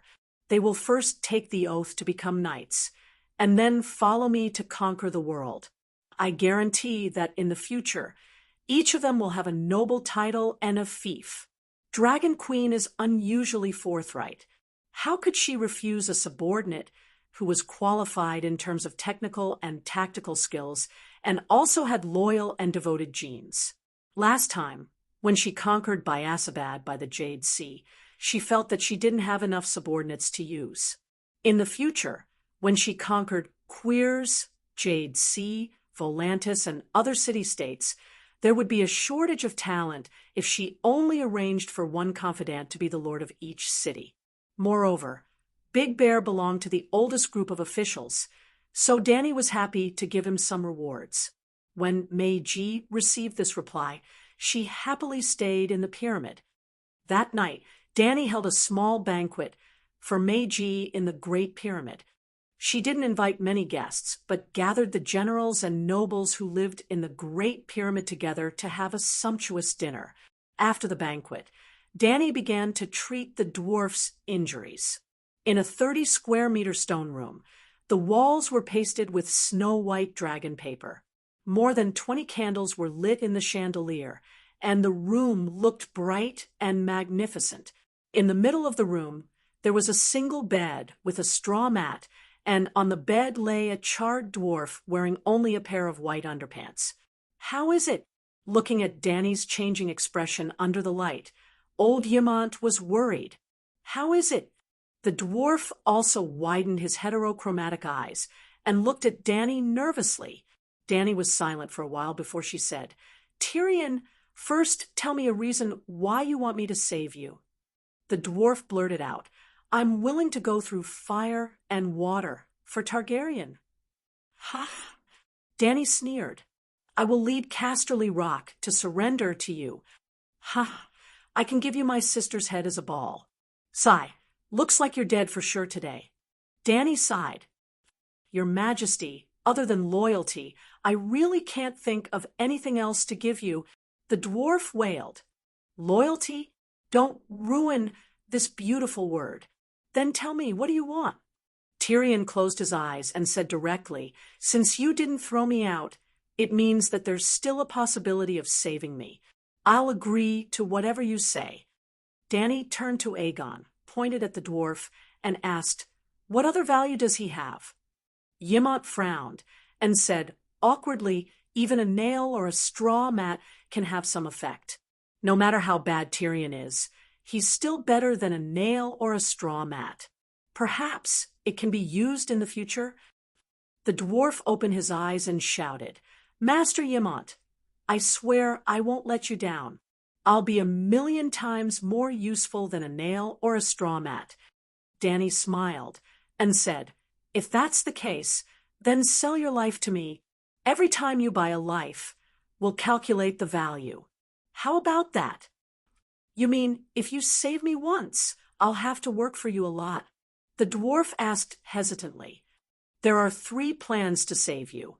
Dany extended 3 fingers. "First, the normal version. I'll use the Great Resurrection spell to help you repair your charred organs. Then use Pogba's Ice Skin Jade Cream to treat your external injuries. You can survive, but your skin will be covered in burn scars, just like a hound's face." "Hound?" Tyrion shuddered and quickly said, "I don't want the normal version. Give me a better one." "The normal version saves the most divine power. You only need to return 5 lives and work for me 5 times." Dany reminded him. 5 lives for the normal version? Isn't that too expensive? Dany nodded and said matter-of-factly, "Of course, this kind of exclusive business is extremely profitable. A treasure like you, who's 1,000,000 times more useful than a straw mat, needs to be ruthlessly fleeced." The dwarf asked blankly, "Let's talk about the other treatment plans."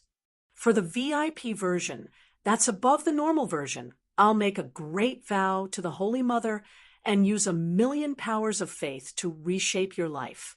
Old Ymont asked curiously, "What's reshape my life?"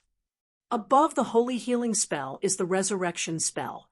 You've seen the process of Big Sparrow's resurrection. I can't use the resurrection spell, but the Holy Mother is merciful, and the Holy Father is just, so she passed on the resurrection spell to me." Resurrection spell? This grand name immediately intimidated the dwarf, and Ymont. "Look," Dany pointed at the dwarf in disdain. "He's less than 1 meter tall, his head is as big as a bucket, his torso is like a pillar, and his legs are bent like crab claws. He doesn't even have a nose, a scar on his face, and his eyes are different in size. If it weren't for the Holy Mother's mercy, this kind of person would have been directly thrown into the 7 levels of hell." The dwarf was ashamed and angry. He shouted, "The Holy Father is fair. Even though I don't have the physique of a normal person, I have superhuman wisdom. If you really had great wisdom, you wouldn't have accomplished nothing and failed time and time again." Dany mocked. "Dany, what can the resurrection spell do?"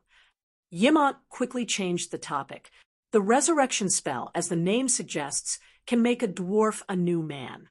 I can make him even more handsome than his older brother, compared to—" Dany crossed her left hand in front of her chest and supported her chin with her right hand. She sized up the dwarf with a scrutinizing gaze. "Maybe 1. 3 meters tall? You can make me grow taller?" The dwarf widened his eyes and said in ecstasy, the dwarf was currently 0, 9 meters tall. If he grew to 1, 3 meters tall, it would be equivalent to stretching his body by half. It would be a miracle. "Dany, can you really make him grow again?" Ymont asked in surprise. Not only can I grow taller, I can also become more handsome. I think I was already very handsome before, the dwarf said hesitantly. Then, do you want to be even more handsome? Danny asked with a smile. Of course, if I can do it. The dwarf did not hesitate at all. The VIP Premium Edition, 50 lives. Although it's a little expensive, but the dwarf nodded hesitantly. If you can do it, 50 lives are worth it. Anyway, he might not be able to survive even if he sold his life 5 times. It was no different from selling his life 50 times. Thinking of this, the dwarf looked at Danny with anticipation and asked, "What's the third treatment method?" VIP Max Pro Emperor Edition. Other than the Premium Edition's effects, it can also let you obtain the power of a god descending to the mortal world. God descending to the mortal world, strength enough to wrestle with giants, magic resistance like the Megalosaurus, immunity to most curses in the world, and even awakening special magic talents. That strong? The anticipation in the dwarf's eyes turned into suspicion. Even you aren't that strong, right? How do you think I became the King of Kal? Danny smiled proudly. The dwarf gritted his teeth and said firmly, "All right, I'll take this Emperor Edition's treatment method. You don't even ask about the price. You have to sell your life 100 times for me. Anyway, I only have one life. What's the difference if I sell my life 50 times or 100 times?" Thinking this in his heart, the dwarf said righteously, "It's the duty of a subject to die for his majesty. So what if it's 500 times, let alone 100 times? If that's the case, then 500 times it is." Midget, Danny, you're not bragging, are you? How can there be such a powerful and miraculous treatment technique in the world? Old Yimont said what was in his heart after he forced the dwarf to drink a large bowl of concentrated poppy milk. "You don't believe me, but don't you believe in the Holy Mother?" Old Yimont's mouth twitched a few times and said, "I believe in the Holy Mother, but I believe more that you will lie in the name of the Holy Mother." "Ha, just you wait." Danny smiled helplessly. She put on a mask and a clean white coat. Then she took out a scalpel and quickly and accurately cut open the dwarf's chest. Old Yimont's heart almost stopped from this sudden action. "Didn't you dissect a corpse yourself?" Danny asked curiously. "But Tyrion is not a corpse." Old Yimont held onto the operating table, his old face pale. Ugh, when Danny opened up the dwarf's stomach like she was cutting open a pig and revealed the charred and bleeding organs, the old man cried out again. He did not bother arguing with Danny and hurriedly ran out of the door to vomit. It was as if a ball of fire had ignited in the dwarf's chest. His internal organs and small intestines were all charred black, and some of his organs were even bleeding with yellowish red pus. But the dwarf did not die because he was a Targaryen. If it was a normal person, he would have died long ago. If it was before Danny became a demigod, he would not have lasted until now. Chapter 694. Before the long night, there was a legendary empire that had been passed down for tens of thousands of years, the Dawn Kingdom. Its territory stretched to the Bone Mountain Range in the west, the Gray Wilderness in the east, the Trembling Sea in the north, and the Jade Sea in the south. Even the Thunder Island in the Jade Sea belonged to its territory. It could be said that all the conquered lands around the Barren Land had surrendered to the Emperor of the Dawn Kingdom. Unlike the magic civilization of the Leglia, the Dawn Kingdom was a mythical civilization. Its founders were the gods the Night Lion, the god of death and darkness, and the Queen of Light. The two gods established the kingdom of God on earth, and its first ruler was the son of the gods, the Sky Emperor. Well, the Queen of Light was not Lalo in women's clothes, but the King of Light before Lalo, the singer of the Song of Light, a true god. The Sky Emperor was the son of the Lady of Light and the Night Lion. He inherited the bloodline of the gods and lived for at least 10,000 years. The eldest son of the Sky Emperor ruled the Dawn Kingdom for 1,000 years, but he lived for a long time. After all, 1,000 years was only the time he was the emperor. His father, the Sky Emperor, was the emperor for 10,000 years, so he must have been the crown prince for thousands of years. After that, the life of the emperor of the Dawn Kingdom became shorter and shorter because the bloodline of the gods in their bodies became thinner and thinner. Then the question was, how strong was the bloodline of the gods? It was undeniable that there must be more extraordinary genes. However, there was a reality in the Song of Ice and Fire world that couldn't be ignored. An ordinary person with mediocre genes could also have extraordinary king's blood immediately after becoming a king.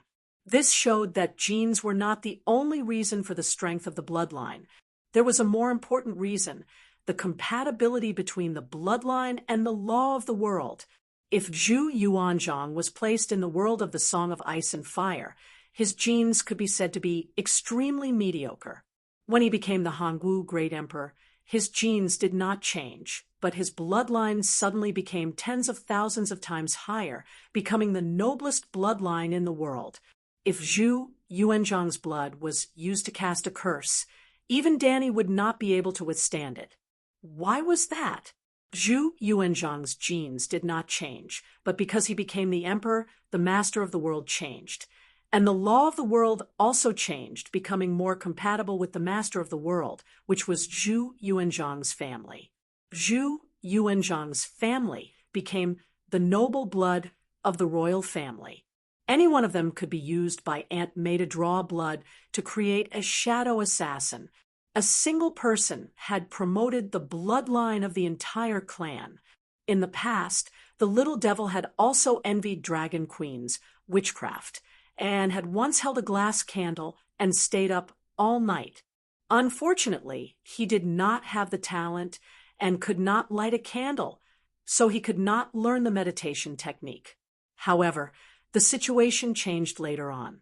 Danny used the most direct method to touch the laws of the universe. She became a wind god and comprehended the Song of Fire, the power of creation. The door god was alarmed. The sheep egg was alarmed, and Lala was alarmed. Danny's genes didn't change much, but the laws of the universe became more compatible with her bloodline. What was the relationship between the dwarf and Danny? Half-siblings from different mothers. A large portion of their genes overlapped. The genes of the midgets did not change, but as long as one sat at home, fortune would fall from the sky. He hadn't changed, but the laws of the universe had. He recalled the scene of Danny burning him in the Vajra cave abode, not to mention elemental flames. She could even resist dragon flames and divine dragon flames. It was only natural that the dwarf was not burned to death by Aunt May. Actually, John had also benefited greatly. He still had to wear a mask at the Great Wall because he was afraid of sunlight. When Danny became a demigod and comprehended her own Song of Fire, his fire witchcraft cultivation seemed to have turned on a cheat. In less than half a month, his fire witchcraft had reached perfection, surpassing Tam and Kuei Shi and becoming a shadow-binding knight who could see sunlight just like Aunt May.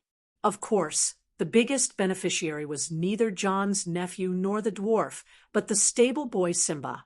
As for his dear nephew, Aegon, it was a pity that he did not get any benefits. Danny was unhappy that the dwarf had gotten such a huge benefit. That was why she came up with 3 treatment plans to trap him.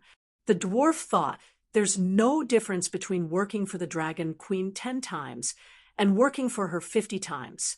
There's also no difference between working for her 50 times and working for her 100 times. If that's the case, only an idiot would not choose the treatment plan of VIP Max Pro Emperor. Danny hoped that he would think that way. Actually, although the normal version would be ugly, a hound with burns all over its body, it was definitely safe. The VIP version would change one's appearance and lengthen one's height. That was good. However, had he ever thought about Who he would become? Why did the Dragon Queen want him to become him? VIP Max Pro Emperor Edition would not only change one's appearance, it would also allow one to descend from the heavens. However, had the Dragon Queen done such a transformation before? Would it succeed? What? Was it the Holy Mother's divine arts that helped the transformation?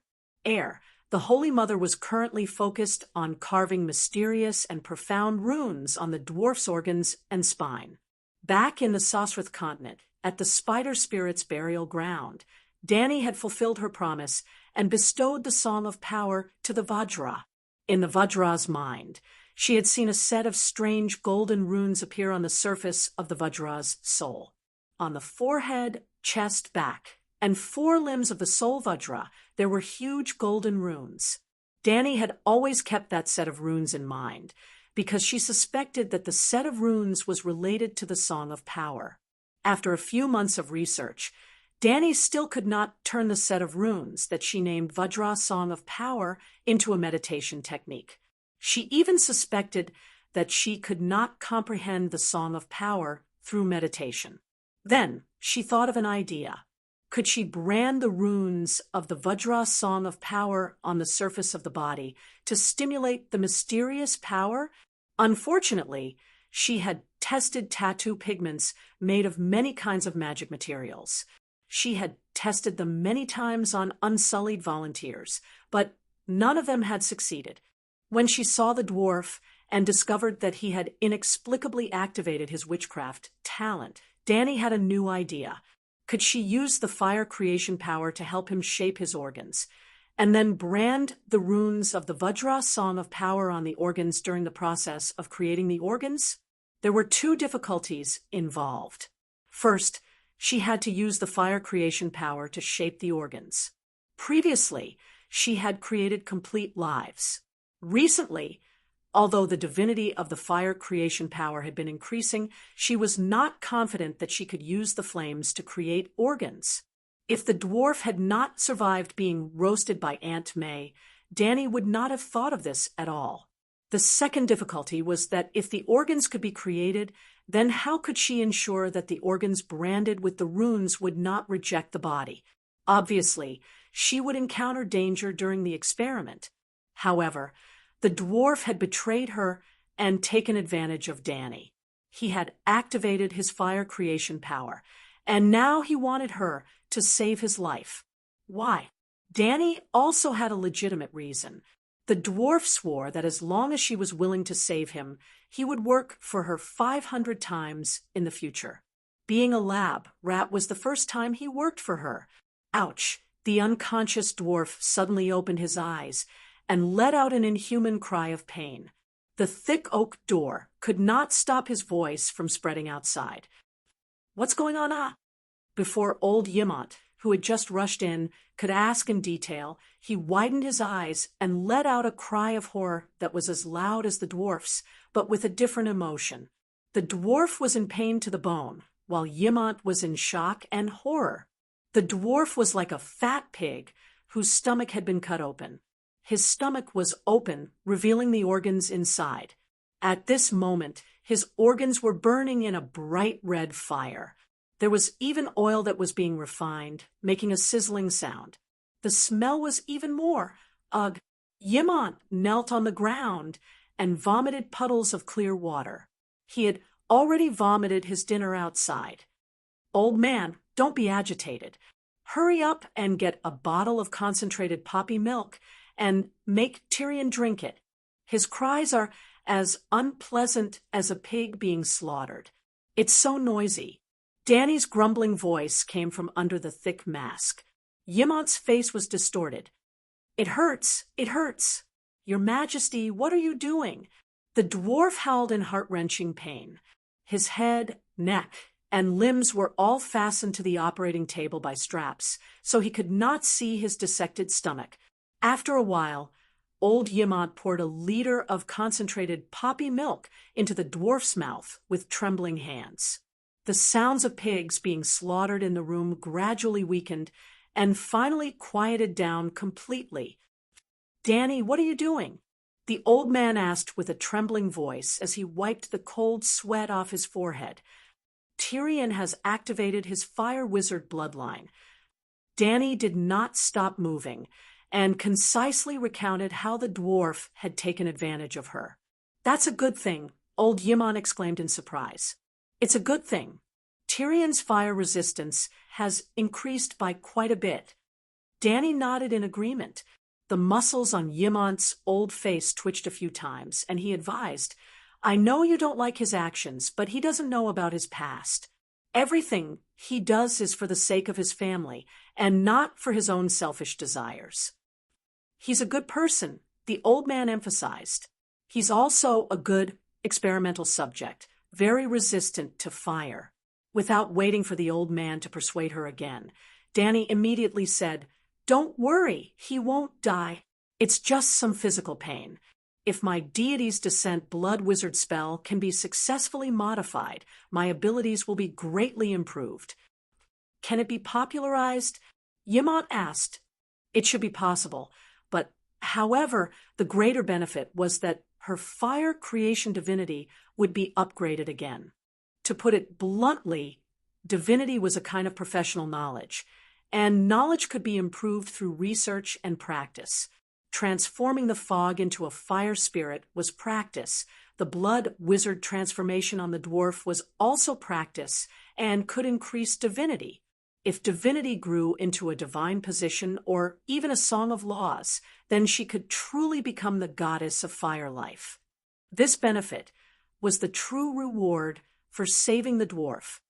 Early in the morning, Meereen was still shrouded in a thin fog, but the top of the pyramid, which was more than 200 meters tall, was already bathed in golden sunlight.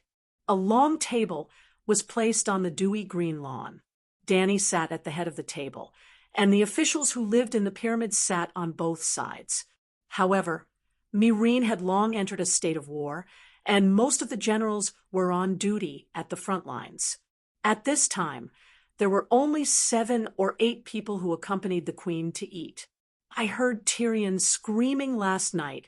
The mother bear, who was sitting beside the great bear, said incoherently as she chewed on a plump ham. If he can scream, it means that he's still alive, the great bear said casually. The queen is helping him clean the rotten flesh in his organs, scraping his bones, and cutting his flesh. Of course, it hurts. Old Ymont lied through his teeth. He's much better today than yesterday. You can go and take a look, Dany said. She looked at the golden-haired girl who was silently dipping a slice of bread with cherry jam at the end of the table and deliberately called her out. Marcella, read a passage from the 7 Stars Bible to your uncle later. Yes, your majesty, the little girl replied softly. Marcella.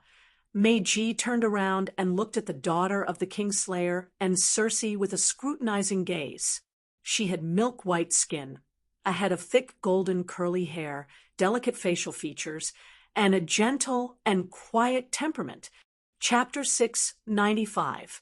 When did you arrive at Slaver's Bay? Who sent you here? Meiji looked at Messiah and asked curiously. After breakfast, the Dragon Queen once again began her routine bombing mission. Big Bear had accompanied his aunt for the entire afternoon yesterday. Today, he also needed to go to work. After a while, only Meiji and Messiah were left at the long wooden table. Before the Dragon Queen left, she told them to go down at around 10 o'clock. The dwarf had worked very hard last night and was resting at the moment. It's been several months. Uncle Tyrion sent me here to be the queen's hostage. He even had her treat the injuries on my face. Messiah touched her smooth and delicate cheek and said with a complicated expression, Injuries? Meiji looked over with rapt attention and finally saw a faint red mark under the delicate milky white skin. Following the mark, she saw a broken earlobe. I am the white saintess of the Temple of the 7 Gods. Messiah pulled on her loose white priestess gown. Sister Asherah taught me the 7 Stars Bible. The queen helped me condense the holy priestess seal. I can use a weakened version of holy healing before I become a saint. Then she had me heal the injuries on my face myself. Previously, even my ears and nose had fallen off. Now, they are slowly recovering every day. Only saints with 200 piety points would be able to receive divine blessings from the Holy Mother. Messiah was clearly not enough. Danny opened a small back door for such people. It was the Holy Priestess seal that solidified the divine power into a runic imprint. With this imprint, one could use a simplified version of holy healing by paying a higher percentage of the divine power usage fee. The saints had to pay 50% of the power of faith. 75% of the power of faith generated by the Holy Priestess prayers would go to Big Black. Meiji had heard about holy healing and the Holy Priestess seal from Sansa. Thus, she was not surprised. Instead, she did not understand why Messiah would be so seriously injured. Who could possibly injure you in the King's Landing? Could it be Joffrey? I heard that he's very crazy. Don't doubt it. Meiji truly did not know that Messiah was sent to Dorne by the dwarves for a marriage alliance. She also did not know that Darkstar had injured her. This was the true speed of information in the Seven Kingdoms when there were no messenger crows to deliver letters. Messiah only hesitated for a moment. Then, she roughly recounted what she had experienced in the past few years. Sigh, it's fortunate that you didn't return to King's Landing.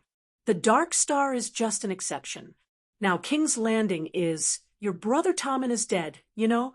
The King's Landing is in chaos right now. Even the king has been murdered, and we still haven't found the murderer. Meiji sighed. Messiah's eyes reddened. She nodded and said, I heard from Big Sister Larissa that Tommen is still so young and naive. He doesn't know anything. Messiah's crying? Suddenly, a little girl's voice sounded from the Chinese roses. Who's there? The mother bear was shocked. The flowers were only knee-high and could be seen through at a glance. They could not hide a living person at all. She rubbed her eyes and looked around. It was empty except for the two of them. I've seen a deviant ghost. Mother Bear's face was a little pale. It's Little Fog. She's in the Chinese rose bud. Then she stood up and ran over to the flowering shrub.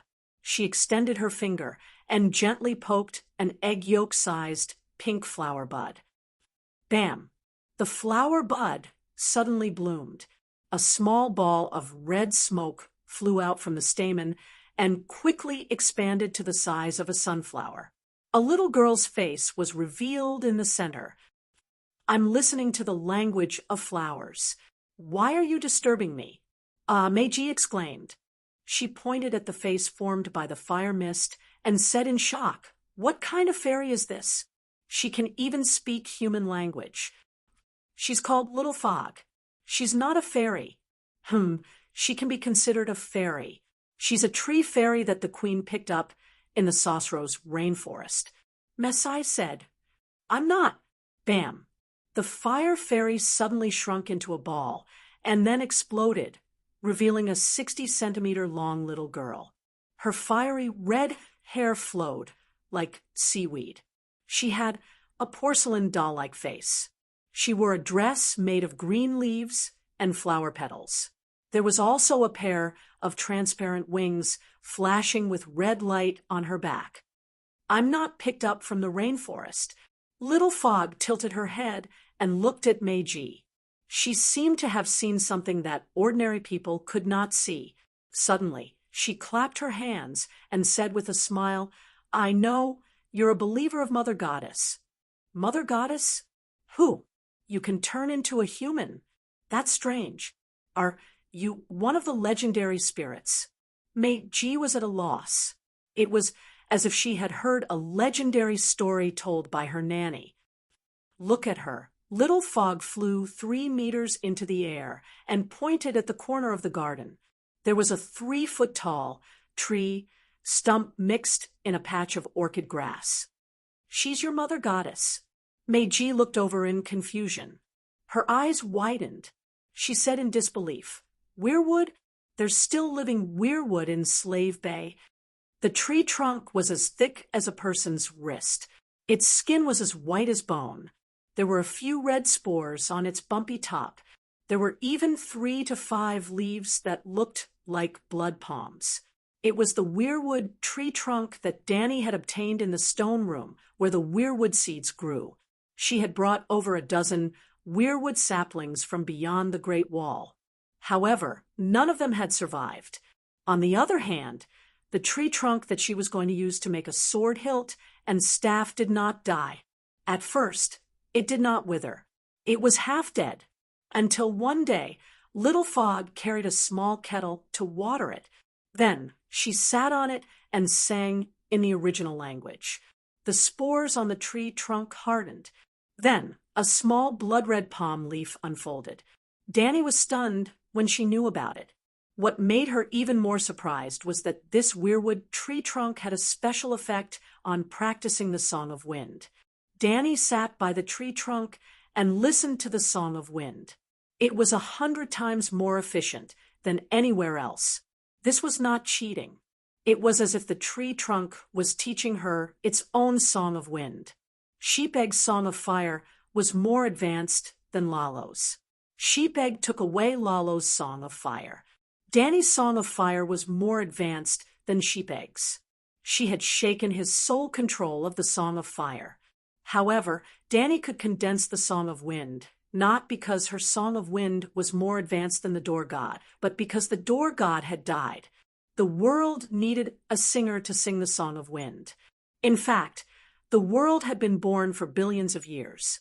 There had been many creatures who understood the Song of Wind. However, their Song of Wind was not as good as the Door God's. Therefore, they could not replace the Door God's position.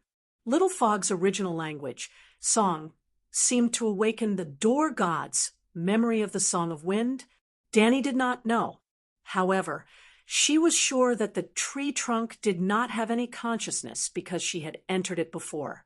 That day, outside the Great Wall, in the Green Prophet Shelter, her mind could enter the roots of the weirwood. She could enter the dark depths of the earth and enter the tree trunk to observe what the tree had seen. However, this tree trunk had just started to grow. It did not have roots as deep as the earth. It also did not have rich experience and broad vision.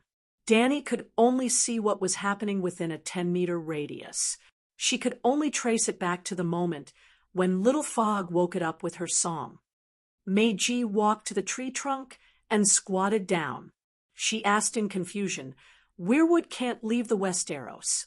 Little Fog is a tree spirit. She can understand the language of trees and flowers. That's why she can grow living weirwood." Marcella said, "I'm not a tree spirit. I'm a fire spirit created by Mother Goddess Danny." Little Fog said, unhappily, "Don't deny it. Master Yimont and Scholar said that you're a tree spirit. Also, if you're not a tree spirit, how can you understand the language of trees? You must have injured your brain when you were contracted by the Queen," Marcella said with certainty. "I didn't understand the language of flowers before. Mother Goddess taught me," Little Fog said. This was not taught to her by Danny. She did not understand it herself. The language of flowers and trees was not language information. It was a kind of status information. It was a skill that Little Fog learned by herself after singing to the weirwood tree trunk every day. Danny guessed that it was related to the talent of the Child of the Forest and the Song of Wind. Actually, her fire creation was a more important reason. The Child of the Forest could understand the voice of trees. However, it could not make an old tree rejuvenate. Little Fog was born from fire. Her body was also made of fire. There was a special kind of vitality in her body. After that, she sat on the weirwood tree and sang every day. She also listened to Danny's Song of Wind. This state was almost the same as the first Child of the Forest who slept on the Door God's tree trunk. Little Fog was naturally able to sing the Song of Wind of Mother Goddess Danny. Then, The Song of Wind would send the vitality of fire into the plant and activate her super little gardener talent. Since they were both tree spirits, Mate G was not surprised by Little Fog's gardener talent. Instead, she asked in puzzlement, "How did you know that I believe in the old god?" "Old god?" Little Fog shook her head in confusion. "What's an old god? Why do you say that it's my mother goddess?" Meiji pointed at the weirwood tree trunk and asked in a different way, "There's a string in your body that's connected to her. There's also a string in my body that's connected to Mother Goddess Danny." "What string?" "Your brain is indeed damaged." Mate G came to her own conclusion. "I don't want to talk to you anymore." Little Fog made a face at her and turned back into a cloud of fire mist. It was as light as smoke and as illusory as fire. Suddenly, it poured into a flower bud and disappeared. "Isn't this the forest of god trees? This weirwood is the heart tree." Meiji looked around and said in realization, "It does look a bit like it." Mesai nodded gently. "Sai, it's rare to come across such an authentic forest of god trees in a foreign land thousands of miles away. It's a pity not to worship it." As she spoke, Mother Bear pushed aside the blue grass, sat cross-legged in front of the tree trunk, and began to meditate. Well, the old god did not have any classical teachings. The so-called prayer was just to examine one's recent actions under the weirwood tree. In other words, it was to reflect on oneself 3 times a day. Before dinner, Danny, who had returned home from work, habitually practiced beside the weirwood tree. As soon as she merged her thoughts with the tree trunk, she noticed that the weirwood tree had changed again. It seemed that there was a connection with a certain place in the dark. However, her thoughts could not cross over, and she did not know where that place was. Strange, could it be that it can connect to the tree roots of the shelter? Then, she was pleasantly surprised to find that the buff to accelerate her comprehension of the Song of Wind had leveled up again. Every heart tree and weirwood worshipped by the believers of the old god was equivalent to a signal tower. Countless signal towers were connected to form an omniscient information network that covered the entire continent. At this time, because of Mother Bear's unintentional action, the weirwood tree trunk on the pyramid sensed the network of the distant continent. If there were a few hundred believers of the old god from Westeros who came to the tree trunk and prayed for thousands of years, every day, perhaps Danny could sit at home and learn about the affairs of the 7 kingdoms. Of course, the premise was that the owner of the plant omniscient network did not cut off her network. As the days passed, the dwarf's morning time became shorter and shorter every night. The next day, when Meiji and Mesai went to visit him, they also found that his complexion was getting better and better. Then Meiji opened her eyes wide and carefully looked at the dwarf on the bed. She said in surprise, "You've grown taller?" Chapter 696. Oh gods, the holy healing technique can also help people grow taller? After measuring the dwarf's body length, Meiji was stunned. 35 meters. Yes, not only did the dwarf's burnt skin recover its white and tender skin, even his height had increased by a lot, just as the Dragon Queen had promised that day. 35 meters, this data was not shocking, but the dwarf was only 9 meters tall when he was barefoot. In just 7 or 8 days, he had grown by 50%. How could this make the dwarves ecstatic? This is a rebirth technique, not a normal holy healing technique. The dwarf looked at his elongated legs and was filled with emotion. Finally, the suffering I suffered these few days was not in vain.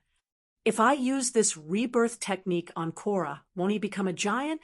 Meiji asked curiously. Korra is of normal height. Maybe he can grow by a few centimeters or more than 10 centimeters, but his genes have been fixed, so he can't be as exaggerated as Tyrion. Old Yimont shook his head. What do you mean? What are genes? Meiji asked blankly. The dwarf said sadly, "In other words, I shouldn't be a dwarf. Maybe I was disturbed by some external factors when I was in my mother's womb. For example, I was beaten by my father a few times, so I couldn't develop healthily." Old Yimot shook his head and said, "No, you are still a dwarf. Danny said that the reason you are only 0.9 meters tall is because of both innate genes and acquired diseases.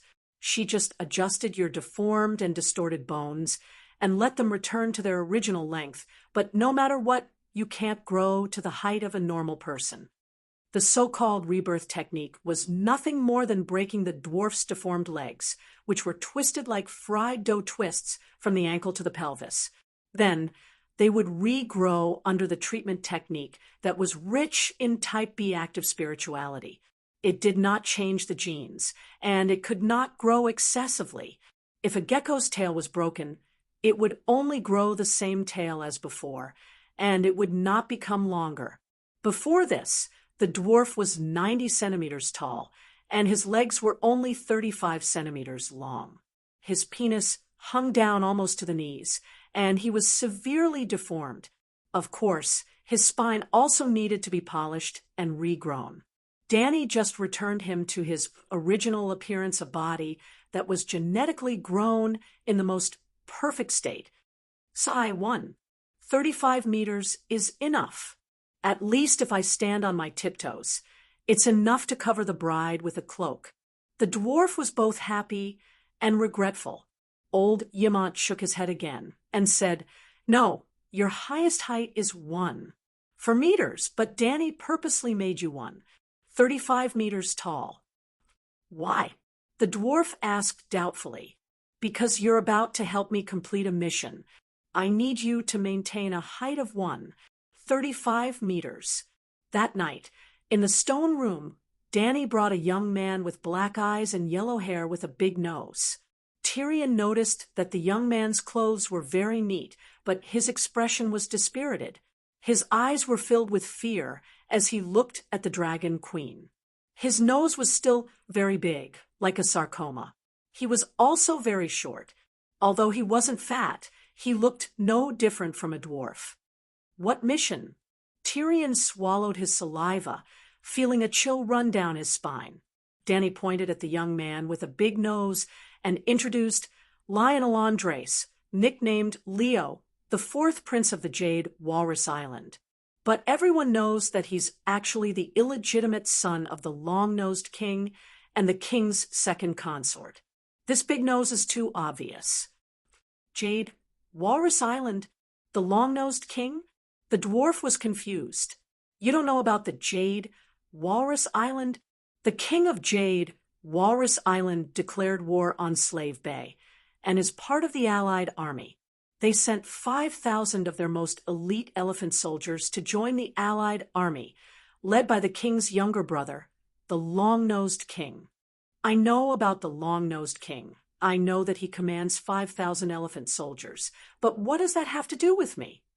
The dwarf asked, "Your mission is to disguise yourself as Prince Leo and enter the Allied army's main camp in exchange for prisoners.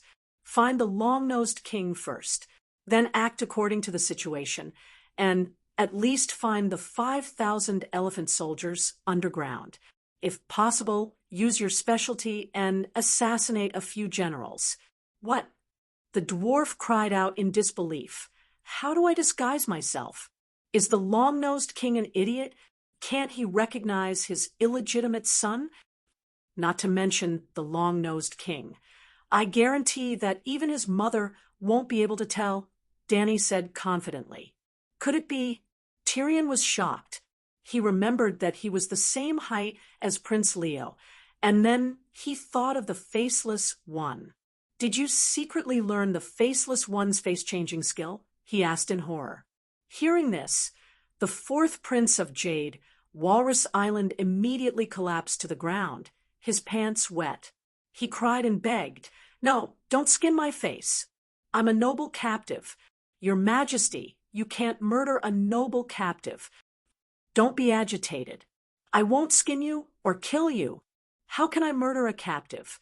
Danny comforted the prince and turned to the dwarf. The Faceless One's face-changing skill is nothing. Faceless is trash in front of the stranger's 4 great divine arts. Stranger's 4 great divine arts. The dwarf was confused.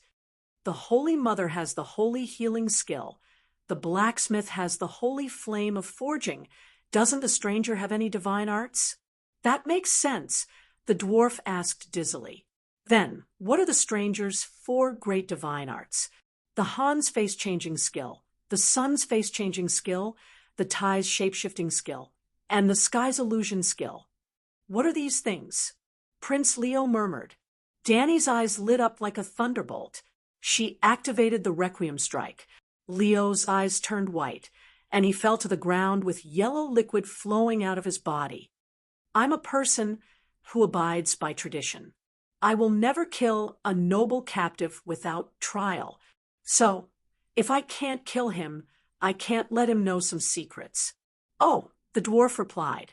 Then he asked, what are the stranger's 4 great divine arts? The sun's face-changing skill. Isn't it easy to understand? Using items and magic potions, you can change your face into someone else's. So powerful. I don't even need to kill or skin him, the dwarf exclaimed. The sky's illusion skill. Using the illusion of light and shadow, you can turn a hunting dog into a flower knight, you into a 3-meter-tall giant, and a crocodile into Beleriand. Wow, this is even stronger. I didn't expect the stranger to have illusions as well. The dwarf sighed again. Danny sized up the dwarf with bad intentions and said, the tie's shape-shifting skill, cutting off your penis and turning you into a girl, and even Mimi. You should be glad that the plundering team captured Prince Leo and not Princess Leo in the Freedom Strait.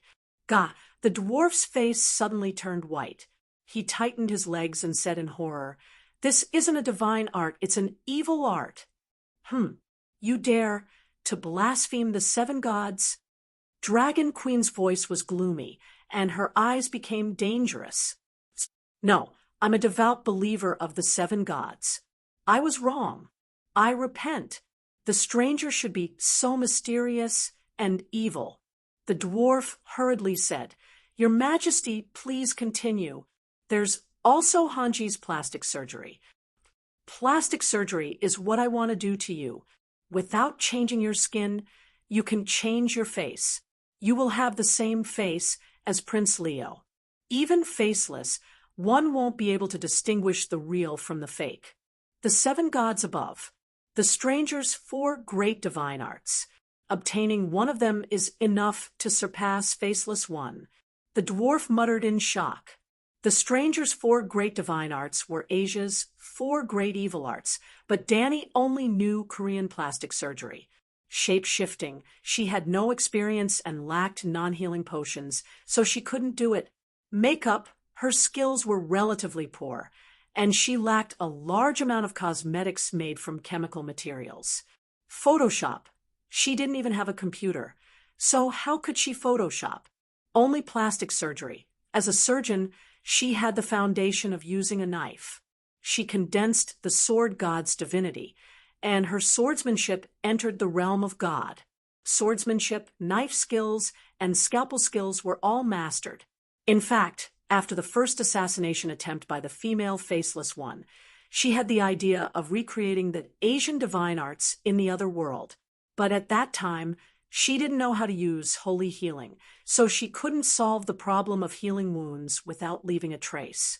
After she solved the biggest problem of plastic surgery, she suddenly realized, my ability is so strong, so why do I still want to use these crooked methods?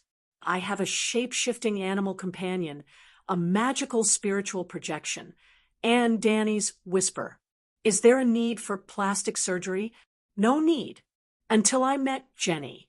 Just as Danny brought a bowl of poppy milk and was about to pour it down the dwarf's throat, he blocked the bowl and said, Wait a minute, I still have a few questions. Ask after you're done. Danny passed the bowl again. He blocked it again and anxiously said, Can I change back after plastic surgery? I don't want to live with a stranger's face for the rest of my life. Don't worry, Today you'll be a spy as Leo. Tomorrow I'll change your face to Leo's. I don't want Leo's face, I want mine. Danny shook her head and said, You're too ugly.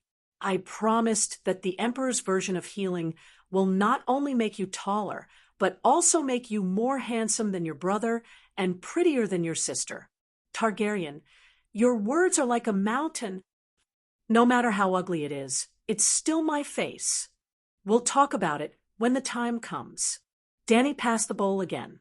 The dwarf refused again and said, Your Majesty, I still have a few questions. Gulp, gulp. Danny didn't want to listen anymore. She pinched open his upper and lower jaw and forced the poppy milk into his mouth. Danny's grip on the knife was very accurate and stable. She had experimented on the corpses of dead enemy soldiers, but it was her first time performing plastic surgery on a living person. Unsurprisingly, she failed. Danny made a Prince Leo with a crooked nose and slanted eyes. But she wasn't afraid. She had holy healing technique. Then, the second time, the third time, the fourth time, that night, she worked from nightfall to the next morning and failed 35 times. The key was that Prince Leo's egg-sized red nose was very difficult to imitate. She needed to find a filler and stuff it in. Unfortunately, Danny didn't have silicone, so she could only use fishwood. Yes, fishwood was indestructible. Its chemical and physical stability was terrifyingly strong. If it was made into a filler, it wouldn't decay and change shape even after 10,000 years. In theory, it was more suitable than silicone, but fishwood was harder than silicone. If some female celebrity dared to pinch her chin filled with fishwood, well, there was no need to pinch. Everyone could tell that she had undergone plastic surgery. After resting for an hour and eating breakfast, she rode the dragon to work. In the afternoon, she got off work early and returned to the operating room to continue her experiments. No wonder there were so many ghost surgeries in Korea. It was because the newbie doctors needed too much training. Danny sighed. Hard work paid off. Finally, when the centaur maid Eerie came to deliver supper, the dragon queen got inspiration from the meat muffin. Since fishwood is too hard, can it be made into meat muffin? Isn't beef jerky very hard too? But if it was made into meat muffin, how soft and fluffy would it be? Then, the dwarf had a fishwood meat muffin nose. 7 gods above, this. The dwarf looked at himself in the mirror and was so incredulous that he almost collapsed. How did I become like this?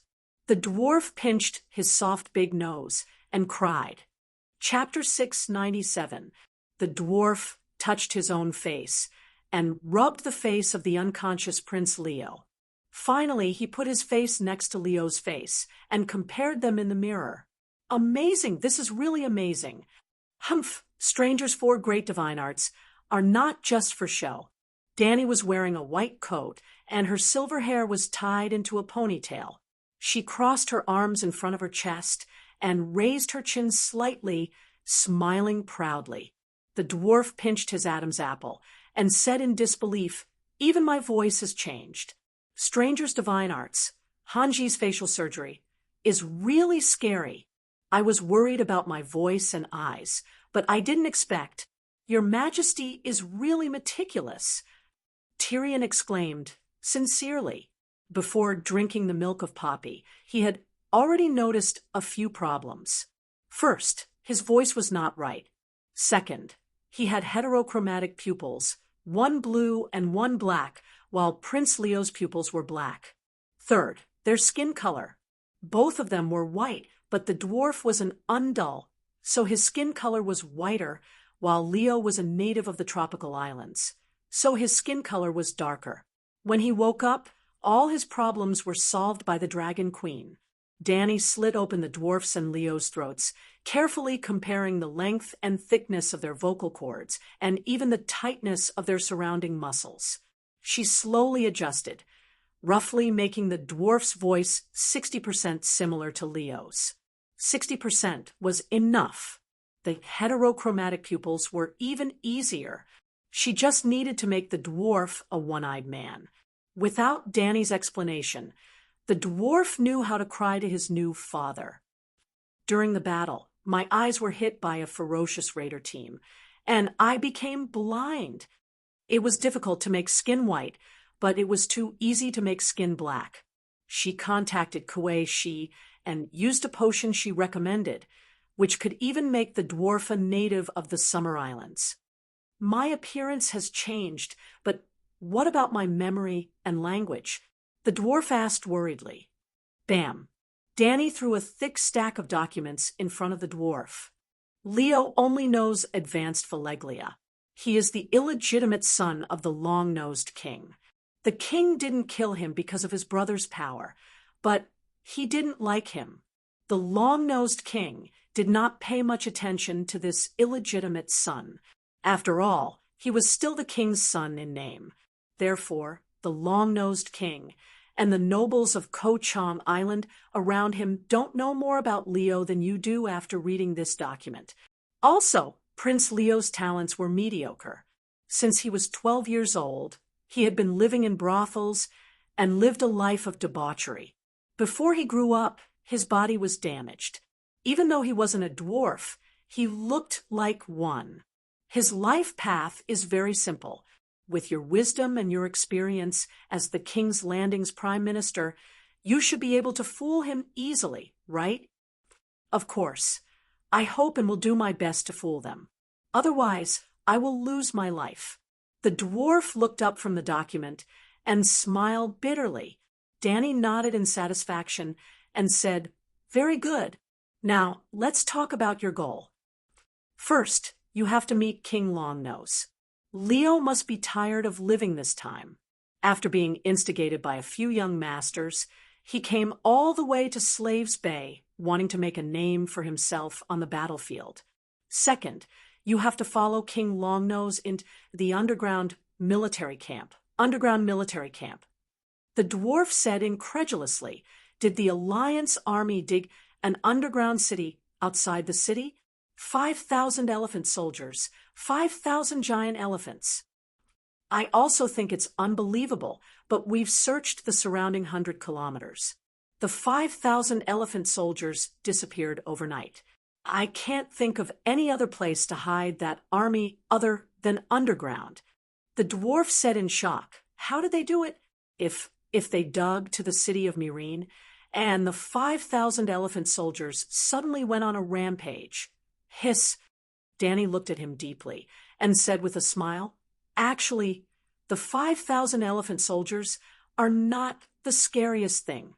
Do you know what is the scariest thing? A monster that digs a hole." The dwarf's face was pale. He said in a trembling voice, "What kind of monster is it? Aren't you a megalosaurus expert? Why can't you guess it? Dragon worm?" The dwarf said with difficulty. Danny nodded lightly. "It's very likely to be a dragon worm." Dragon worms were also called fire dragon worms. Although they were called worms, they were actually a subspecies of dragons. Like pterosaurs, dragon worms were similar in form to megalosaurus. They did not have wings, so fire dragon worms could not fly in the sky. They could only dig holes in the soil. However, dragon worms also had the fire magic that belonged to Megalosaurus, and they could spit dragon flames. The most famous hand of the king in Westeros, the Bastion Friar, was a commoner. After reading the secret records of the Targaryen royal family, he wrote a famous scientific research book on the origin of Megalosaurus dragons, dragon worms, and pterosaurs, the unnatural history of the dragon race. Other than discussing the differences between Megalosaurus, dragon worms, and pterosaurs, the book mainly explained a secret about the origin of Megalosaurus. The Megalosaurus of Valeglia did not evolve naturally. In the past, Megalosaurus went extinct at least once. The ancestors of Valeglia extracted special genes from dragon worms and pterosaurs through brilliant blood witchcraft and fused them into a complete Megalosaurus. At that time, although dragon worms rarely appeared in the world, scholars were not unfamiliar with them. What was worse was that the idiot Saint Bailey later listed The Unnatural History of Evolution as a banned book. Not only did he search out all of The Unnatural History of Evolution and burn them, even the secret records in the royal family's library were not spared. Only a complete set of books was hidden in the cellar of the City of Learning. The books that were scattered outside were all scattered books. The dwarf had also spent a lot of energy and effort to collect that set of books. Therefore, when Danny gave a slight hint, he guessed that it was a dragon worm that was digging a tunnel. Then, could a dragon worm dig a tunnel of that scale? Aegon the Conqueror's Mount Black Death Balerion could swallow a mammoth in one gulp. From this, it could be seen how huge an adult megalosaurus was. As for dragon worms, just by looking at their living habits, they seemed to be very similar to fire-breathing earthworms. However, they were really a distant relative of the megalosaurus. An adult dragon worm's body was incomparably huge, not much smaller than a megalosaurus. Sigh, if only Friar Basil's The Unnatural History of Evolution was still here. That book has a detailed introduction to the habits of dragon worms. The dwarf said regretfully. The scholars secretly preserved the complete The Unnatural History of Evolution. When you finish your mission, you can go to the City of Learning to look for it. Right now, your mission is not to study the habits of dragon worms, but to determine whether that monster is a dragon worm, and then figure out its location. If you don't know the weakness of the dragon worm, how will you deal with it? The dwarf asked. I have a megalosaurus and 800 knights with steel swords, Danny said with a serious expression. Of course, she knew the weakness of dragon worms. They were afraid of the cold. Dragon worms liked volcanic environments. They could swim in lava pools, but they could not survive in low-temperature soil for long. She had a plan to deal with it. However, the dwarf was going to be a spy. If she told him too many secrets, what if her identity was exposed? And he was caught by Jenny. What if her plan was leaked? She might as well tell him a piece of false information. If the dwarf really met with misfortune, he could luckily be transformed into a living Jongon. However, the dwarf seemed to have guessed her sinister intentions. He only used his single eye to look deeply at the Dragon Queen. He did not continue on this topic and asked, How should I inform you? Should I bring along a shape-shifting animal companion? The shape-shifting was exposed long ago. There's also the magic tower that suppresses the glass candle's communication. Danny told him about Jenny's true dragon roar and Orlos's appearance in the second core of the weave. In the end, she said, Finally, she said, I have to admit that those old monsters like Balerion and Melisandre are stronger than me in terms of experience and technique. However, the light of the seven gods cannot be concealed. I can't use magic to send messages, but I can pray to the seven gods. Pray to the seven gods for protection? The dwarf had a ridiculous expression. Have you forgotten that you have the Holy Knight's seal? What do you mean? The dwarf's face was pale. He looked at Danny in alarm and asked bitterly, Can you monitor my thoughts through the Holy Knight's seal? Danny shook her head and asked with a smile, Do you remember how the Alliance's winged dragon knights communicated with each other when Benny was still alive? During the Battle of Tolos and the Battle of Meereen later, the Alliance's winged dragon squads all communicated through Balerion's channel of faith, as if they were wearing radio headsets. The Alliance's winged dragon knights had all been carefully selected. They were either pure-blooded Valeglia or devout believers of Balerion. Therefore, as Balerion's clone, Benny could act as a signal tower and communicate with the surrounding winged dragon knights in real time. Thinking of this, the dwarf let out a long sigh of relief. He knew that this method of communication was only through the channel of faith, transmitting information within a short distance. Not only could he not spy on others' thoughts, If the distance was too far more than 10 kilometers, the signal of faith would be bad. Any further, and the connection would be disconnected. You don't seem to have used this function before, Tyrion said, puzzled.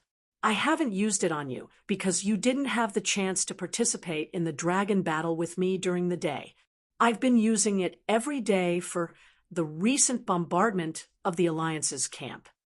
The dwarf recalled carefully. Indeed, during the Battle of New Guise, he had participated in a dragon battle with the Dragon Queen. However, it had been at night and a chaotic battle. Your Majesty, you learned this method of communication from Balerion. How could she not be on guard? The dwarf asked again. Jenny must be on guard, but Dany smiled proudly. Do you know that Melisandre snatched Aegon's dragon by force? She failed. I've said it before. Other than me, no one can even think of snatching the Holy Knight's winged dragon.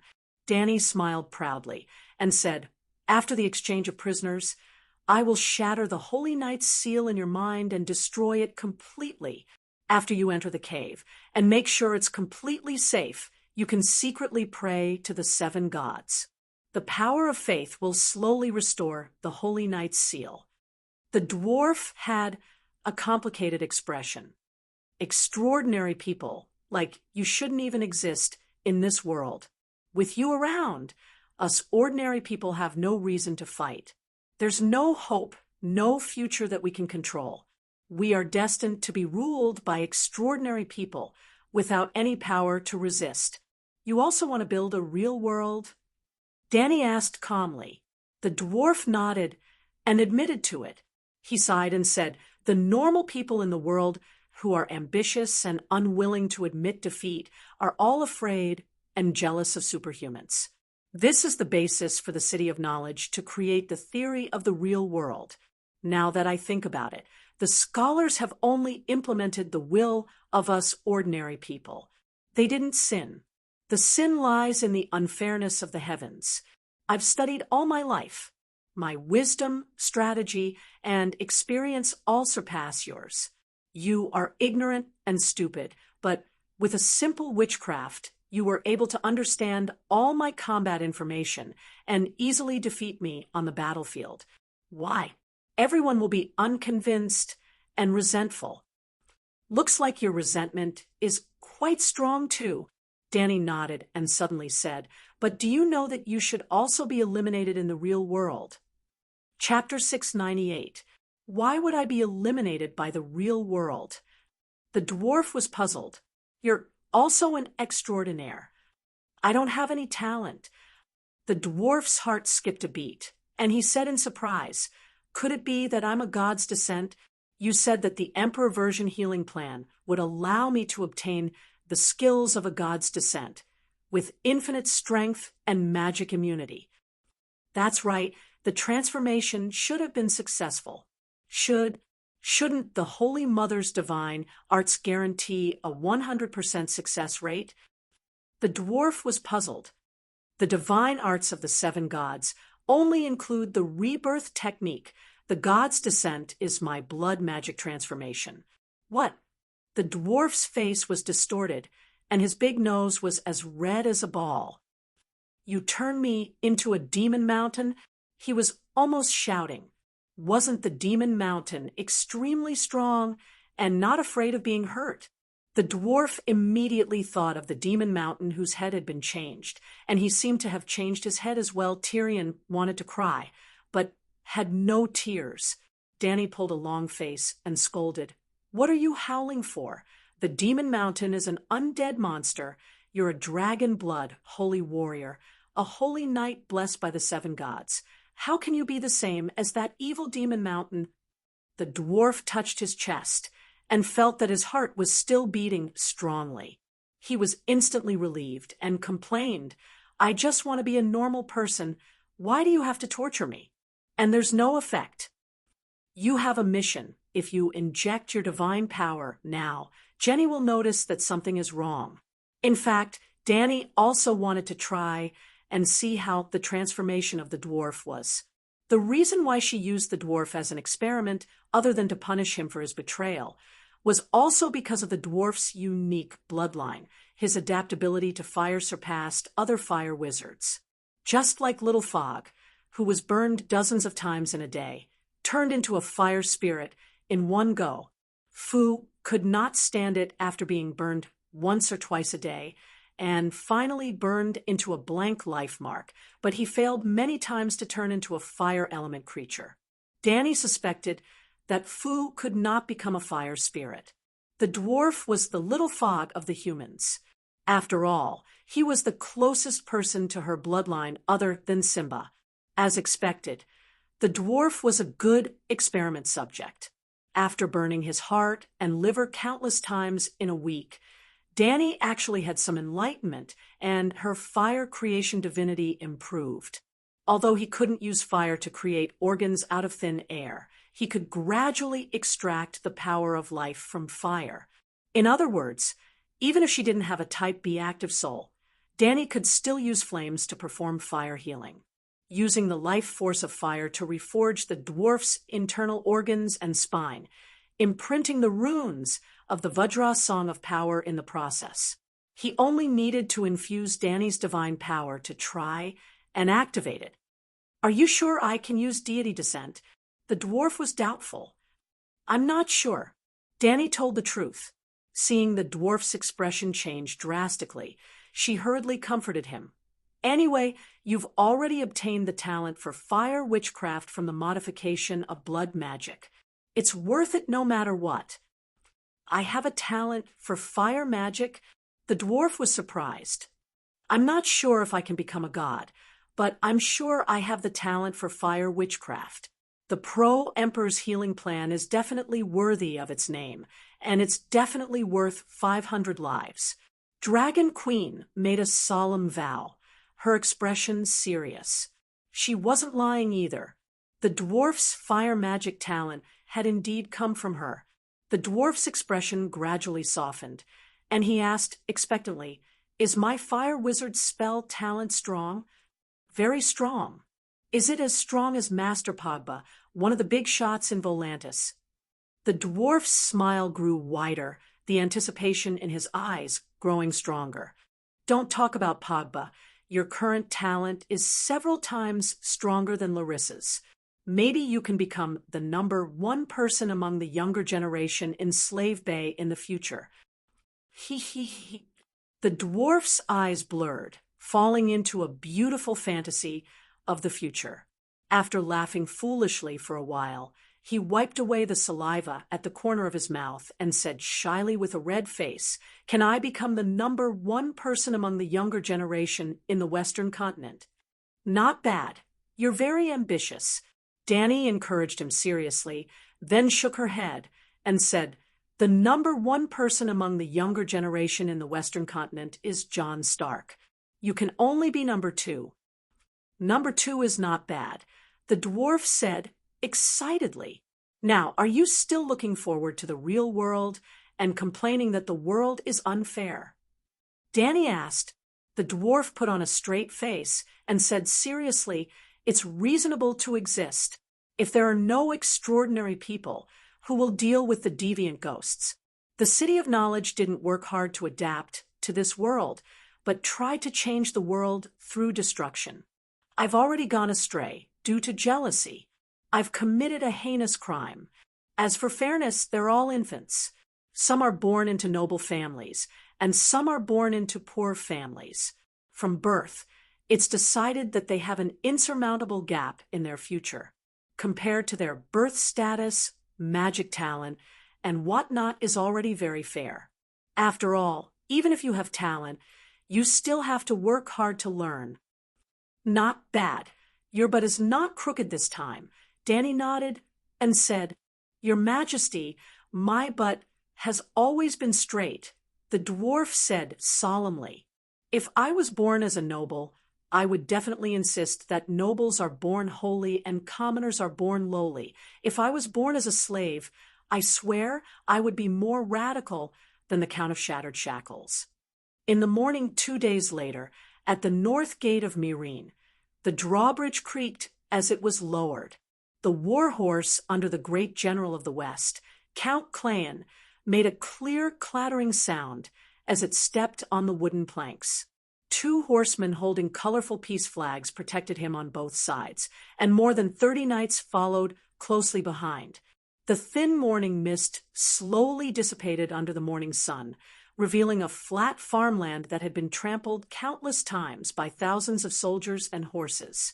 Other than the overturned black mud and hoof prints, there was not a single green vegetable or a bunch of golden wheat. The 10-kilometer-wide battlefield was empty and quiet. There were only 35 knights led by Count Clayan, and a dozen knights slowly approaching from the opposite side. They were from the Allied camp, and they were also holding colorful peace flags.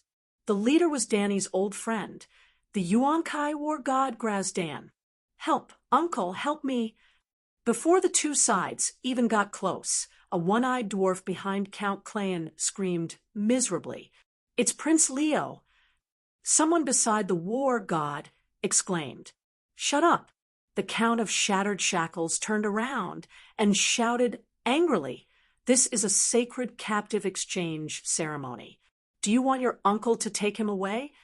The one-eyed dwarf shrunk his neck in fear after being scolded by the butcher. Then he cried, "Let's exchange me first. I'm the 4th Prince of Ko-Chang Island, and my uncle is the Long-Nosed King. You have to exchange me first." Not only the Count of Shattered Shackles retainer knights, the allied captives beside the one-eyed dwarf, and the war gods group all showed looks of disdain. "It's not worth it to exchange a precious dragon knight for trash like this," the war god's personal attendant said in a low voice. "Sigh, his uncle is the Long-Nosed King." The war god Yuan-Kai sighed, helplessly. He squeezed his horse's belly and quickly moved forward. The 2 teams of knights stopped beside a 4-foot-wide ditch. The paddy field was already barren and dry. Only yellow straw roots and bowl-sized holes were left on the ground by the horses' hooves. Only a finger-deep water was left in the ditch. 4 or 5 small crucian carps were swimming among the water plants, looking for food. The war god Yuan-Kai looked deeply at the slave count across from him and said in a clear voice, "I have 3 winged dragon knights and 2 centaur rangers." Count Broken Shackle looked deeply at the slave master and said, 2 winged dragon knights, 7 noble commanders from various city-states, all with the title of count or above, 3 smugglers, 2 roaming cavalrymen, and 1 prince. Let's exchange me first. I'm a prince, the Prince of Ko-Chang Island. My uncle is the Long-Nosed King, and he commands 5,000 elephant soldiers," the one-eyed dwarf hurriedly said. The war god Yuan-Kai looked coldly at him and asked, 1 dragon knight for 1 ranger. I only have 1 dragon knight left. How many noble commanders can I exchange for? 5. What about the remaining 2 counts and merchants? The war god asked again. 1 count for 1,500 gold radiance, and 500 gold radiance per merchant, the Count of Shattered Shackles said in a familiar tone. Very reasonable. Deal. The war god nodded. What about me? The one-eyed dwarf asked anxiously. The war god Yuan-Kai sighed and said in a low voice, How much is Prince Leo worth? Klein raised 3 fingers. 3,000 gold radiance. Deal. The war god Yuan-Kai heaved a sigh of relief. The other party hadn't asked for too much. What? I'm only worth 3,000 gold radiance. The one-eyed dwarf wasn't willing to accept it. If you want money, you should have sent a letter to my uncle earlier. It's only 3,000 gold radiance, and he's locked me up for more than a month. Shut up. The war god couldn't hold back any longer. Who are you? Do you know my uncle, the Long-Nosed King? I'm the Prince of Ko-Chang Island. How dare you act so impudently in front of me? The one-eyed dwarf shouted back, with his only eye wide open. The war god Yuan-Kai took a bag of gold coins from his attendant and tossed it to the other side. Let's go. He didn't even look at the one-eyed dwarf and turned around to leave. Klein reached out and caught the bag of gold coins. He weighed it in his hand and said with a wave of his hand, "The deal is done. You may leave." The one-eyed dwarf seemed to be impatient. He immediately shouted, "Hiya!" and kicked his horse's spurs, causing it to gallop forward. But when they crossed the ditch, the horse sprinted too quickly and jumped too early, causing its two hind hooves to sink into the ditch. Splash! One-eyed dragon slid down from the saddle and fell into a shallow puddle of water. The news of the fourth prince of Ko-Chang Island falling into a ditch and catching a cold and fever quickly spread through the Allied camp. "I want to see my uncle.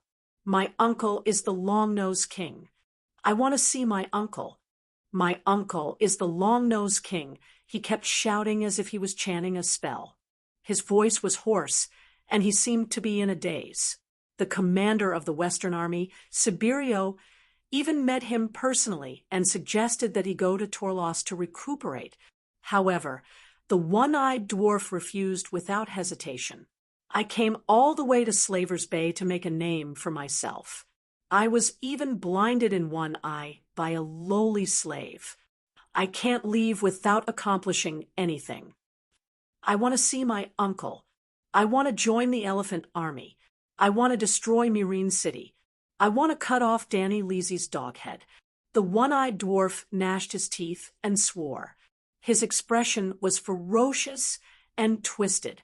His whole body exuded an unstoppable determination and will.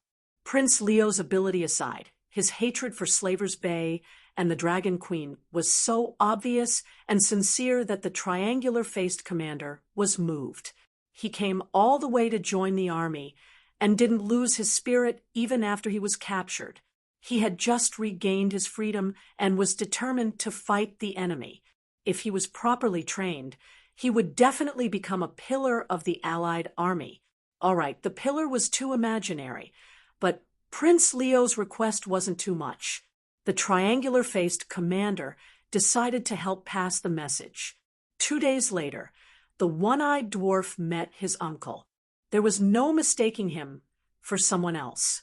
The two looked very similar, as if they were made from the same mold, especially that big red nose. "Uncle!" the one-eyed dwarf cried. Leo, the long-nosed king, walked over with concern and supported his nephew. However, he scolded, "Nonsense! What are you doing here? Look, even one of your eyes is broken." "Uncle, I want to make a name for myself with you." The one-eyed dwarf gritted his teeth and said, "I want those bastards in Longtooth Palace who flatter the strong and trample on the weak to understand that the wheel of fortune changes. Don't bully a poor young man." Sigh. The long-nosed king sighed and nodded lightly. "All right, we will definitely win this time. With the great achievement of capturing Danny Leesy, you really might be able to ascend to the throne." Then the one-eyed dwarf saw a white-robed priestess with a stunning appearance and an icy temperament. Chapter 699, 15 kilometers to the northwest of Murine. On a rocky cliff by the sea, there was a simple but deep cave that was dug out from a crack in the cliff. "Take off your clothes." Under the dim yellow light of the oil lamp, Jenny's delicate face was 3 parts impatient and 4 parts indifferent. "What?" Prince Leo's only eye widened. His lustful and soul-stirred expression turned into astonishment, a little anticipation, and a little surprise. "Take off my clothes here? People are coming and going." Although he said that, his movements were unusually smooth. He quickly took off his exquisite blue velvet coat and thin calfskin tights. Soon his underwear, boots, and socks were also taken off. He covered his private parts and stood naked in front of Jenny. Even though his uncle and 2 servants were standing beside him, the one-eyed man who had been staring at Jenny's face and chest could not help but raise his small head and then lower his big head in shame.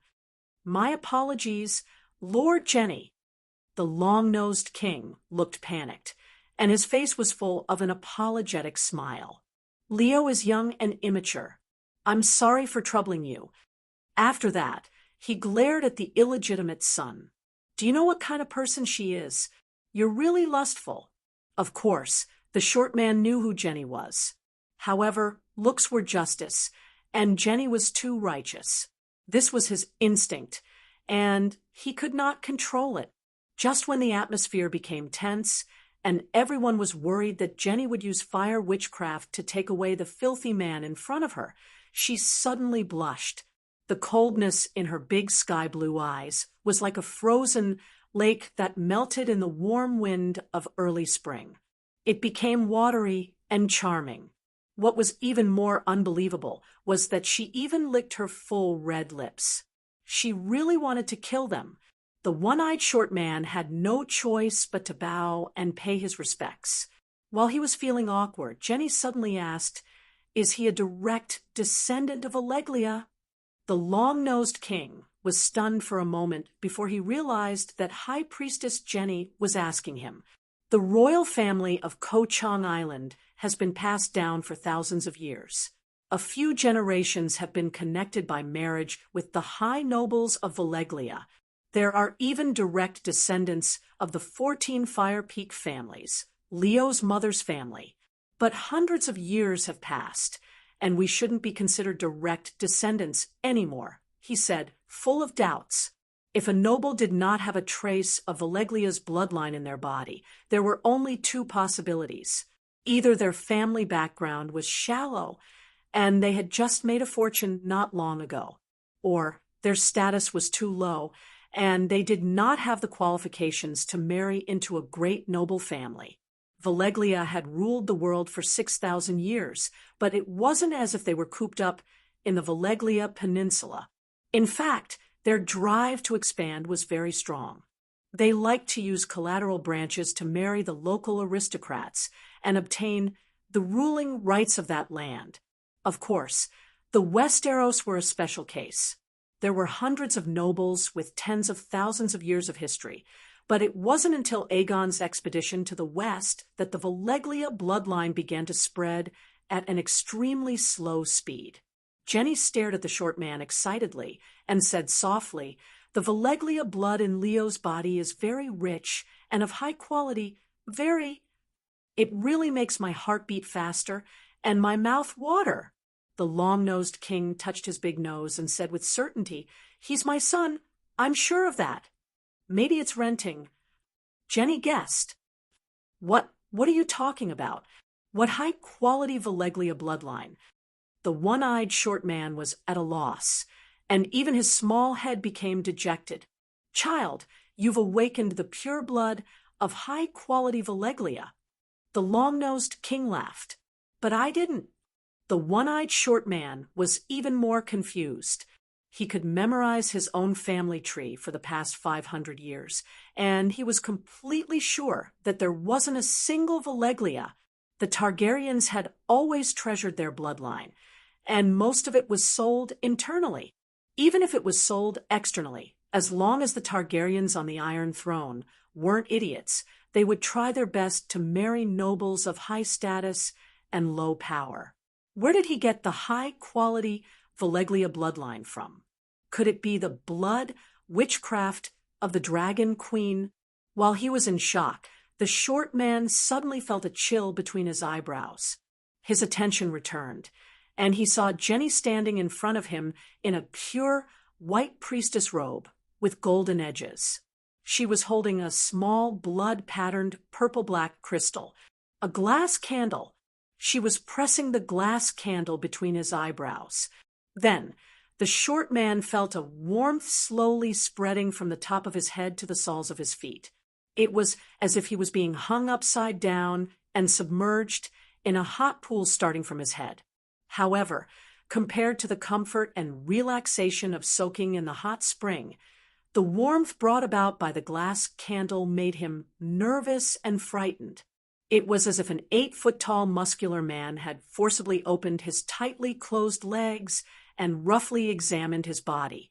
This cycle repeated 7 or 8 times, and the little thoughts that the short man had for Jenny completely disappeared. He started to fear her.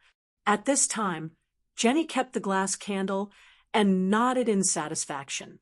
She smiled charmingly and said, "Very good." After suffering a few losses, Danny Lilith also became honest and didn't do anything to the captives anymore. "How many losses have you suffered?" The short man muttered blankly. Suddenly, his pupils contracted, and his heart trembled. 7 levels of hell. I'm not the first.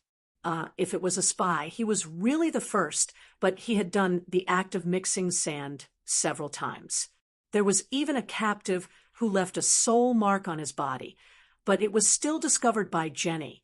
Then she reversed the true soul destruction strike and directly turned the Volantis double invincible into a Volantis magnate.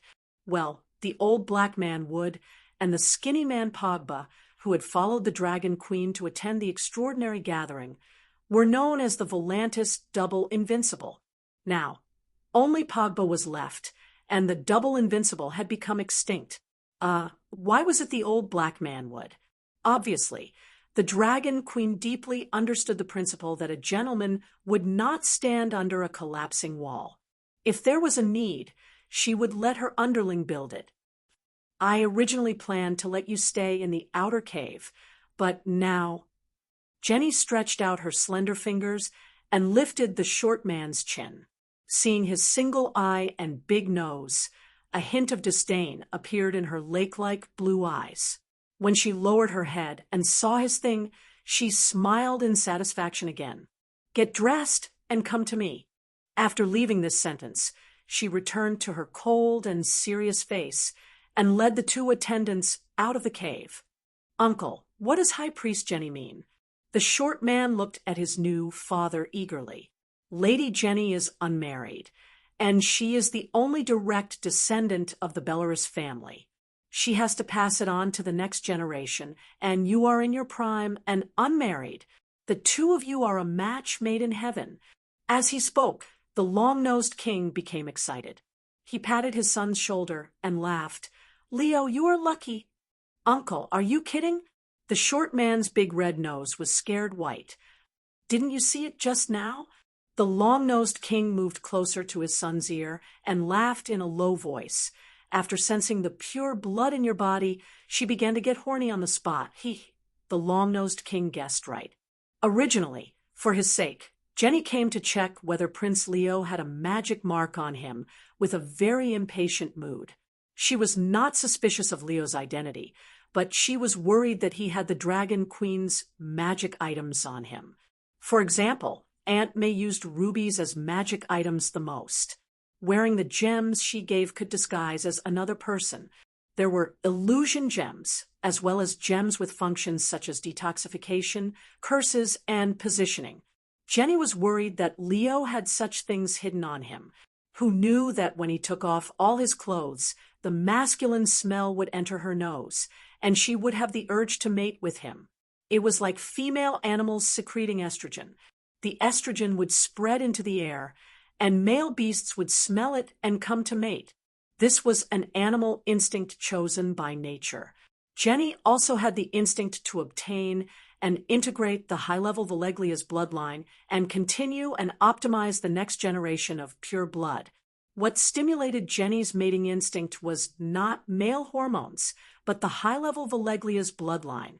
As the long-nosed king said, if Belarus's direct bloodline was to be passed on, Jenny had to get married. Her previous choice was Benny. This had nothing to do with emotions. Beleriand simply needed an heir.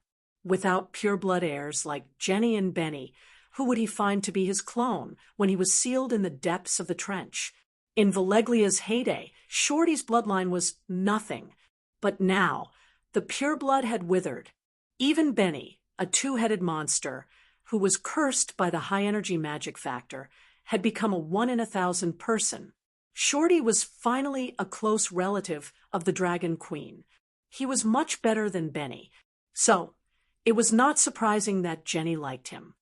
"But I don't want to," Shorty wailed. "Lady Jenny is noble, powerful, and beautiful. Why don't you want to?" the long-nosed king asked, puzzled. I'm scared when I look at her. Shorty said with a trembling voice. But you still raised your head. You do have my style. The long-nosed king laughed wretchedly.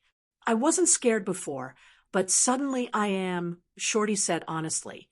The long-nosed king thought for a moment, and speculated, maybe when she used the soul detection magic, your will was suppressed.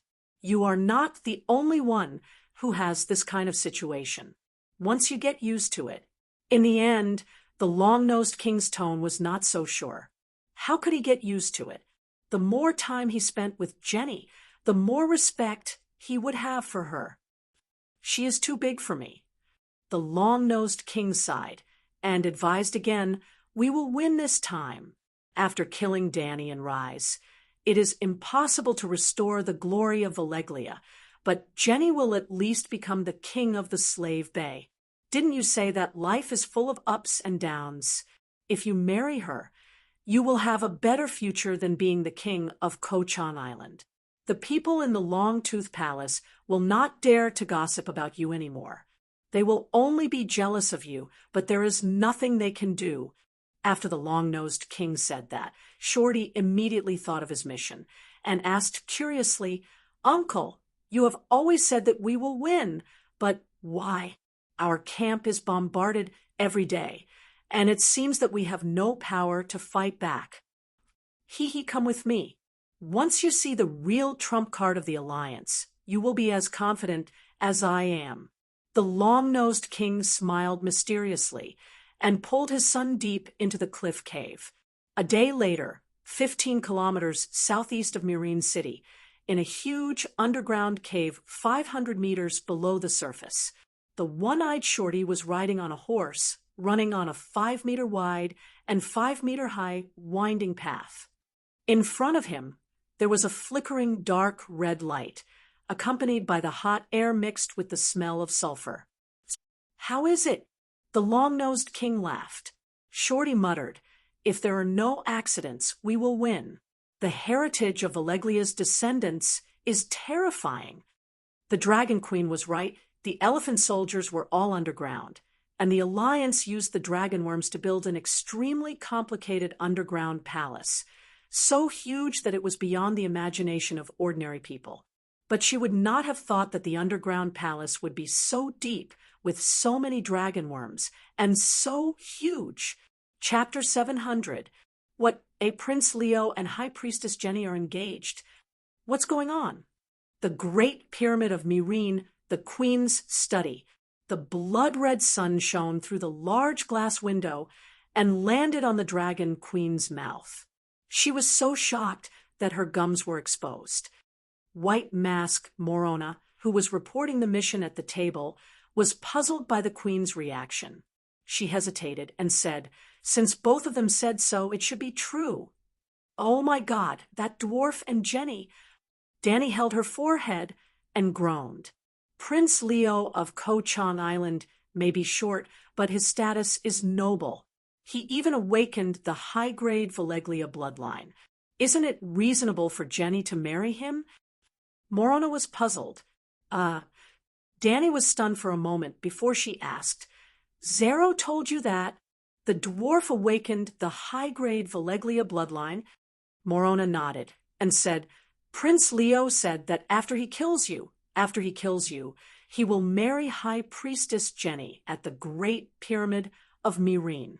Zero also found it unbelievable at first, but after some investigation, he realized that Leo's bloodline is not very pure, but its level is very high. High Priestess Jenny decided to marry Prince Leo in order to continue the bloodline of the Belarus family. I see. Danny was enlightened. At the same time, she also figured out why the dwarf had lost contact with them. Well, it had been a week since the last exchange of captives. The atmosphere of war outside the city was getting more and more intense. There was a sense of urgency as if a storm was coming. The final battle was coming. However, once the dwarf entered the enemy's camp, Danny did not see him praying to the 7 gods. It turned out that the dwarf had become Zero's son-in-law and was always with Jenny. He did not have the chance nor did he dare to pray to the 7 gods. Once he condensed the mark of the Holy Night, she would immediately discover it. Danny slammed the table and said in frustration, "I miscalculated." She did not mind the dwarf losing his virginity, but if Jenny gained something from it, then, under normal circumstances, as long as the dwarf did not practice fire magic, no one would be able to determine the type, purity, and grade of their bloodline. In any case, Danny had only sensed that the dwarf had an extraordinary talent for practicing fire witchcraft. After taking his blood and observing it with the witchcraft lens, she was sure that as she comprehended her own song of fire, his bloodline had definitely advanced. Wasn't Aunt May also wondering why the dwarf wasn't burned to death? If Aunt May had the chance to draw blood and cast a detection spell, she would definitely be able to detect the abnormality of the dwarf. But just by looking with her eyes and smelling with her nose. Fine. Jenny discovered the secret of the dwarf's bloodline with her instinctive desire. "Your Majesty, is that Leo special?" Morona asked doubtfully. When Danny asked her to look for Zero and Chuegu to ask for information, she only asked about what had happened in the Alliance's camp. She didn't mention Leo by name. If I had known that his bloodline was so powerful, I wouldn't have let him go. Danny brushed her off and gestured for Morona to leave. Not to mention Morona, even old Yima didn't know that the dwarf had gone to the enemy camp to be a Mission Impossible spy. Because Tyrion was recuperating in the Queen's intensive care unit, everyone could see him every 2 days, and even had a simple conversation with him. The news of the engagement must have spread in the camp because of the dwarf. He's telling me about the current situation, but what's the use of that? Danny frowned as she pondered. Knowing that he was going to be Jenny's husband, what else could she do other than gloat? No, that fellow said that he would chop off my head and marry Jenny at the top of the Great Pyramid of Myrene. The dwarf is warning me that Jenny's trump card can really turn the situation around. In Valeglia's 6,000 years of history, they have always relied on the megalosaurus to fight wars. If 1 megalosaurus isn't enough, then 100. If 100 isn't enough, then 300. They have never used a forbidden spell. So, the trump card must have something to do with dragons. And the dwarf has also disappeared in the surface camp, which means that my previous guess was right. Jenny is probably controlling the dragon worms to dig an underground palace outside the city. If I were to think about it, I would even dig a tunnel into the city of Myrene and collapse the Great Pyramid. Then, Myrene would definitely fall. Danny's heart skipped a beat. She began to give orders to investigate the depth of all the wells within the city of Myrene and within 5 kilometers of the city. When night fell, hundreds and thousands of people left Myrene. They were in groups of 5. According to the area designated by the Queen, they began to dig wells in an orderly manner. They didn't need to be deep. They only needed to measure the depth to see the underground water. Another day, Danny was drawing the Myrene sewer map. In the study, when the fire spirit, Little Mist, flew in to inform her that Sir Clinton had returned. Well, the dwarf's injuries had not healed, and he was recuperating in the intensive care unit. But Meiji had been sent back to the Westeros by Old Helplessness Long before he went undercover in the Allied camp. Old Helplessness left with a striped dragon and Mother Bear. When he returned, he was not alone. Barristan of the Queen's Corner chose to return to participate in the final battle. Meiji fulfilled her promise to the Dragon Queen before she left and sent her 3 daughters over.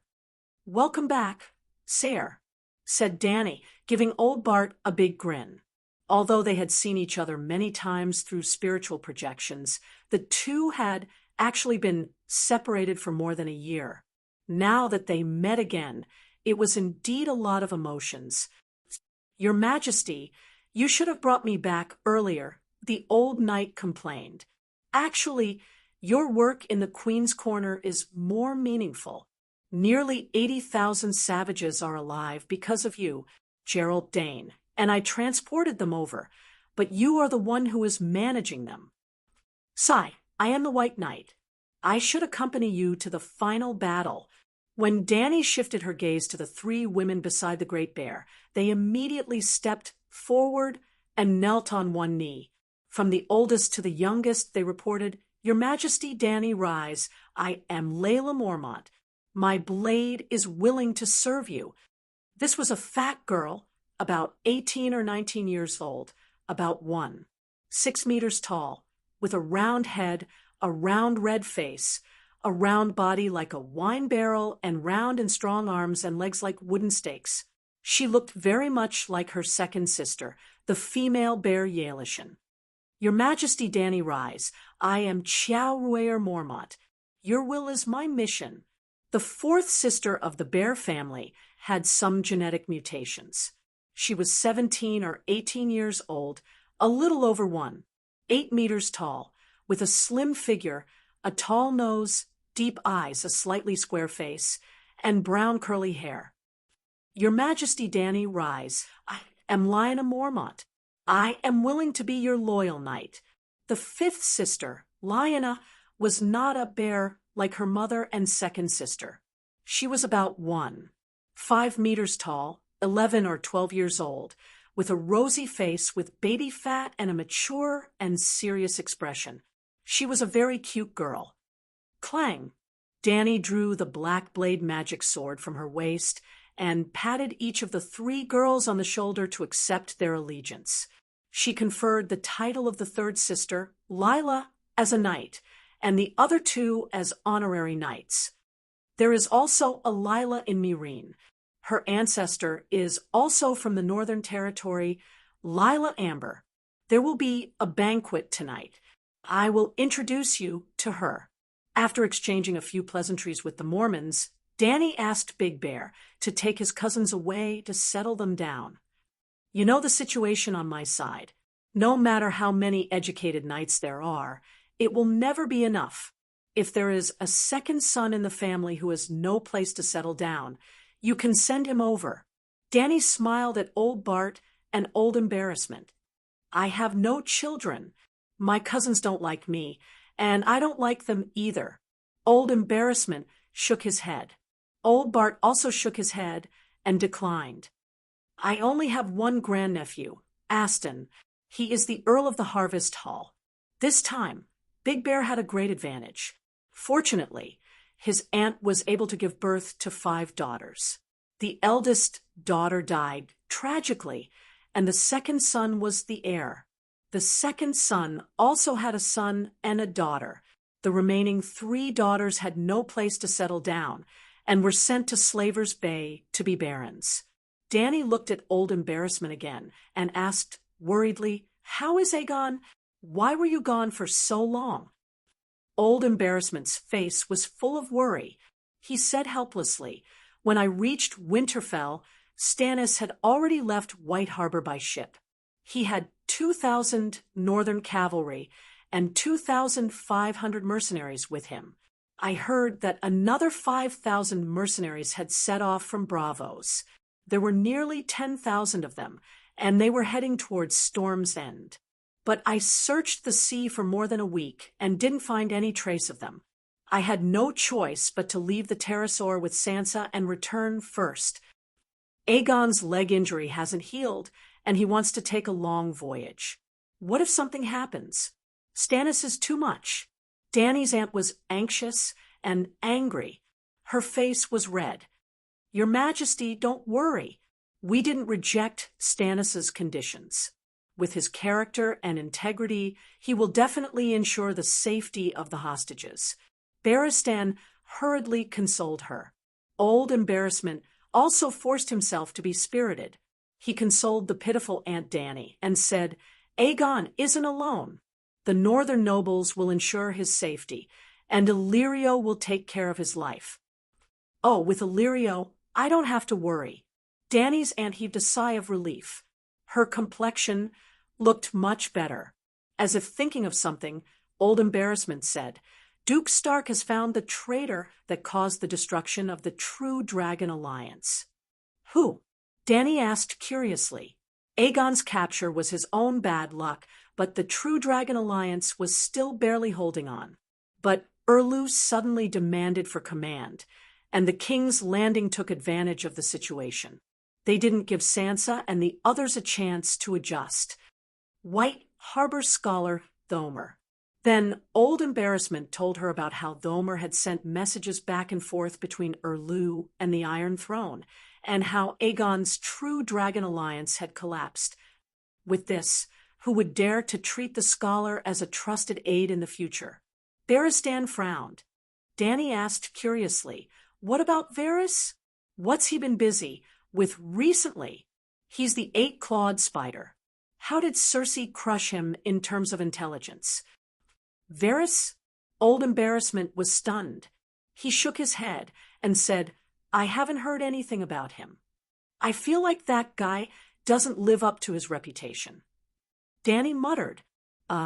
She had misunderstood the bald eunuch. He had been working hard and had been playing a role.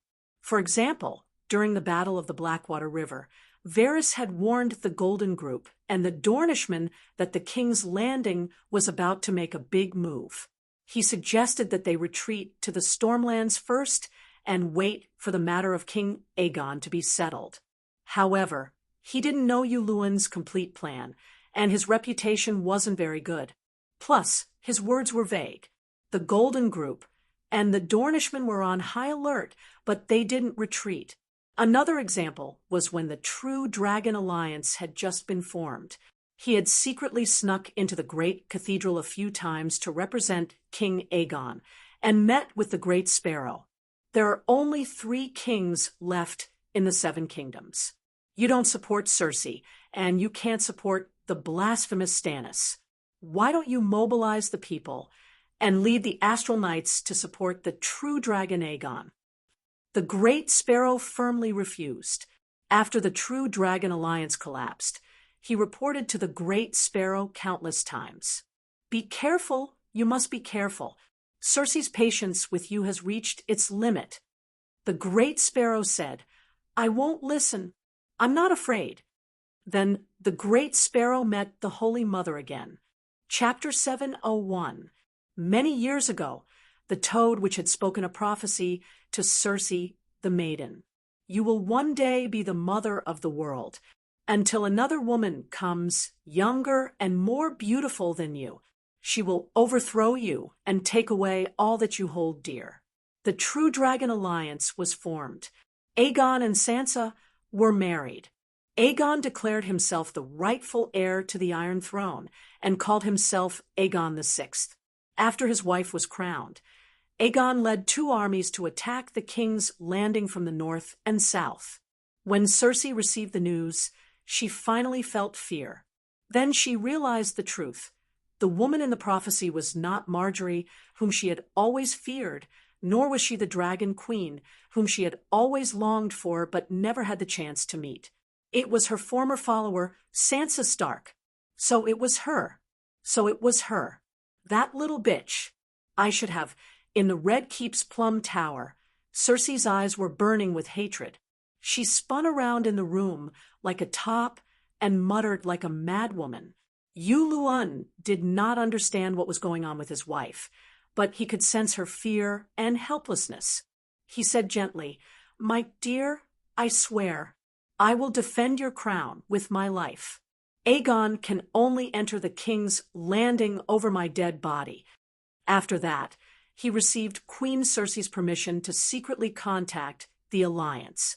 In exchange for a dragon egg and a dragon's horn, he rented a squad of winged dragons from the Alliance. Take note, Yuluin is renting the pterosaur squad, not joining the Alliance army. She is also not roping in the Alliance army to attack her nephew with the Dragon Queen as their common goal. When the squad of winged dragons arrived, he made a clear statement in the Imperial Council. "We are only targeting Aegon Targaryen, who started the civil war and destroyed the peace. Renting the squad of winged dragons is just a commercial activity. In fact, That was what he said in the letter he sent to the Alliance. But everyone knew that this was just a small trick to avoid Dragon Queen's revenge. The allies had received the dragon egg and the horn, and they had also gotten King Aegon, so they didn't mind Luwin taking advantage of them. Cersei was not satisfied. She thought this was too cowardly. "I'm not afraid of Dany Alice," she announced to all the ministers at the Imperial Conference. However, the ministers of government, and even the Lannister who controlled the Lion Army, did not want to fight to the death with the Dragon Queen before the situation at Slave Bay was clear. They let out a long sigh of relief and gladly accepted the winged dragon mercenaries. They then sent a letter to Dragonstone Island and explained the situation to the Dragon Queen. But the winged dragons of the Alliance were not to be trifled with. On the surface, they promised Luwin that they would be honest mercenaries, but in secret they repeatedly flew to Dragonstone Island to throw wildfire bombs. While destroying the core of the magic net, they also wanted to force the Iron Throne into action. Luwin, the hero of Liangshan, held the letter from Dragonstone Island. His expression, after discovering the special identity of scholar Aegon Whiteharbour, Luwin's first mission was to encourage Jon Stark to send a request for help to Sansa and try to pull Aegon's forces to Winterfell. At that time, Aegon's armies from the north and south had left for King's Landing. Even a fool would know that if he focused part of his efforts on the north, the Iron Throne would have an easier time. By letting Aegon and meet, they would be able to incite internal strife. While eliminating who was close to the Iron Treasury, it would further weaken Aegon's forces. Although had Aunt May's protection and the Iron Treasury's unlimited gold buff from afar, Luwin and the others thought that he was a grasshopper in autumn who would not last long. After all, had almost died at the hands of Little Skinner. Aegon should be stronger than Little Skinner, right? Before Scholar Aegon could speak, Jon had already arranged for Magie and Gabbert to go to River Rapture City to look for Sansa. Luwin, to let last longer, Luwin gave Scholar Aegon a new mission, to inform about the current situation of the True Dragon Alliance. Only by knowing the enemy and knowing oneself can one win 100 battles. All right, Luwin did not expect to win back then. He only hoped that that stumbling block, would be harder and bigger so that Aegon would fall hard. It would be best if Aegon could fight on two fronts for a long time, against in the north and against the Iron Throne in King's Landing. As the commander, Aegon had to fly between the north and the south frequently. Apart from exhausting him, it also gave the hired team an opportunity to ambush him. Luwin also knew that Aegon traveled at night and was on guard against the possible appearance of the winged dragon knights. No one would have thought that would be able to capture King Aegon. When he received the letter from Scholar Aegon, Luwin's jaw almost dropped. "But Cersei, I've been praying to the Holy Mother every day, and finally, the Holy Mother has begun to care for me. Everything has been going too well recently. Whatever I want comes to me. Sansa, that stupid bitch, ran to the north on her own with the false dragon. Stannis also didn't need our help. He took care of Aegon himself. If this is not the Holy Mother's blessing, then what is?" At the Imperial Conference, Queen Cersei was in high spirits, her face glowing.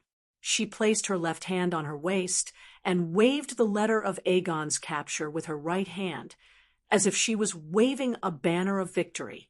Then, before could send someone to take over the command of the True Dragon Alliance, the King's Landing sent the news of Aegon's defeat and death to the Valley and the Golden Knights. Of course, the Valley's vassals, the Golden Knights, the Dornish princess, and the nobles of the Stormlands did not believe the Iron Throne's nonsense, but they would definitely send a letter to the Valley to ask. After that, the morale of the True Dragon Alliance was in chaos. The Valley's vassals hesitated, and the Stormlands nobles retreated. Only the Golden Knights and the Dornishmen were left at the forefront, outside the King's Landing. On the southern shore of the Blackwater, the Iron Throne's target was only the Golden Knights and Dornish. Without Aegon, the Golden Knights and Dornish still treated the Iron Throne as their enemy. Without Aegon, the Stormland's nobles returned home. The Valley's vassals lost their interests, and their morale began to fall. Wahahaha! The Holy Mother's blessing. The false dragon alliance has been destroyed. Prince Hun has been exiled by Stannis. Stannis has betrayed the Seven Gods, and will forever be abandoned by the people of the Seven Kingdoms. The War of the Three Kings has ended. I am the true ruler of the Westeros, the queen who is blessed by the Seven Gods. Cersei stood in front of a pillar in front of the great cathedral of Baelor. She was wearing a crown and a dress with intricate patterns. She held her head high like a hen that had just laid an egg, clucking proudly in front of a sparrow that could not lay an egg. Now, I want you to ring the bell and announce to the people of the Seven Kingdoms that I am the Queen of the Undulls, the Loiner, and the First Folk. No, the sparrow shook her head firmly. Cersei's proud face gradually turned ferocious. I have tolerated you until today because of the Holy Mother. Don't refuse a toast only to be forced to drink a forfeit. Cersei's murderous intent was like venom seeping out of a mamba's teeth. Actually, this was the truth. If not for the Holy Mother's miracle of resurrecting the dead, Cersei would have slaughtered the great cathedral and taken the sparrow's head again. The archbishop frowned and sighed. In what name do you call yourself a king? Robert Baratheon ended the Targaryens and established the Baratheon dynasty. It is still the Baratheon dynasty. You are only Robert's wife, and you have already remarried. How can I let the matriarch of the Greyjoy family become the rightful heir of the Baratheon dynasty? Are you going to welcome Stannis back to King's Landing? When he returns, I don't think you will need to crown him. He has a red-robed priestess, and even Cersei pointed at the tall temples around her and mocked, this magnificent great cathedral of Byra will also be dyed red and become the Lalo Temple. Are you going to help the pagans blaspheme the Seven Gods? The bitterness on the sparrow's face deepened. This was truly a rotten era. Aegon's identity was unknown, and there were suspicions that his bloodline was mixed up. Rotten. Most importantly, he was determined to take away the church's tax and military rights. Rotten. Cersei had made all the mistakes a woman could make. She even married someone else and lost her sense of righteousness. Rotten to the core. Erlu converted to the evil gods, burned the statues of the Seven Gods, and forced the believers of the Seven Gods to convert to the Light King. There was nothing worse than him. The sparrow was too difficult. You may have murdered most of Robert's illegitimate children, but not all of them, he said. What do you mean? Cersei was surprised. Robert Byra is the illegitimate child of Theon and Delena Florin. Rick Windstorm. His bloodline is clear, and his mother is of noble status. He is of suitable age, and is qualified to be Tommen, the first successor. Rick. Cersei's face was twisted like a demon's. The name was almost squeezed out from between her teeth. He is a bastard. She growled. He is 100% of Theon Byra's bloodline. The people of the Seven Kingdoms know that. The sparrow said calmly, he is missing. He died a long time ago. He has always been protected by loyal knights. He is very safe. After King Tommen passed away, Rick Windstorm sent me a letter and asked me to restore his identity as Theon Byra. I agreed. If Rick Windstorm could become Rick Baratheon, his inheritance rights would surpass Erlu's. Only Myrcella's inheritance rights would surpass Rick's because she was the first wife's daughter. Bastard, bastard, I want...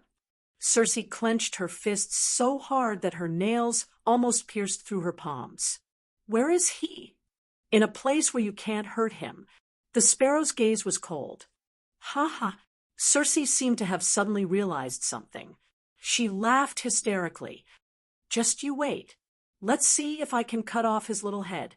Prince Eidric is not King Robert's only surviving illegitimate child. Queen Dowager, accept the fate of the 7 gods and return to the Iron Islands. Send a letter to Dragonstone Island. Ask the Dragon Queen to send Myrcella back. Devon Lannister went to Meagle Tower with his crutch to advise Circe. Myrcella, my daughter. Circe's eyes were immediately filled with tears. Yuluin's eyes flashed. Will Dany Lissa agree? Theoretically, she will not refuse, Sir Devon said seriously. According to the tradition of the 7 kingdoms, when a hostage needs to return home to inherit his father's title, no upright guardian can stop him. Instead, they will protect him to complete the inheritance. Yes, yes, yes. Circe's face was filled with joy. She said eagerly, this is tradition, this is the rule. She has no reason to refuse. My Myrcella, my good daughter. She is still so young, and she has to live under the vile mother of dragons. Hoo hoo hoo, she cried and shouted. Send a letter to Dragonstone Island immediately. I want Myrcella. She is my only child. I want to protect her. Chapter 702. In Westeros, captives had aristocratic privileges. Aristocratic children, who were hostages, had even greater privileges. In other words, as hostages, they would have the same privileges as their status. For example, Theon Greyjoy.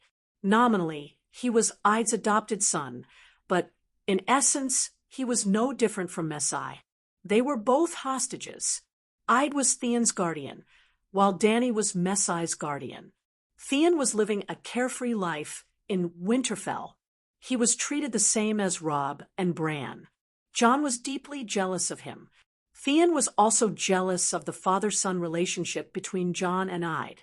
He longed for Eid's fatherly love, but he was afraid of Eid's ice sword.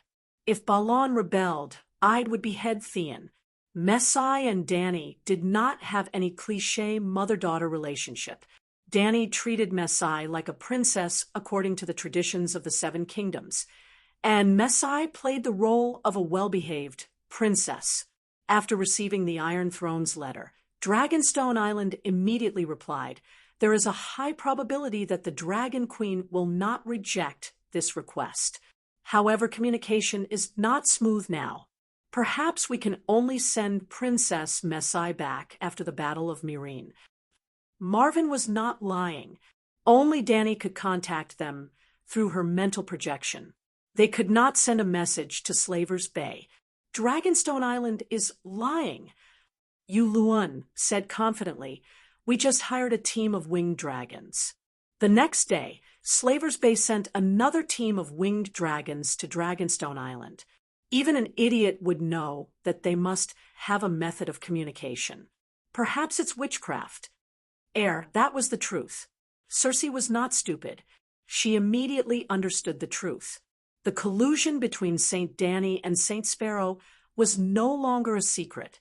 Now that the fake crown Prince Aegon had fallen in Winterfell, Saint Dany was using Robert's illegitimate son to interfere in the internal affairs of the 7 kingdoms.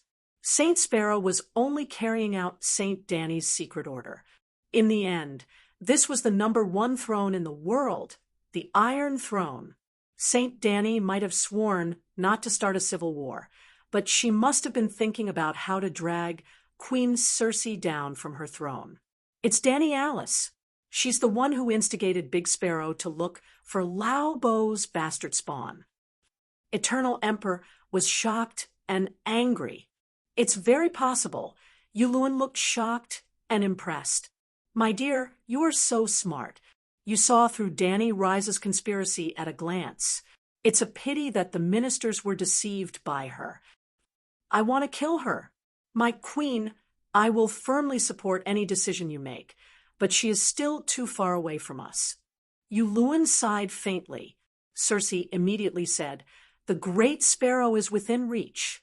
It's just that. As soon as she said those words, a trace of hesitation appeared on her fierce face. Sigh, the sparrow still can't move. Circe sighed helplessly.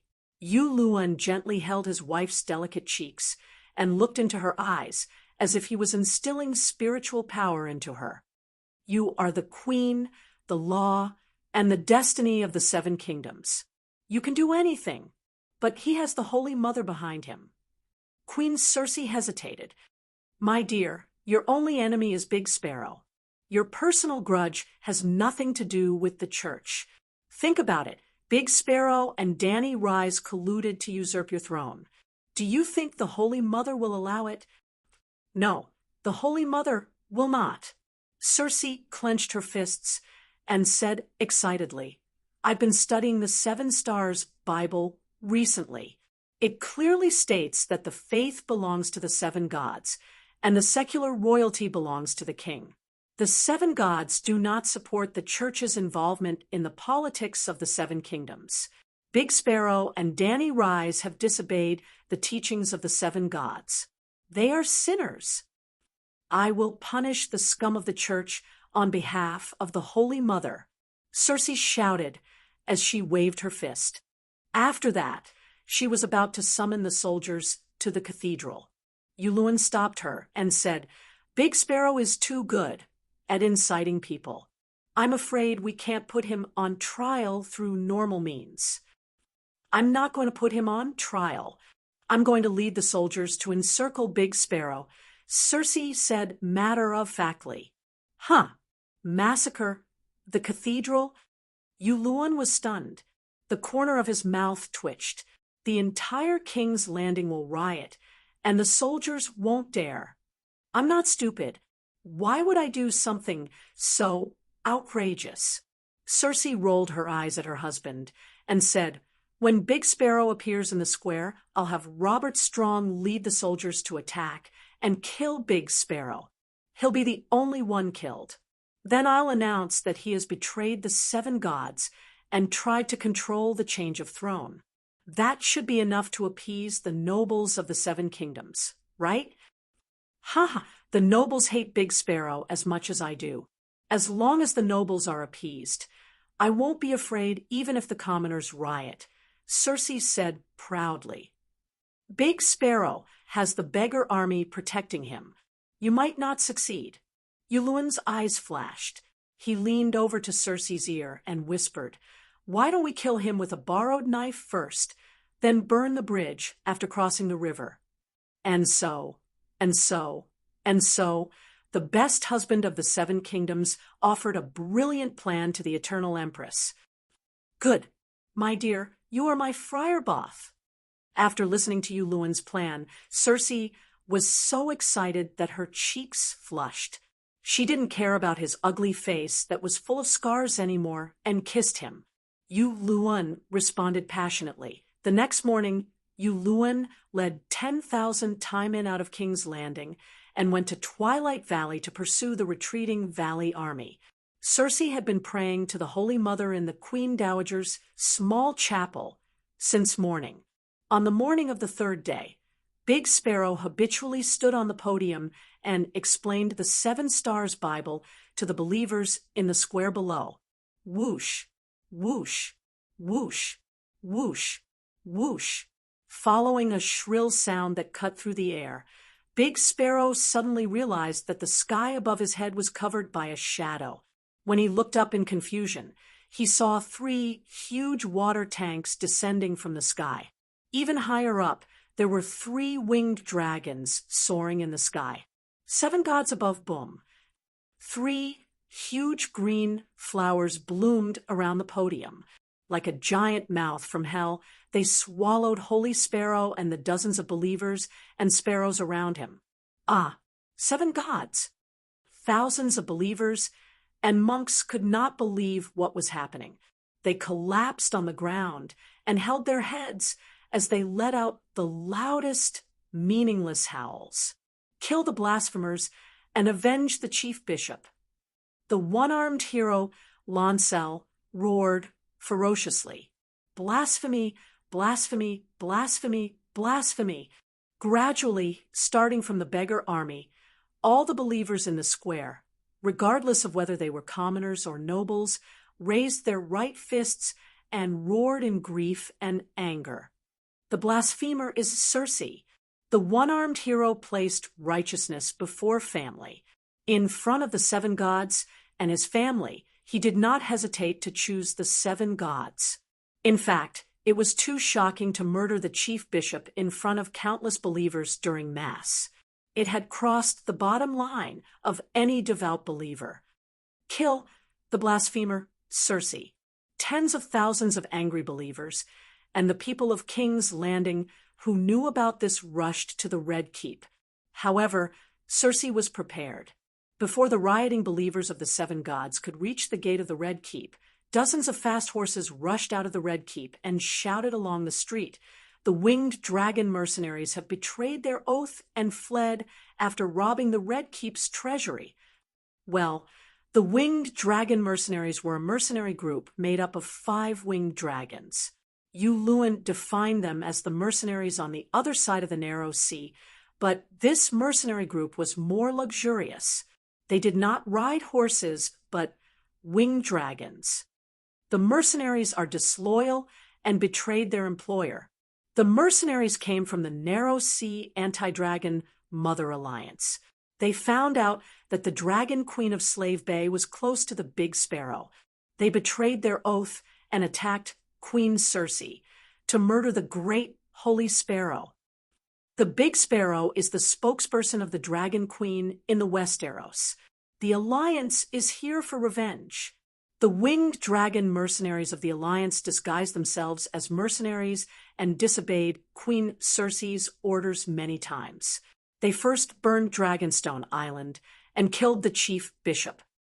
In the eyes of the Alliance, Dragonstone Island and the Big Sparrow are part of the Dragon Queen's power in the Westeros. The chief bishop was implicated by the Dragon Queen. The believers who were preparing to attack the Red Keep were stunned. They did not believe it at first. How could there be such a coincidence? The winged dragon mercenaries had just murdered the chief bishop, and then the Whore Queen Mother announced that the winged dragon mercenaries had betrayed her. Did they think they were fools? However, it was not the first time that the winged dragon mercenaries had disobeyed orders. For example, they had bombed Dragonstone Island. Some time ago, after Marvin's letter was sent to the King's Landing, the Iron Throne had publicly announced that the mercenaries' actions did not represent the Iron Throne. Queen Circe expressed her deep concern and apologies for the tragedy on Dragonstone Island. "I swear, give me time, and I will give everyone an explanation." In the Red Keep, Circe answered the questions of the nobles and ministers. On the 3rd day, she really did give everyone an explanation. 1 winged dragon corpse, 2 winged dragons with arrow wounds all over their bodies, and 3 winged dragon knights' heads. The King's Landing was silent. The monks who had lost their leader did not know what to do. The nobles secretly gave her a thumbs up. The Whore Queen Mother finally grew a brain this time. "Everyone knows that this is your scheme, but to dare to attack the Alliance of Darkness and even implicate the Dragon Queen, we have to admire your methods and magnanimity. After all, everyone loved the Holy Mother, but they also hated the Big Sparrow who had been encroaching on the nobles' power." After that, Yulun led the army back and advised his wife, "The nobles have stabilized, but you still have to appease the people and the church. The church still has 3,000 children of war and tens of thousands of poor people. If there is a riot, I will kill them all." Circe said fiercely, "You can't kill them all. There are at least 200,000 poor people in the King's Landing now.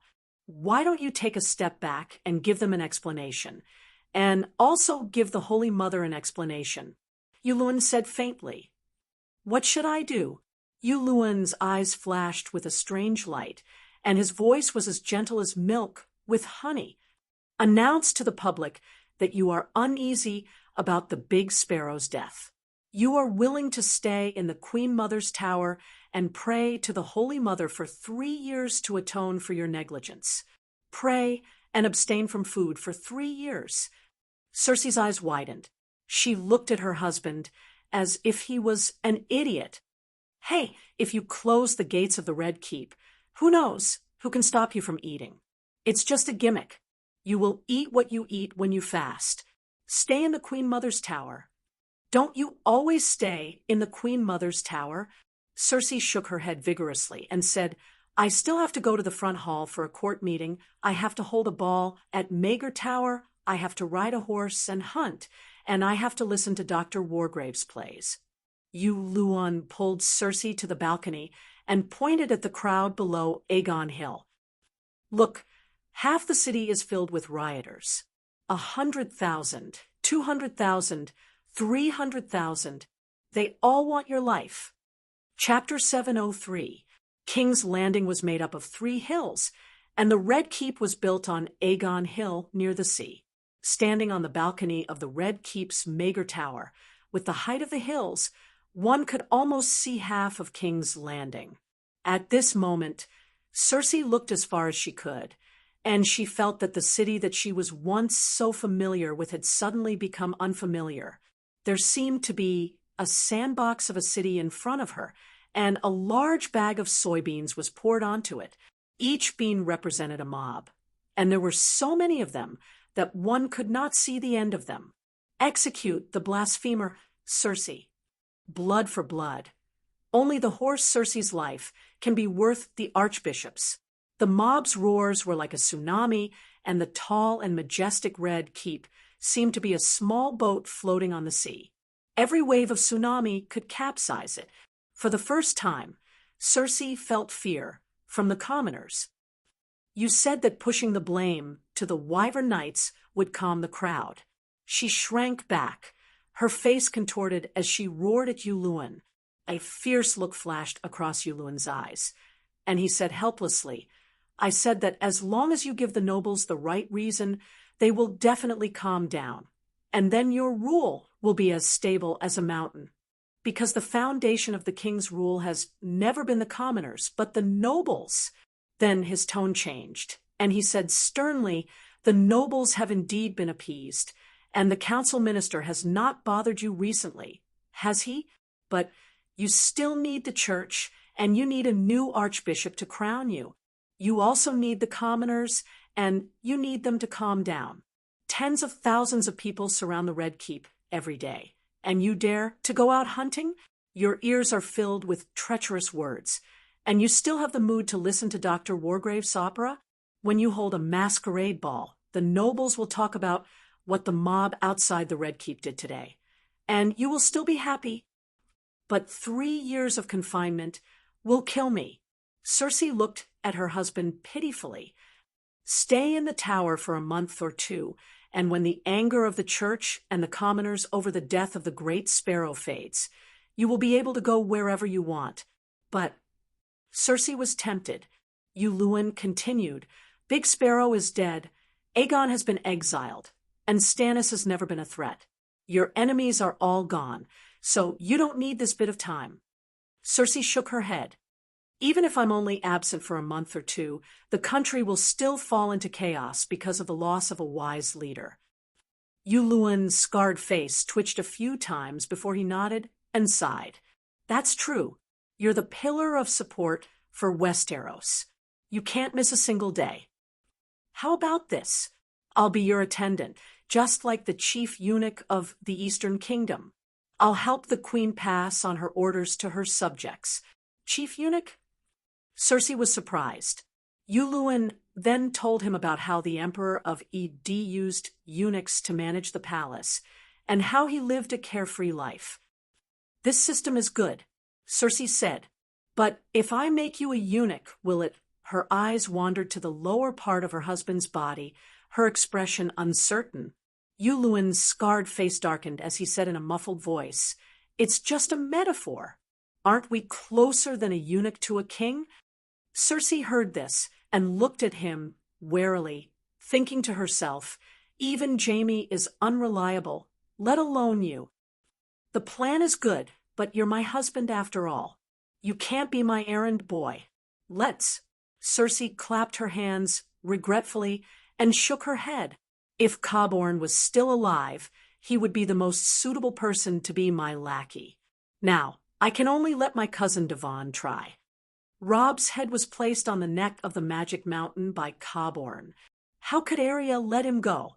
That works too. Yuluan's expression did not change. Devon is a good lad. Everyone says that he's very similar to the former Prince Regent Kevin. With him in charge, I'll lead the troops to conquer the valley. You can listen to operas and hold balls in the Empress Dowager's tower in peace. Uncle Kevin, Cersei's eyes darkened. Perhaps we should call Tanya over. Yuluan's idea was not bad. When the stubborn and despicable Queen Cersei issued a decree of guilt and announced that it was her fault for trusting the Pterosaur mercenary group that caused the Holy Sparrow's tragic death, and that she would be confining herself for 3 years to atone for her sins, the people of the King's Landing were shocked. When Yuluan invited the 4 old nuns to personally lock Queen Cersei in the Empress Dowager's tower, even the parading sparrows gradually dispersed. The whore Empress Dowager had voluntarily abstained from food and prayed for 3 years. What else could they ask for? Even the radical children of war only clamored for blood and called for the 7 gods to conquer the Western Esgod alliance. In other words, they started a religious war. The Church's armed forces formed a volunteer army and crossed the sea to support the Dragon Queen in fighting against the heretics of the Allied army. The situation in the King's Landing is not right now. Lannister's power is waning while Tywin's power is rising rapidly. Scholar Pylus said, solemnly, Dragonstone Island. Dany sat on a wide fishbone chair in the control center of the Manor Tower. Opposite her were Marwyn, Pylus, Larissa, and Jairo Dane. Bronn was patrolling Dragonstone Island. The giant crab was stuck in the north and had not returned. I'm afraid that Cersei's false confinement will become a real imprisonment. Dany sighed. Very likely. Marvin nodded. In the previous battle at the Blackwater River, the Golden Army of 10,000 suffered 40% casualties and was almost crippled. Dorne was even worse. Of the 4,000 desert cavalrymen, only 1,200 remained. But similarly, the Iron Throne did not fare well either. Out of 10,000 Lannister, only 5,000 were left. Their commander, Sir Devon, broke his left leg. Riverbend lost less than 1,000 men. Yuluan's Tywin only lost 300 men. Dany was stunned. Isn't it too obvious? Is Cersei an idiot? I heard that Cersei participated in the formulation of the battle plan, Scholar Pylus said. What was she thinking? Dany was completely speechless. The reason was simple. Yuluan told Queen Cersei that this battle was to defend her Iron Throne. She could not let the Riverbend army, led by Randall Tarley, become the main force. Cersei agreed with this statement and formulated the battle plan based on this principle. Actually, there was no problem with the battle plan. Yuluan was right. The Riverbend army could not die for Lannister. The Lion army had to be the main force. Otherwise, if the Iron Throne collapsed, Tywin's sneak attack from behind would become a joke. The key was the timing of Tywin's attack. According to the original plan, the Lion army would hold off the Golden army and enter the most intense and anxious state of the battle. Then, Yuluan would lead Tywin to attack the enemy's rear along Rose Avenue. Yuluan would let the Lion army hold off until they could not hold on any longer. Only then would his army charge out and sweep the battlefield. Therefore, as long as a teammate had bad intentions, even the most perfect battle plan would have a major flaw. Just like the War of the Four Kings back then, Luo Bai's tactics were bold and unconstrained, and his personal achievements were godly. However, Bolton was disloyal and kept sending people from the Northern Territory to deliver their heads to Luo Bai, ruining the good situation. What's the situation with the Alliance's pterosaur squad? Danny asked. Marwyn said, a dragon knight and a pterosaur died in the Battle of Blackwater River. Larissa killed a pterosaur knight. The remaining 3 dragon knights plotted against the archbishop and landed in Yuluan's camp that afternoon. In the end, they were ambushed and completely wiped out. The Golden Army killed a pterosaur? Larissa shook her head and said with a strange expression. At the beginning, Cersei prepared a large amount of wildfire for the pterosaur knights to throw. However, the Alchemist Guild's wildfire bullets did not have Tyrian oil to increase stability. An accident happened, and a dragon knight was burned to death on the spot. After that, they did not dare to throw wildfire bottles. How pitiful! 5 pterosaurs rushed thousands of miles to the Westeros and did nothing. It was as if they were performing the Dragon Knight's cowardly death for the people of the 7 Kingdoms. Dany's mouth twitched. Yuluan is really bold. You dare to play with the Alliance like this. Marwyn exclaimed. Maybe he has good eyes and knows that the Queen will win. Larissa grinned. This responsibility may fall on Empress Dowager Cersei. After all, she even dared to refuse to pay the Iron Treasury. Pylus said. Dany thought for a moment and said, Yuluan killed 1,000 men of the new Gith Iron Legion and a fleet of more than 10 ships. The Gith Iron Legion is one of the main forces of the Alliance. Today's 5 pterosaurs are about the same. Maybe he has too many lice and does not itch. In short, Yuluan and Cersei were bold and bold. They were not afraid of the Alliance at all. By the way, Marwyn remembered Messai and told her about the King's Landing's request. Do you want to send Messai back? No, send her back to King's Landing, and Messai will be dead, Larissa quickly said. Black Sister and Messai both lived in the Great Pyramid. They had been with the Dragon Queen for a long time, and their personalities were not bad. Naturally, they had built a deep friendship. Dany pondered and said, if Cersei sends 2 more letters asking for Messai, I will consider sending her to Dragonstone Island. If not, pretend that you did not contact me. Everyone nodded. Scholar Pylus asked again, Your Majesty, what plans do you have for the great Cathedral of Baelor? What? The church also sent a letter. Dany asked curiously. Yes, Archbishop Matthew asked if you are willing to serve as the Archbishop of the 7 Kingdoms. The Iron Throne is contacting the archbishops of the Starry Cathedral in the Old Town. It seems that they want to interfere with the election of the new archbishop. The Great Sparrow died in the wildfire in front of everyone. Even the Holy Mother couldn't resurrect him. Unfortunately, the Great Cathedral of Baelor lacked a strong leader to replace the Great Sparrow. The King's Landing Church has lost its backbone. Naturally, people are anxious. Some of the archbishops thought of you. Pylus said, I have an idea, Dany said with a smile, to create another position above the archbishop, the Pope. I will be the first Pope of the Church of the 7 Gods. Slave Bay and Westeros are 2 different large dioceses. There will be an archbishop in each diocese to assist the Pope in managing the church. The Pope.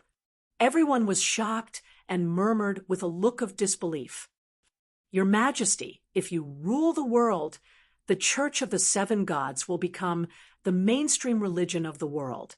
Compared to the king of a country, the Pope, who controls the power of the world's churches, has too much power. I am afraid that it will threaten the royal power. Dr. Malvern advised. I have 2 questions. Dany raised her index finger. First, an archbishop like the Great Sparrow. Do the 7 kingdoms have more advantages than disadvantages? Or do the disadvantages outweigh the advantages? That depends on who he is dealing with, Dr. Bullneck muttered. To the nobles and the king, he is guilty of serious violations of the nobles' rights and provokes conflicts between the church and the nobles. But no one can deny that the Great Sparrow is upright and honest. All the benefits of the church are used to help the poor people. The great sparrow does not count the living. So, the world needs someone like the great sparrow, Danny said. But you are the king. Malvern was in a dilemma. The king was the representative of the nobles. Chapter 704. You are the king, and your son will become the king. In the foreseeable future, Targaryen will become the representative of the royal power. And an overly powerful church will definitely clash with the royal power, Marvin warned. You said it yourself. The great sparrow doesn't count the living, Danny said with a faint smile. The great sparrow saves the commoners. It draws the blood of the nobles to feed the commoners of the Seven Kingdoms. But Targaryen represents the nobles. Marvin stomped his foot. Danny was momentarily dazed. Doctor, do you know the reason why the entire world formed an alliance to besiege Slave Bay? She asked softly. Because you want to abolish slavery in the entire world. Marvin was deep in thought, and the urgency on his face gradually disappeared. Why do I have to go against the entire world? Danny asked again. Why? Jiro Dane, who had been silent all this while, asked. Danny glanced at him and sighed. Because my original wish was to build a world without oppression, without slavery, where hard work can earn wealth and dignity. She suddenly smiled, strangely. The City of Knowledge wants to build a real world, and I want to build a normal world. I think you're abnormal. Dark Star complained in his heart. Look. Danny pointed at Jiro's twisted expression and smiled. He must be thinking that I'm abnormal. No. Jiro blushed and quickly denied it. If you think I'm abnormal, it proves that this world is abnormal, Danny said. Dark Star's face began to twist again. Looking around at the confused or enlightened gazes, Danny continued, Jiro represents the nobles, Dr. Marvin represents the scholars, and all of you represent the upper middle class of this world. But all of you think that the commoners are oppressed by the nobles like pigs and dogs, and that it's natural and right. Isn't such a world abnormal? If the nobles don't have privileges, what kind of nobles are they? Jiro could not help but retort. Danny smiled helplessly and said, That's why I kept the nobles system and did not raise the red flag in this world. What kind of flag is the red flag? Dark Star asked in confusion. A flag specifically designed to take your life.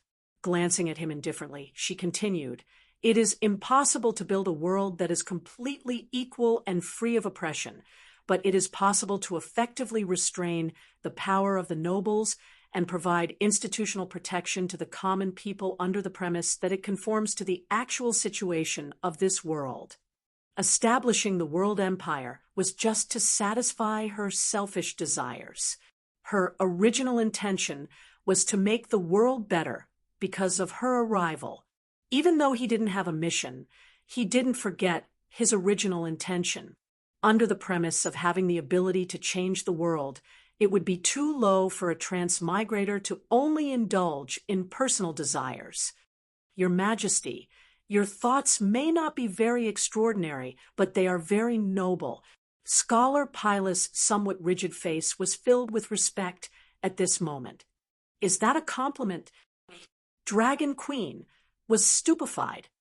You don't understand now, but 20 years later, when you look at this world again, perhaps you will understand what I'm saying today.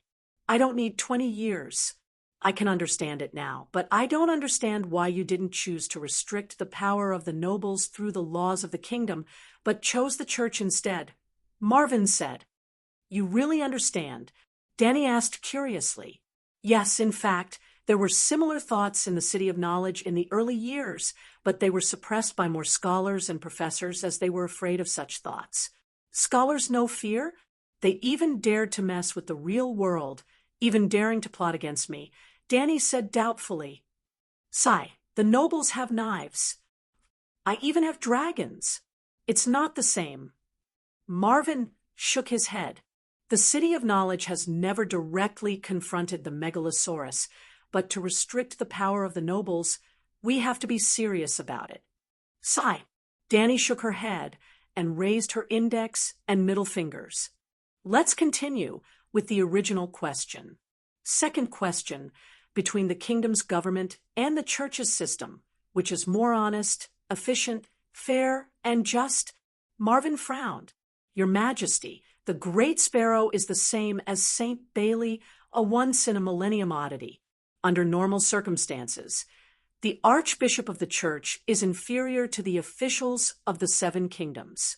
Even if the officials are inefficient and bend the law for personal gain, at least they are still working to maintain the kingdom's normal operations. But the Archbishop, they are greedy, extravagant, and indulge in pleasure, and they are frequent visitors to the King's Landing Academy, and even lay their hands on the young monks in the cloister, and, sigh, they do not do good deeds, but they are full of evil. It's different now. Danny shook her head. The church and the kingdom could be seen as a company, and the kingdom's management was decided by the ruler. But it was hard to find a good ruler, not to mention every generation of kings with great talent and strategy. If the church did not have a god behind it, like the Seven Gods Church, its CEO would be the same as the kingdom, still immortal, and its revenue would be completely decided by the management. But the kingdom was a family business with unlimited responsibility, while the church was an irresponsible state-owned enterprise. Without a doubt, the family business had more core competitiveness. If the church had a powerful and intelligent god, it would be impossible for the god to manage the grassroots, but for the archbishop and archbishop of the leadership, the god could easily choose the best talents, the believers who were most compatible with his teachings. The god needed faith and would not be tempted and corrupted by the power and money of mortals. At the very least, they could ensure that their church was fair and clean. In this way, the church's competitiveness would be far higher than the kingdom's.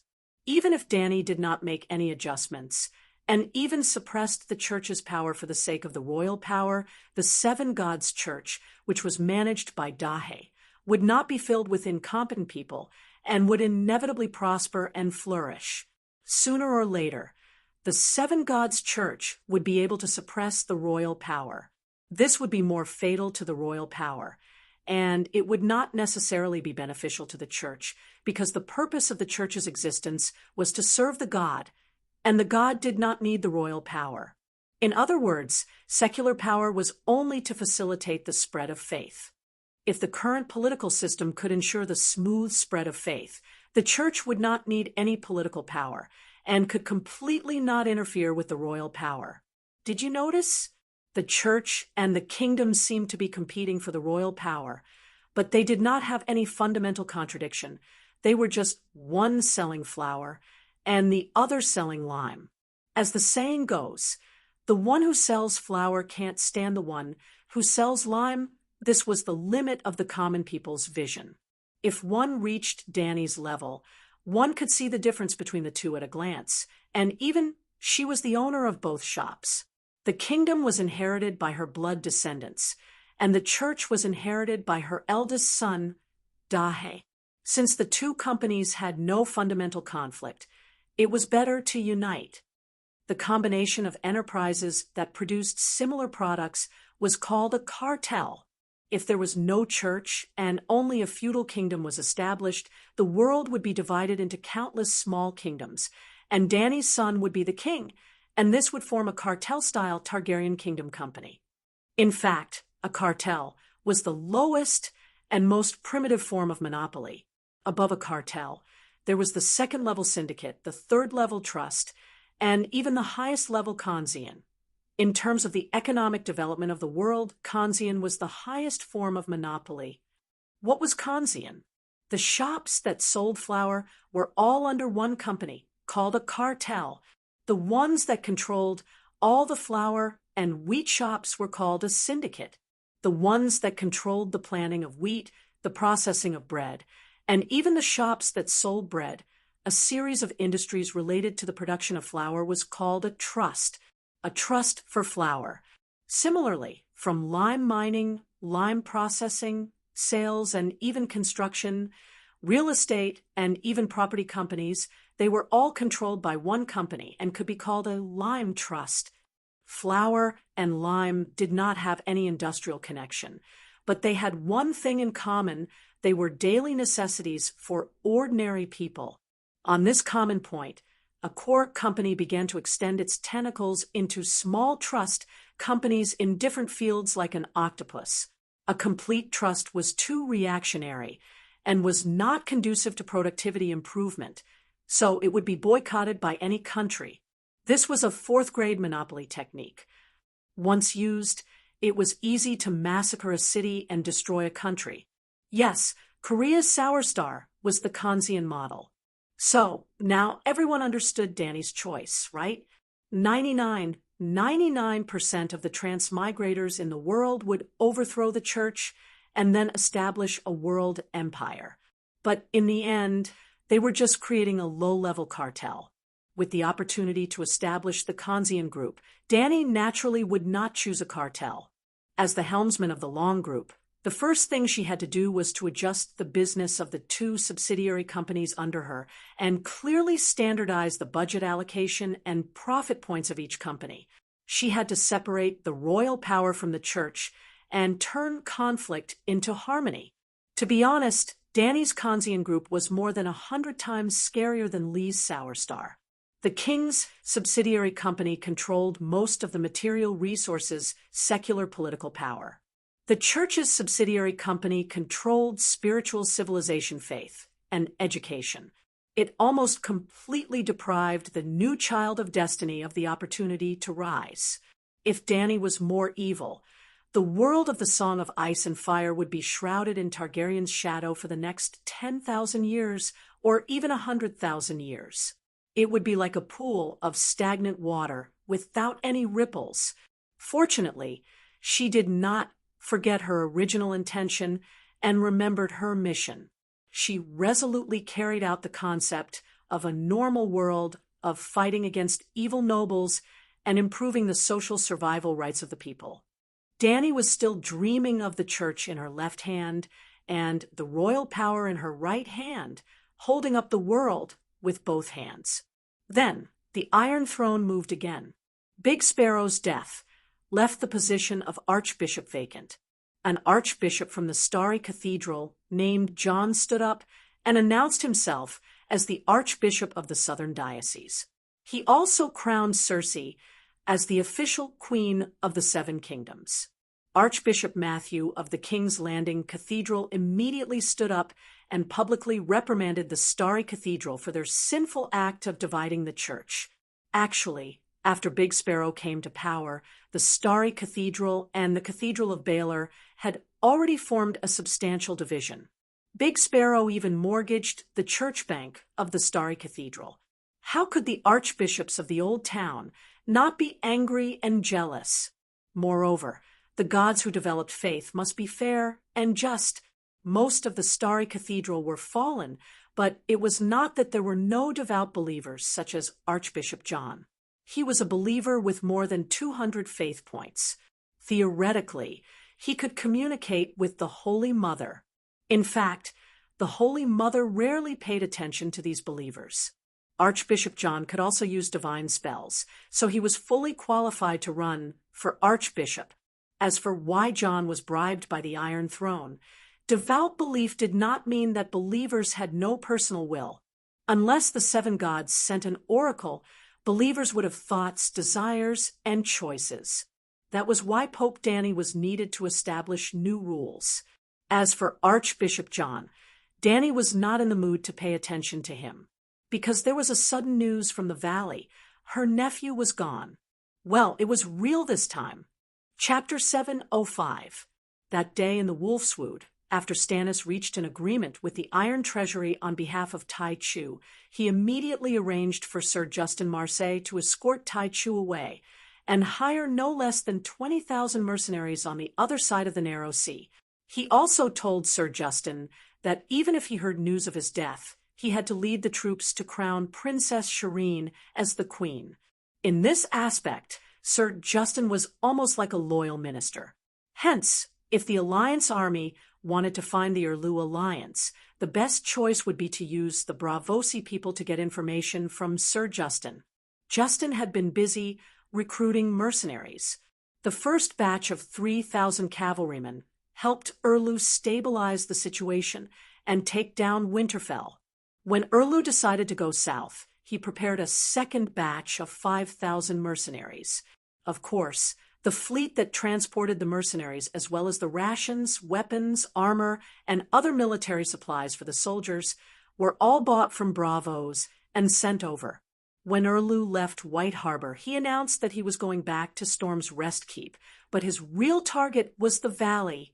Because of this, Oel Wu, who sent Meiji back to the Westeros, searched for Erlu on the sea for almost a week, but didn't find any trace of the huge fleet. Oel Wu went the wrong way. Erlu went to the Five-Finger Peninsula in the valley, and the second batch of mercenaries that Sir Justin recruited, and the second batch of supplies were also sent to the Five-Finger Peninsula. The Five-Finger Peninsula was very close to Bravos, only separated by a narrow sea that was 500 kilometers wide. Erlu planned to land on the Five-Finger Peninsula and take over the valley.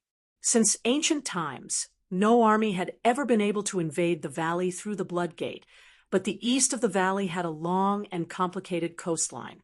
When the Undulls invaded the Westeros, their first target was the valley.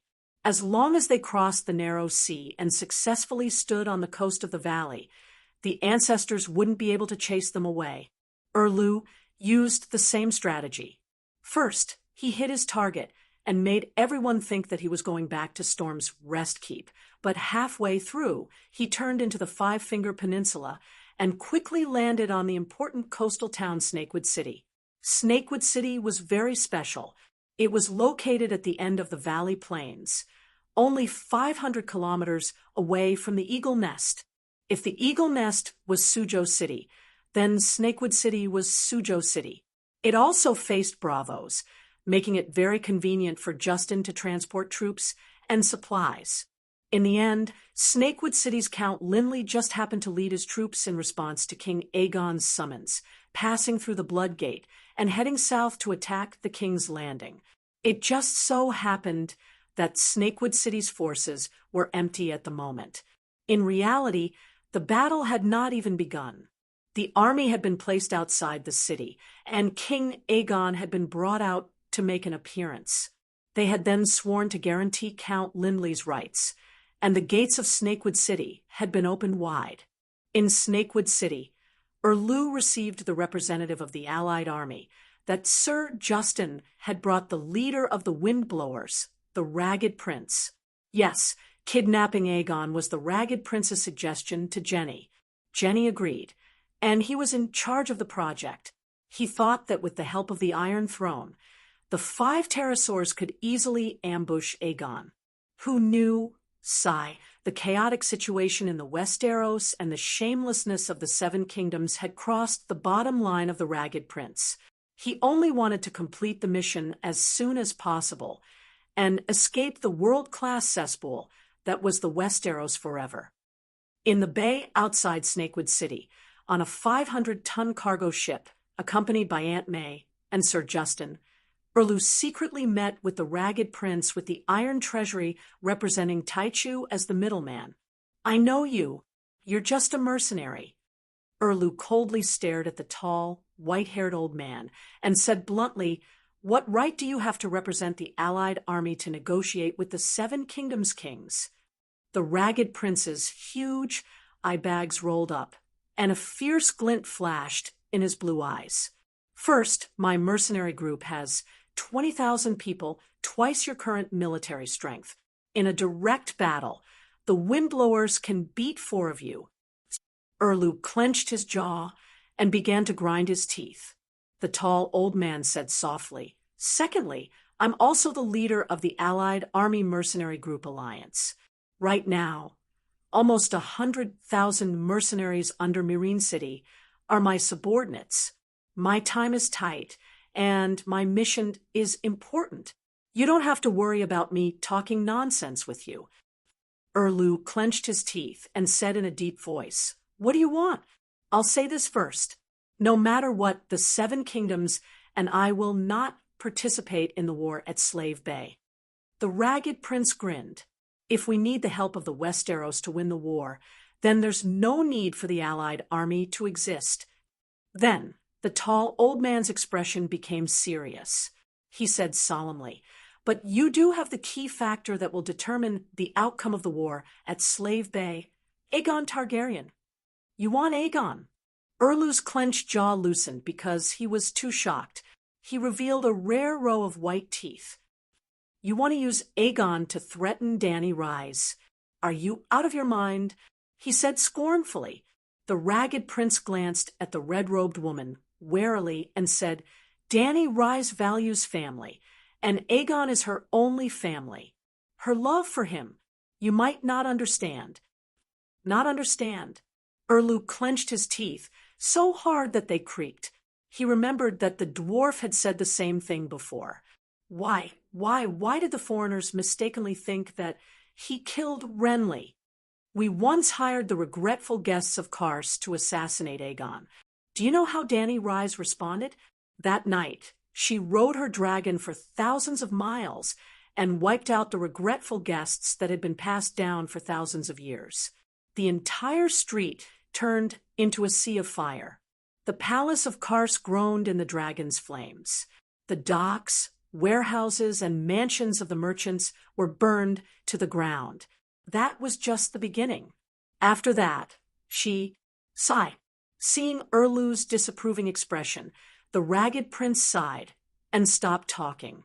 He said, "Forget it. We only want Aegon. Whether it succeeds or not, it has nothing to do with you. Aegon is my captive. I can't give him to you." Erlu shook his head and refused. Tai Chu stroked the thin goatee that hung down to his abdomen and smiled. "Your Majesty Stannis, the reason you kept Aegon alive is because he has value. Perhaps the ragged prince can offer a higher price." As he spoke, he looked at the tall old man. "Am I right?" The ragged prince looked at Erlu and said, "The ransom you offered for Aegon is the right to command the True Dragon Alliance. Let's not talk about whether you can get what you want.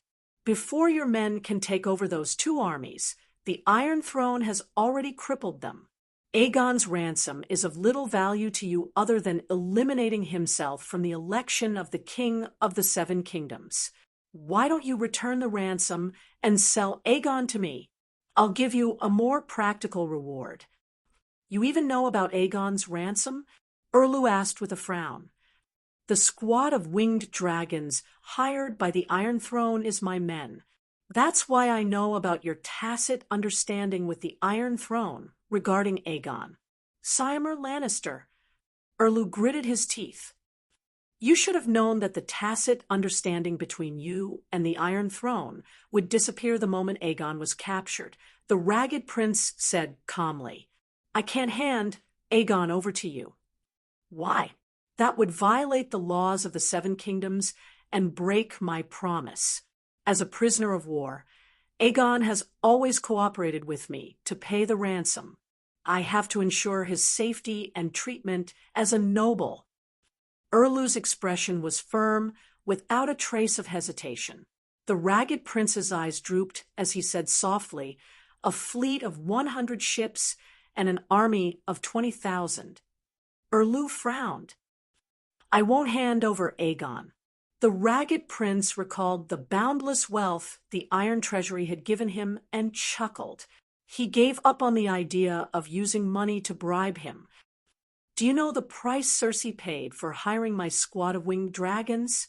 What does that have to do with me?" Erlu said coldly. He did not like the other party's casual attitude, as if everything was under his control. It was like a rich old brothel patron looking with interest at a prostitute with a stubborn face who insisted on selling her art and not her body. He had experience and confidence, and by continuously increasing the grooming fee, he could make her willingly open her thighs to him. He was the rightful heir to the Iron Throne and the King of the Seven Kingdoms. He had been proud his entire life, like a flawless white jade. He would not allow his glory to be tarnished for any benefits. The dragon's horn and a dragon egg. The old brothel patron looked at Erlu with great interest and explained, "You're not unfamiliar with the dragon egg. The key is the dragon's horn. It's called Dragon Binder.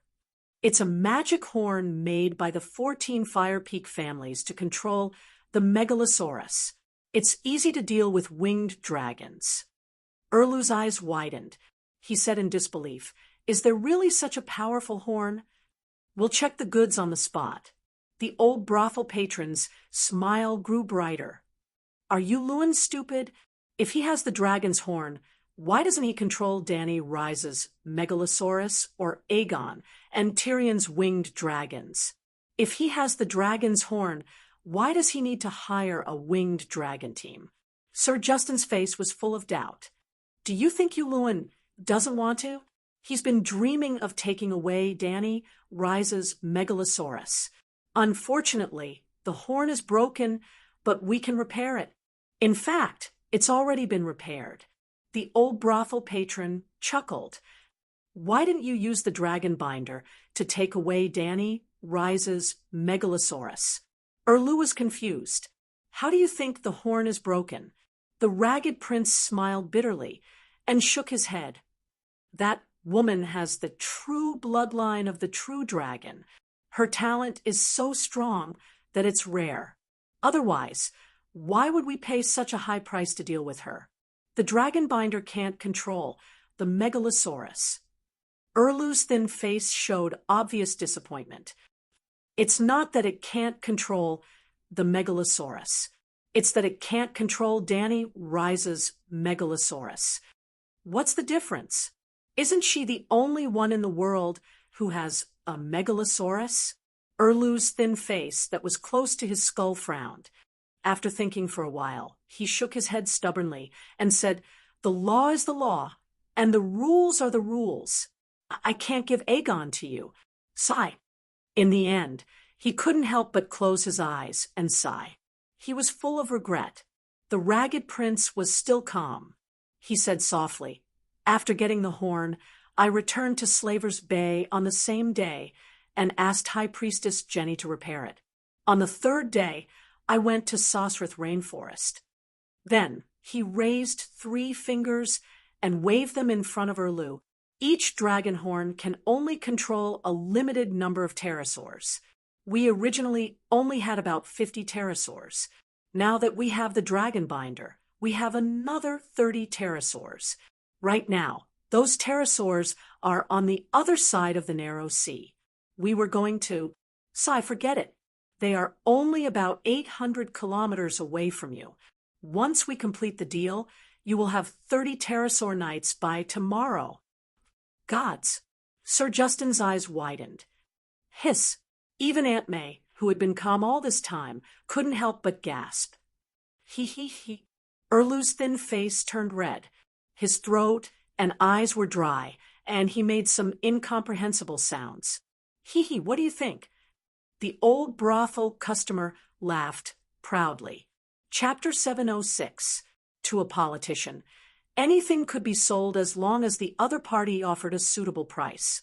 Erlu admitted that he was tempted. The dragon's horn, dragon eggs, 30 pterosaurs. Is Aegon worth it? He asked in disbelief. Sigh. The prince in ragged clothes raised his head and sighed.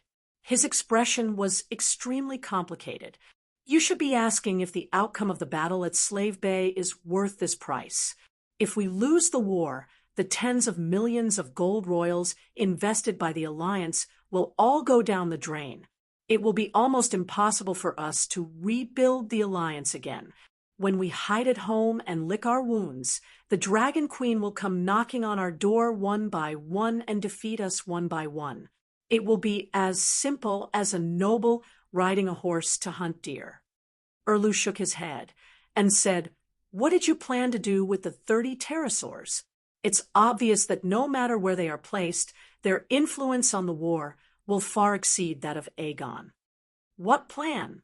I did plan to lead 30 pterosaurs to bomb the Red Castle into ruins, but unfortunately, the prince in ragged clothes could not help but think of Jenny's warning.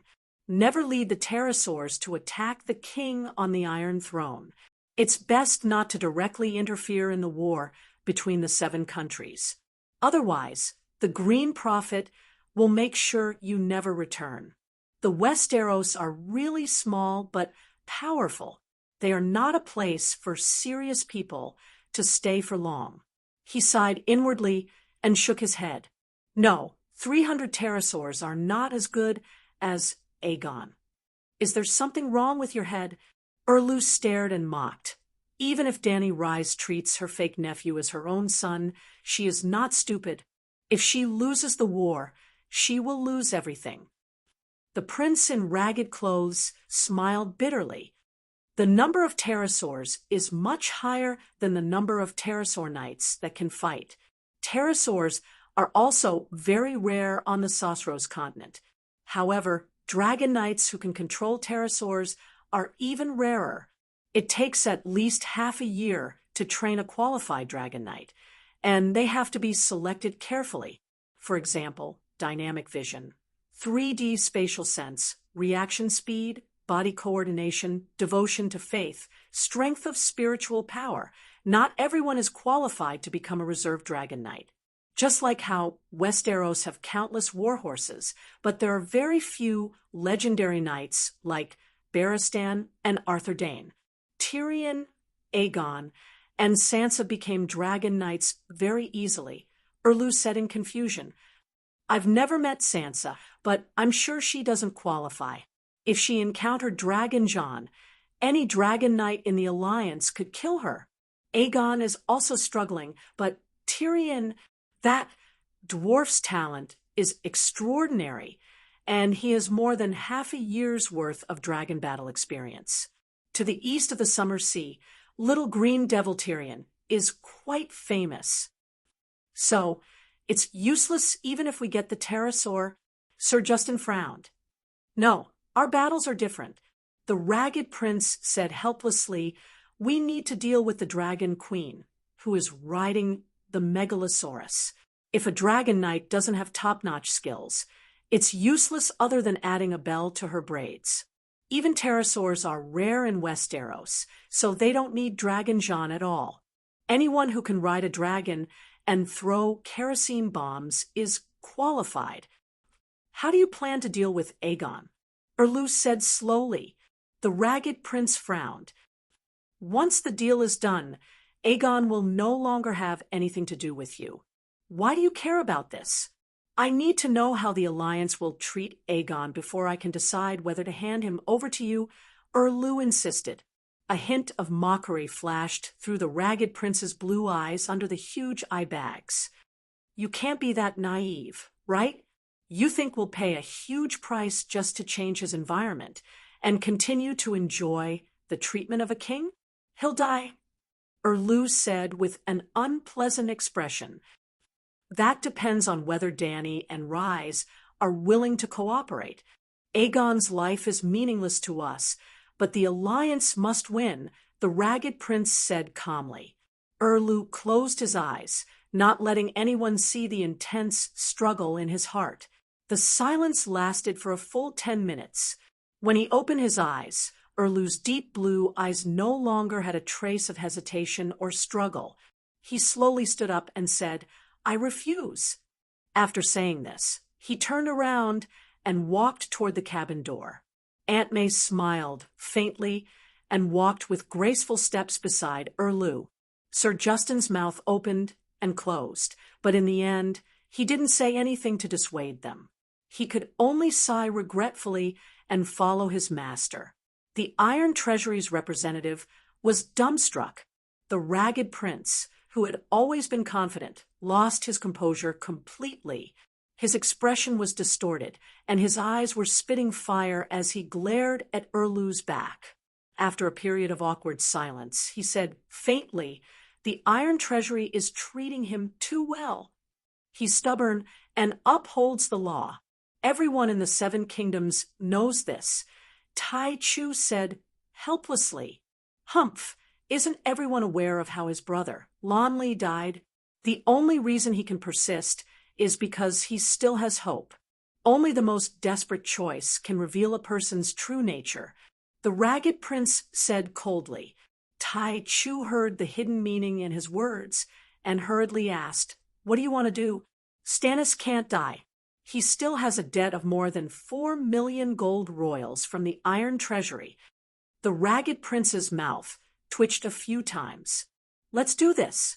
You go and let him understand the determination of the alliance. If he understands the situation, everything will be easy. Otherwise, the alliance has already invested more than 40 million gold royals in Slave Bay. Adding another 10% to the cost is nothing. Your Majesty Stannis, I think you should reconsider. The Great Battle of Meereen is about to begin. Even if it's just a 1% increase in the chances of victory, the alliance will do their best and pay any price. The Iron Treasury obviously hoped that the Dragon Queen would be finished. Thus, as soon as the Ragged Prince left, Tai Chu entered Snakewood City to persuade Erlu. "What do you mean by doing our best?" Erlu said coldly. Tai Chu lowered his eyes and said softly, "You know that the Ragged Prince is busy in Slave Bay. He only has one goal in coming to the Westeros. For that goal, he will do anything. For example, he will offer higher conditions until you are satisfied." Or, his voice became softer and gentler. "It's true that the 30 pterosaurs controlled by the dragon binder horn have not found their master. However, it is easy to control the pterosaurs to carry out simple aerial bombardments." A fierce look flashed in Erlu's eyes. He said stiffly, "Let him try." "Your Majesty, why bother? One more friend means 30 more pterosaurs. One less friend means one more enemy," Tai Chu advised. "This is a matter of principle." Erlu's expression was firm. He shook his head and refused. "Sai, please reconsider." Tai Chu left helplessly. "You are right. He is still being unreasonable when he is not in a desperate situation. He should be taught a lesson."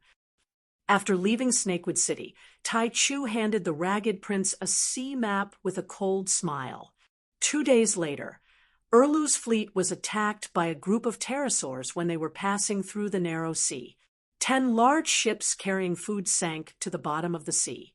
The 5 troop transport ships accompanying them were not spared either.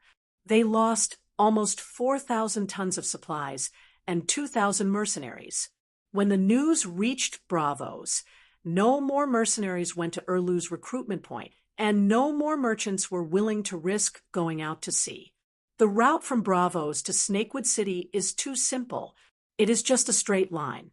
The pterosaur knights can easily find the fleet. Tai Chu said to Erlu with a worried expression. Erlu's face was ashen. He gritted his teeth so hard that they creaked. 15 ships of the fleet had sunk. The commotion was too great. Everyone in Snakewood City finally knew that the alliance was negotiating with Erlu. In the meeting room of the nobles of Blazing Heart, "Your Majesty, give the false king to the alliance. 30 pterosaurs." Gordy Farland was so excited that his face was red. 30 pterosaurs. He, the giant killer, would definitely get one. A dragon knight. Perhaps he should choose a black-scaled pterosaur and name it Black Death Balerion. "Your Majesty, we have no choice." Looking at Erlu, who was hesitating, pock-marked face, Richard said helplessly, "Our soldiers and supplies are all stuck in the hands of the Braavos people. As for Aegon's ransom, the command of the True Dragon Alliance, Sai, we lost contact with Sir Davos. He most likely met with an accident during the war. Now, the Iron Throne has a strong army. Not counting Yuluan's sea monsters, we have more than 40,000 men. What about you? You only have 10,000 men. You can use 2,000 of them from the north, but you can't trust them. You can't rely on the 8,000 mercenaries either. Everyone knows that the trustworthiness of the mercenaries is directly proportional to the gold royals in our hands and the advantage we have in the war. The Iron Treasury controls our source of income. Tai Chu's intention is very clear. You must accept the Ragged Prince's conditions. Perhaps he could even negotiate more favorable terms. If you refuse, the bombing of the ships will happen again very soon. I can't hand Aegon over. That would be against the law. Erlu had a conflicted expression. He seemed to be muttering unconsciously. I judged Aegon as the king. He is now the Duke of Hellenberg. Legally, he is my subject. Because of his crimes, he will be exiled. If I hand him over to the Alliance army, I will be violating the laws of the Seven Kingdoms and betraying my promise. The faces of the knights of the Red Heart of Flames were distorted. They wanted to shout, "Screw the laws of the Seven Kingdoms. You are now a rebel king, and we are rebels." But they could not say it. They did not dare to say it. Suddenly, Gaudy Farland had an idea. He said, "Exile Aegon immediately. Throw him to Bravos on the other side. If he is captured by the Alliance army, he can only blame it on his bad luck." Good idea. The pockmarked knight clapped and laughed. Aegon has already paid the ransom. We should exile him immediately. There is no need to send him to Bravos. Just give him a ship and let him choose his own place of exile. Yes, arrange a ship for him. Everyone agreed. Then they looked at Erlu with expectant eyes. The room was silent. Erlu's expression kept changing. Everyone's eyes were on him. After struggling for nearly a quarter of an hour, Erlu's straight back bent. He slumped into the high-backed chair and waved his hand. He said weakly, "Let me think." The giant killer wanted to say something, but stopped. In the end, he sighed and left. The other knights and lords followed his footsteps with complicated expressions. Late at night, the cold wind whistled outside the house. The fireplace burned in the house, warm as spring. After finishing his routine, Erlu stroked Aunt May's algae-like red hair and murmured, "I don't want to go back on my promise to Aegon and Sansa Stark, but the Alliance army is forcing me. What should I do? Can the Light King give me a hint?" If the great Lalo thought that this was Aegon's fate, then he could only grit his teeth and bear the guilt that fate imposed on him. Let's take a look together. Aunt May got up. She held Erlu's large hand and walked naked to the fireplace. Then, the two of them stared at the flickering red flames in the fireplace. Gradually, images began to appear on the other side of the flames. Erlu seemed to have understood something. Chapter 707. The next day, Erlu announced that Aegon would be imprisoned by the Red Heart Knights. Previously, the Northerners had acted as Aegon's guards, so Illyrio and the others could see him every day. Now, they were all isolated. Sansa and Jon in Winterfell received the news and immediately rushed to Snakewood City. On the third day, the Northerners completely lost contact with Aegon. They didn't know where he went, but they knew that the Ragged Prince had purchased King Aegon. Count Gabbert, Sir Royce, and Jon furiously went to find Erlu, but they were rejected by Erlu. "Aunt Dany won't let you off. I swear." Sansa stuck out her slightly bulging belly and roared at Erlu's courtyard with a ferocious expression. Erlu didn't even see her and Jon. That afternoon, Jon brought his sister and the Northerners out of Giant Snake City. "Your Majesty Stannis, release my brother-in-law Aegon, or else I will unilaterally announce that I will rescind my oath of loyalty to you." Jon's hair and beard were all standing in front of Snakewood City, threatening loudly like a furious lion. Giant Snake City was the same as Winterfell. Although it was called a city, it was actually a square castle that was 200 to 300 meters long. Outside the castle was a market without walls. Just like the villages of the Celestial Empire, In the center was a majestic town hall, surrounded by shops, vendors, and residential houses. Nobles and knights lived in the castle, while ordinary mercenaries and northerners camped outside the castle. Thus, Jon first evacuated his men from Snakewood City before announcing his rebellion. "Jon Stark, you want to betray your sacred oath?"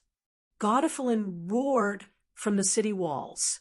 "Release His Majesty Aegon, and I will be loyal to my oath." Jon said, "Aegon will be exiled, according to the agreement. His Majesty Stannis has fulfilled his promise."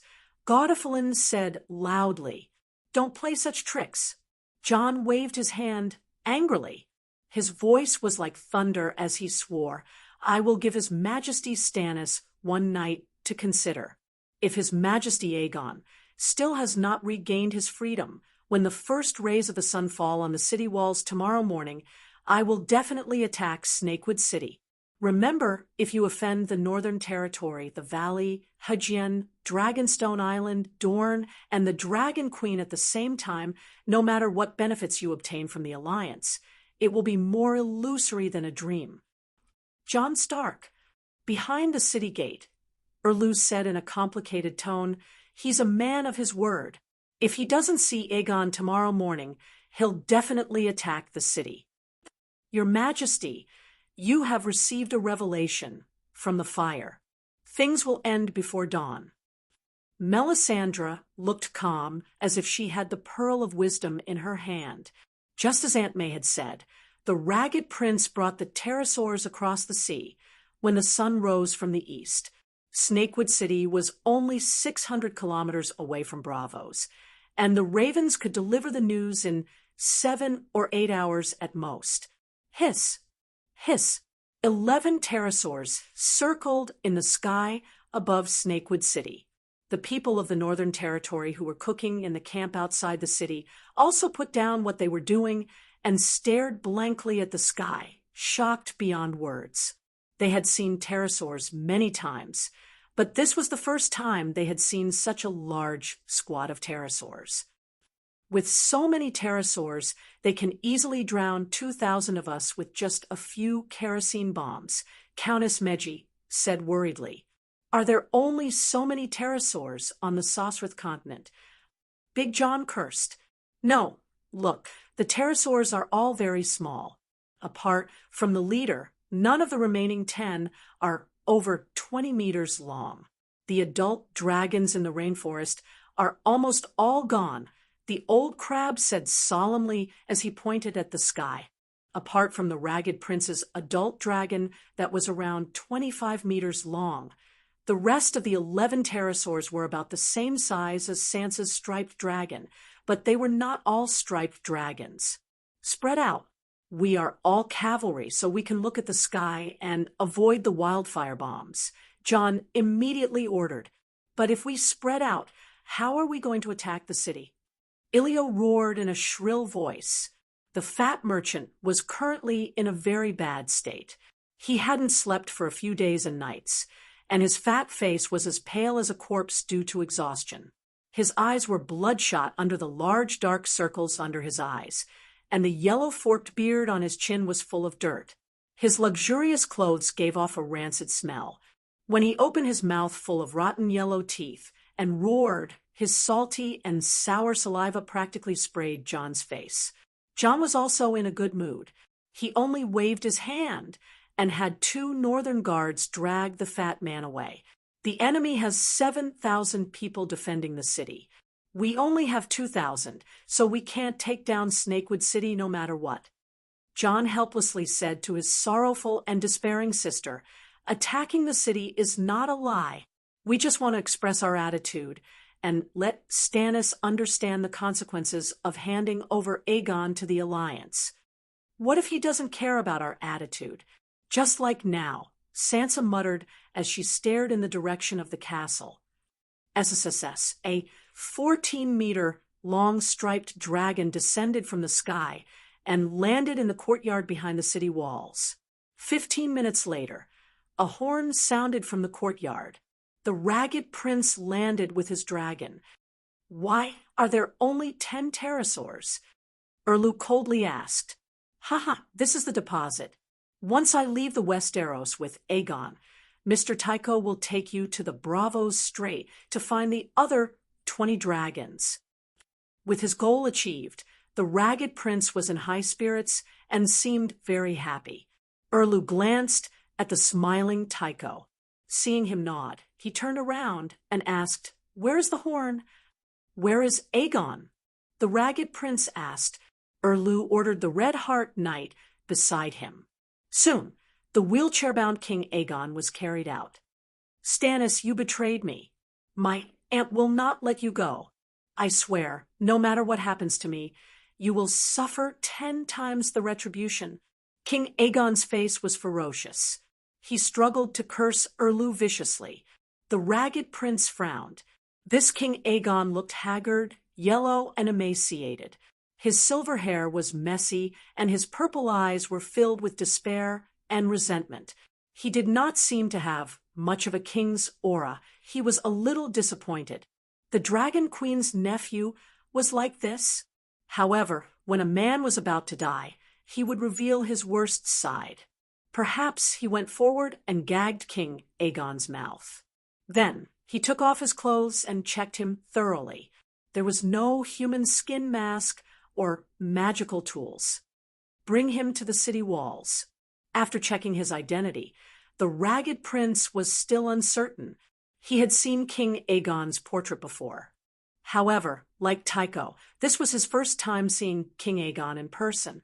Erlu gritted his teeth and glared at the ragged prince. He nodded to the knight beside him. Not long later, a loud commotion could be heard outside the city. Scolding, cursing, sobbing. All of it proved King Aegon's identity. "Very good." The ragged prince nodded and smiled. "Hand Aegon to me first. I will stay here myself. Also, I have the Iron Treasury as my guarantee. I will not go back on my word." "You don't trust me?" Erlu glared at him and gritted his teeth. "To be honest, I used to trust you, Westeros." The ragged prince looked as if he was reminiscing. He sighed and said, "Dany Rise was the first Westeros king I came into contact with. We dated for half a year. She kept her word and abided by traditional virtues. She valued honor a lot. At first, I thought that all Westeros kings were true knights like her. Then, Cersei and Yuluen taught me a good lesson. Kings are common, but Dragon Queen is rare." Crunch, crunch, crunch.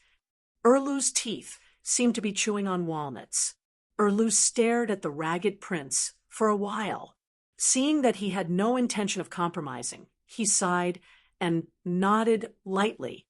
3 minutes later, the winged dragon knight who had come down to scout for the ragged prince took off with King Aegon.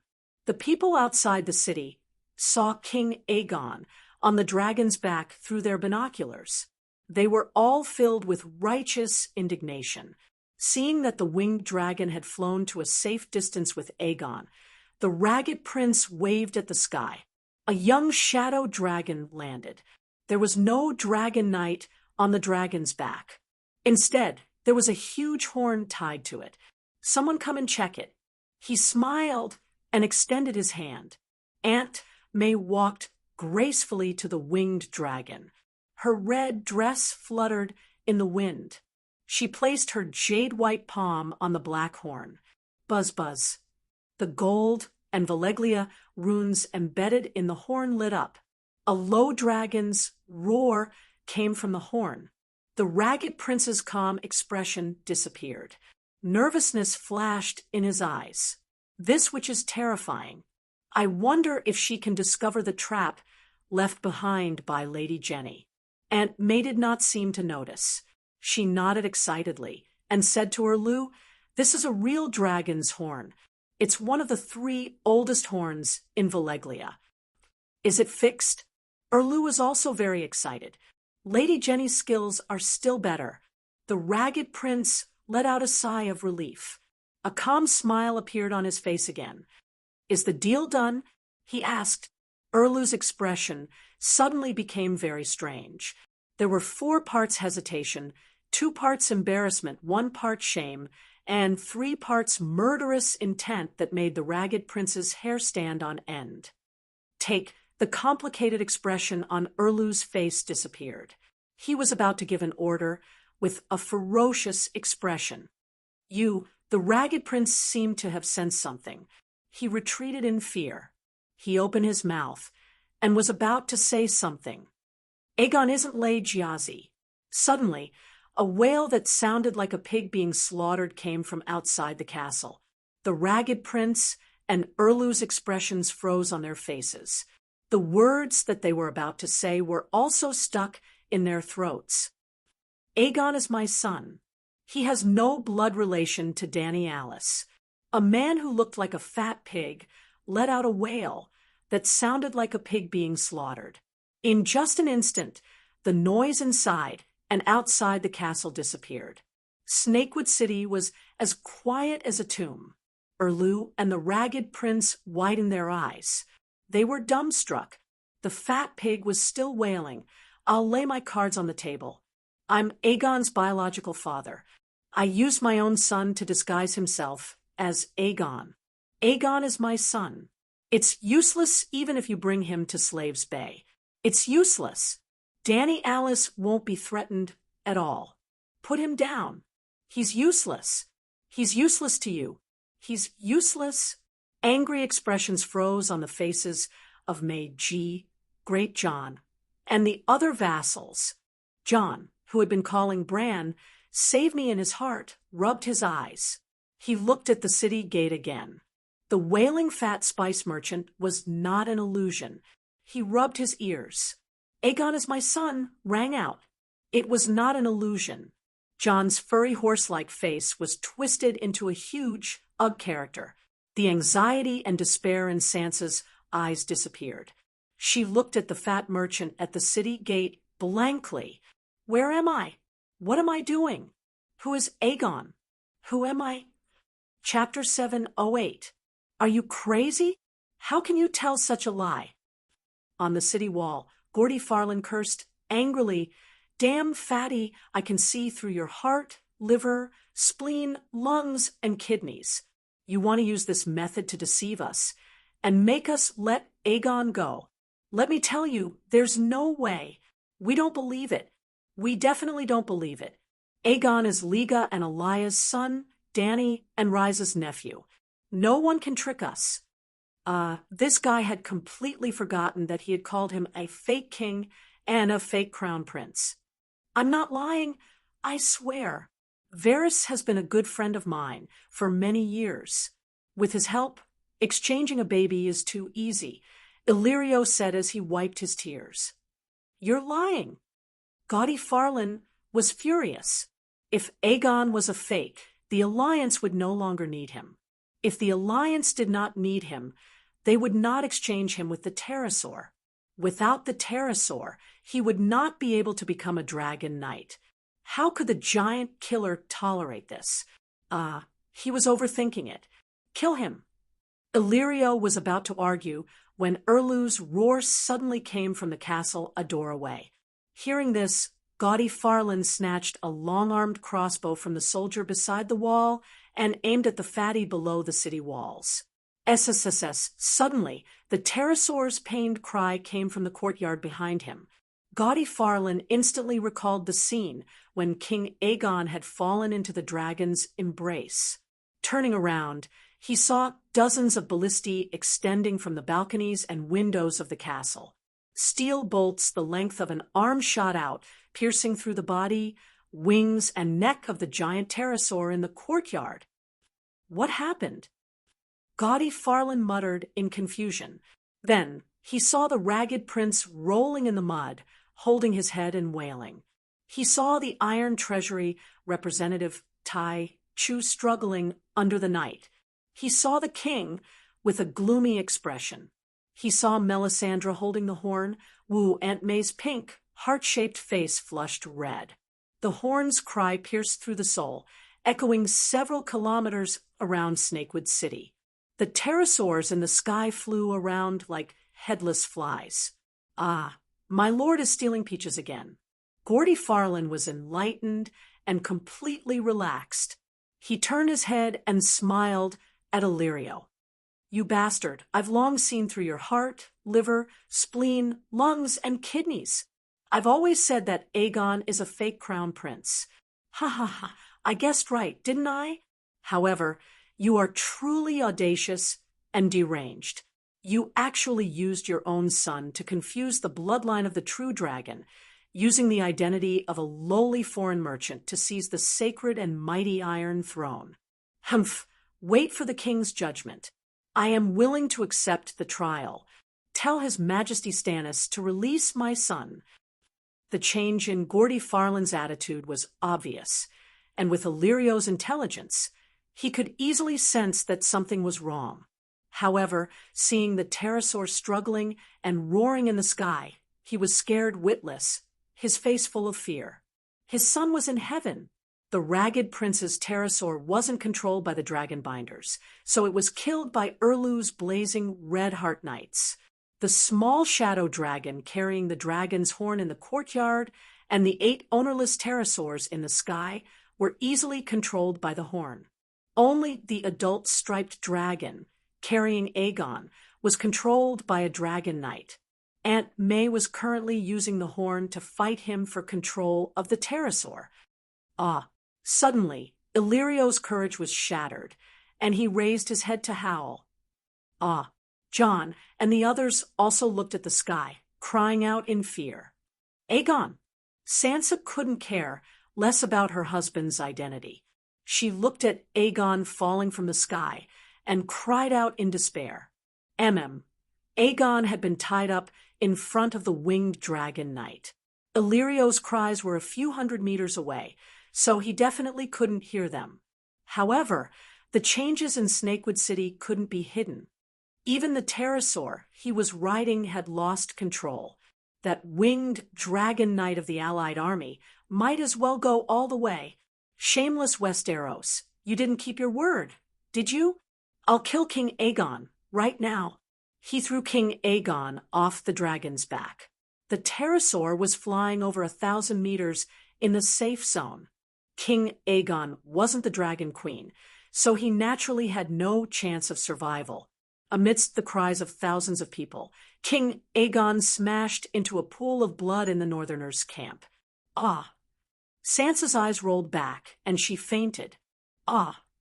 Illyrio's legs turned to jelly, and he collapsed on the ground.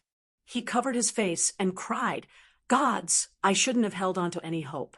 Stannis was willing to kill his own brother for the Iron Throne. How could I have expected him to give up on the Allied army's generous conditions for the sake of a promise? Wah, my son, such a brave, righteous child.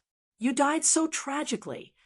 The fatty stumbled over to the place where the dragon had fallen. Like a madman, he crawled in the mud where blood flowed. His hands randomly pulled out the mangled red meat, white bones, green intestines, and purplish organs in front of him. The people around him had suspected that he was putting on an act, purposely saying that King Aegon was his son, so that he could save him from the Allied army. But now, everyone's expression changed. They were angry at the fatty's craziness, but they also found it hard to believe that King Aegon's true identity was real. But after seeing Aegon's tragic death and the fatty's sorrowful cries, they couldn't help but feel pity for the father and son's misfortune. This is really... Big John stomped his feet anxiously, but he didn't understand why he was so anxious, so he became even more agitated. John supported his unconscious sister and looked coldly at the fatty. He growled, "Illyrio, explain everything clearly. What else is there to say? He's already dead." Illyrio's heart was like dead ashes. He didn't even raise his head. He only buried his head and scratched his son's sunken head. Something's not right. Suddenly, the fat man screamed and scrambled backwards in fear. This isn't Aegon. It was clearly Aegon before. What's going on? This isn't His Majesty Aegon. The people around who saw the corpses broken had all cried out in shock. They didn't see his face clearly, but King Aegon had silver hair. Everyone knew that. But in the pile of flesh was a black-haired skull. John's heart skipped a beat. He handed Sansa to Elisa Mormont and hurried over to the corpse. As expected, it wasn't Aegon. His skin was rough, and his hair was black. Then he saw a gem emitting heat and red light in the pile of flesh. This is...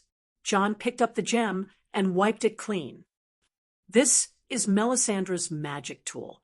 It contains her magic power. It's an illusion. Aegon was fake from the start. That day, Brittany was also tricked by this illusion. Melisandre used another person to disguise herself. The little devil guessed right. John suddenly realized. Then he was conflicted again. Aegon was fake.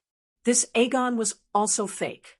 The real brother-in-law, the fake Aegon, was still alive. What should he do? Illusion? Illyrio exclaimed. That's right. It's an illusion. A gentle female voice came from behind. The city gate had opened. The charming Aunt May walked over with a pale Erlu. A king's promise is unwavering, she said in a strange tone. King Stannis was determined not to break his promise and the law, but the allies pushed him too far. In just one time, they blew up 15 of our ships. So, I designed today's situation for His Majesty. We saw the end in the flames, but we didn't expect that the end was just the beginning. Why didn't you discuss it with us in advance? John asked with a complicated expression. How can someone as smart as you say something so stupid? Without you besieging the city, why would the Ragged Prince come? Not just you, even Sir Gordy, Sir Richard, and the king's trusted aides didn't know the truth. This isn't a matter of trust. It's just that none of you are suitable for acting. Aunt May's eyes were like silk and her tone was coquettish. People couldn't help but fantasize about her relationship with John. Ow! Illyrio was stunned. He raised his head and howled, his voice filled with regret and despair. Erlu looked at him sharply and said coldly, I thought you would deny it. The fat merchant looked up and saw the disdain, hatred, and resentment of the people around him. He smiled bitterly and said, You think I'm confused with the Targaryen bloodline? Aren't you? Don't tell me you have the bloodline of a true dragon. Gordy Farron sneered. I don't, but my wife does. The fat man sighed. What? Everyone was shocked again. Who's your wife? Erlu asked in surprise. Syra Blackfire. The fat man slowly spat out a name that shocked all the Westeros present.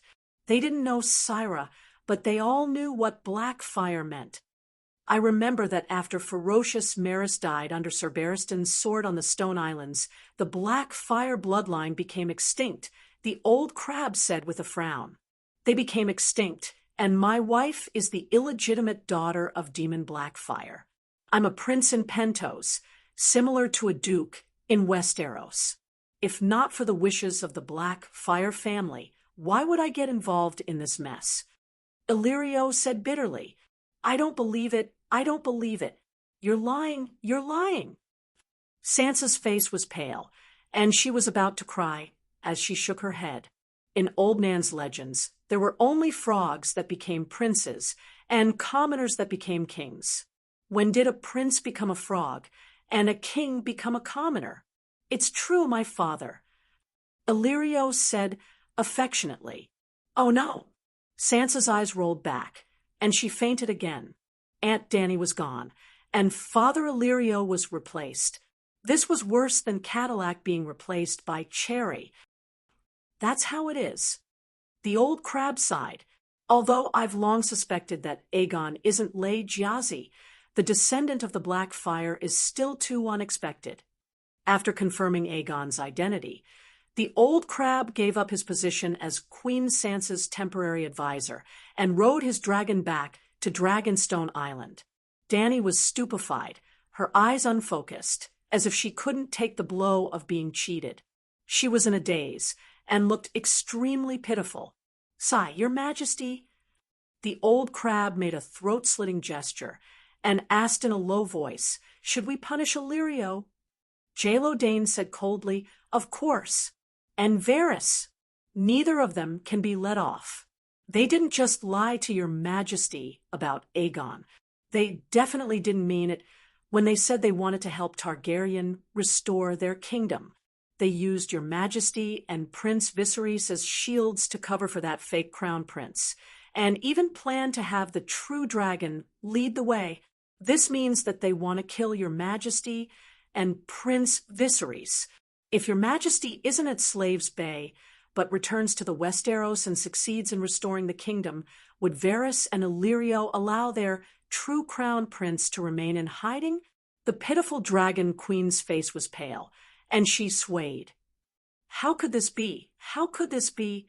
Chapter 709. Illyrio and Varys' actions are too crazy.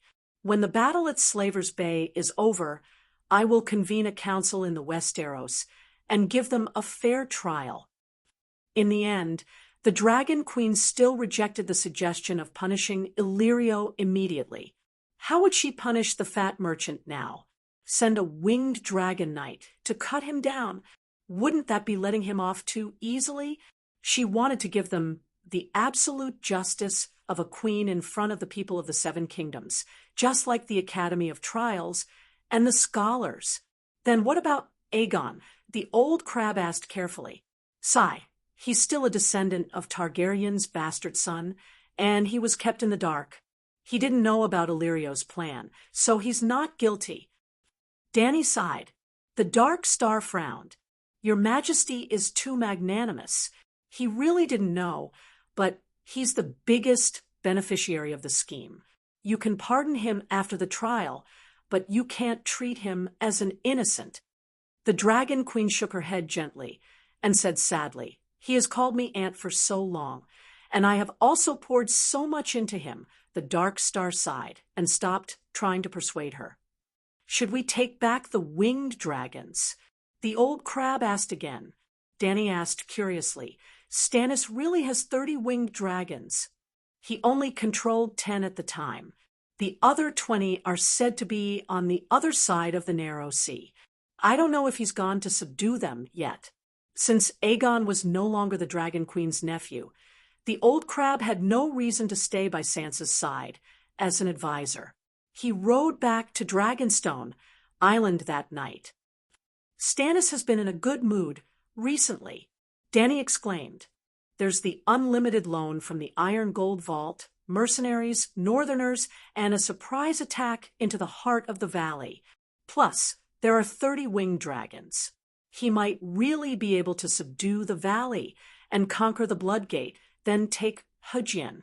With the power of Hugin, the northerners, and the valley, he might still be able to fight Cersei. Oh, and the one in charge of King's Landing now is Yuluen. Yuluen versus Erlu, what do you think? Erlu had been involved in the game of power since the War of the Usurpers. He had fought the Mad Prince before. During King Balon's rebellion, he commanded Robert's Royal Navy to destroy the Iron Fleet, which could be considered as going against Balon. During the Battle of the Four Kings, Renly had eaten his peaches, Robb, Balon, and Joffrey had all received boxed lunches, and even Prince Regent Tywin had died. King Aegon rose like a comet and fell like a comet. The King of the North, Skinner, had become Lalo's sacrifice. If every king in Westeros was a level in a game, then Erlu was the only one who had cleared it. He was definitely the strongest king in the world of Song of Ice and Fire, the most experienced player in the game. Let's leave the pterosaur to them. Sansa's pterosaur was a wedding gift. How ugly would it be to take it back? Dany waved her hand. There's still one more pterosaur. Sir Clinton brought it to the north to ransom Balerian's striped dragon. Old Crab reminded, Is Aegon free? Dany asked curiously. At least not when I left. Stannis said he would put him on trial for the crime of mixing up noble bloodlines. With that guy's personality, he'll definitely keep his word, Old Crab said with a complicated tone. Speaking of which, Erlu was his lord. In the 14 years that Erlu had been the Duke of Dragonstone, Old Crab had always been his vassal. That dragon is already Stannis's ransom. He can't take it back. Dany looked at Marvin and asked, "Does the Seven Kingdoms have any laws related to mixing up noble bloodlines?" "Yes, and very serious," Dr. Bull Neck said solemnly. "If the evidence is conclusive, Illyrio, Varys, and Aegon will all be sentenced to death." "What's going on?" The victim, have already declared Aegon innocent.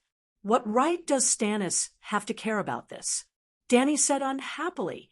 "He thinks he's the king of the Seven Kingdoms." Old Crab said. Dany said with a displeased expression, "Send him a letter and tell him to release Aegon immediately. If Stannis judges the Targaryen case as the king, then won't I become his vassal?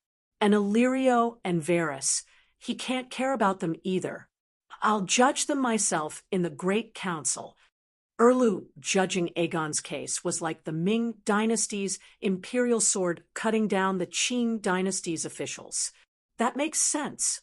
Old Crab nodded and said hesitantly, "But if you stop Stannis from judging Aegon, I'm afraid others will have other ideas." When I left, Sansa was still shouting, "Illyrio is a liar. I want Aunt Dany to uphold justice." Dany's mouth twitched. Marvin muttered, "The best choice is to stop paying attention to Aegon's case and pretend you don't know Stannis is going to judge him. Aegon won't die anyway. He's still Sansa Stark's legal husband." Dany thought for a moment and said, "Continue to keep an eye on Stannis. Melisandre is the focus. As for Aegon, it's best if Sansa can get him out. If Stannis insists on not letting him go, Count Sitiga will go personally and warn him to behave." "Aegon, my silver prince," Old Hag roared and fainted. The servants and guards panicked. "How can this be? How can this be?" Asherah was also on the verge of collapsing. His face was pale, and he looked lost. 15 years, 15 whole years. What have we done? Sigh. Old Ymont sighed. He didn't know how to comfort the two of them. Old Hag's main reason for raising Aegon was Silver Prince Rhaegar. His secondary reason was to make up for his mistakes in the Battle of the Bell. To put it bluntly, Old Hag was a true member of the Red Dragon faction. Aegon had nothing to do with Rhaegar. It was even possible that because of Aegon, the real Rhaegar's son didn't survive. After all, the fake crown prince's biggest enemy wasn't his lie being exposed, but the real crown prince still being alive. Ashara's goal was also very simple. It was for her childhood friend and the Princess of Dorne, Ilya. Aegon's identity is fake, but Aegon is real. You raised him well. Dragon Queen comforted, but her words didn't match her heart. If he really had 15 years of hard work, he would have spent his energy and time on the original owner, Dany, Rhys, and Viserys. As long as Second Brother Way had half of Aegon's good temper and personality, even if his abilities weren't as good, he could barely be considered a qualified king. Fortunately, Aegon wasn't able to subdue a megalosaurus. When Old Hag was carried away, Asherah wiped her tears and left, leaving only Dany in the hall. Old Ymont said with great joy, "I'll tell you the truth. Without my permission, even if our ancestor Aegon is resurrected, he can forget about taking away one of my dragons." At this point, Dany didn't hide her thoughts anymore. Old Ymont was stunned and muttered, "But before, you even wrote a letter to Ilio looking for a dragon knight because dragons have 3 heads. Hee, old man, you can't be so naive as to think that I trusted Ilio, right?" Old Ymont was surprised. "You were only 14 at the time and had been receiving help from Ilio. Why didn't you trust him?" "Not long after I arrived at Quars, his fleet came and wanted to take me to Pentos. Dany sneered. It was obvious that he had been watching me. He even had people by my side." At this point, Dany's face revealed a look of disappointment and disappointment. Actually, she always knew who Ilio's spy was. The maid of Rise who died at the hands of faceless Doria. Doria was originally Rise's prostitute. She had outstanding looks, great skills, and a simple and likable personality. She was bought by Ilio for a period of time and given to Viserys. When the original owner, Dany, got married, she was given to her as a maid. Other than Yora and Doria, Dany was surrounded by centaurs. The centaurs of Kos would never be spies for outsiders, so if there was a mole in Dany's team, it could only be Ursa and Doria, the two outsiders. Ursa was a spy for the King's Landing's Iron Throne and couldn't serve Ilio at the same time. The rest was simple. Doria was a spy for the Pentos, trading prince. However, Dany's charm was very high, and the two spies were suffering. Gradually, they started to have the idea of, I want to be a good person. At the time, I only had a few dozen centaur warriors left. Other than the dragon, there was nothing else worth thinking about. Thus, the only reason Illyrio sent someone to fetch me was because he had taken a fancy to my dragon. The dragon is my child. How could I give it to others? But his spies could find out where I was, even what I had said, and what I was about to do. Naturally, I had to be an honest person.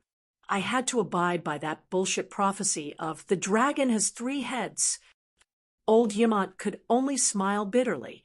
As expected, this wasn't a normal Targaryen. Normal Targaryens would have been played to death by that evil bastard long ago, leaving behind an even more treacherous and evil alternative who lived so well. Actually, it seems that the prophecy of the dragon has 3 heads may not be false. The old man said slowly, Aegon and I don't count. I'm too old, and Aegon can barely even be considered a black dragon. But Jon Tyrion, and you really do have 3 heads. Dany's lips curled into a mocking smile. Do you dare to trust Jon and Tyrion? Do you dare to give the dragon to them? Old Ymont's smile became even more bitter. You're right.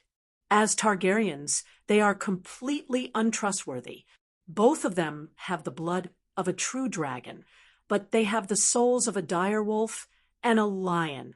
Even if they know their true identities, they will definitely be proud of their Targaryen bloodline, but they will definitely not have a sense of belonging to Targaryen. Dany sized up the old man with a strange gaze. I thought you would say that both of them are trustworthy and reliable. Sigh, I've lived for more than 100 years.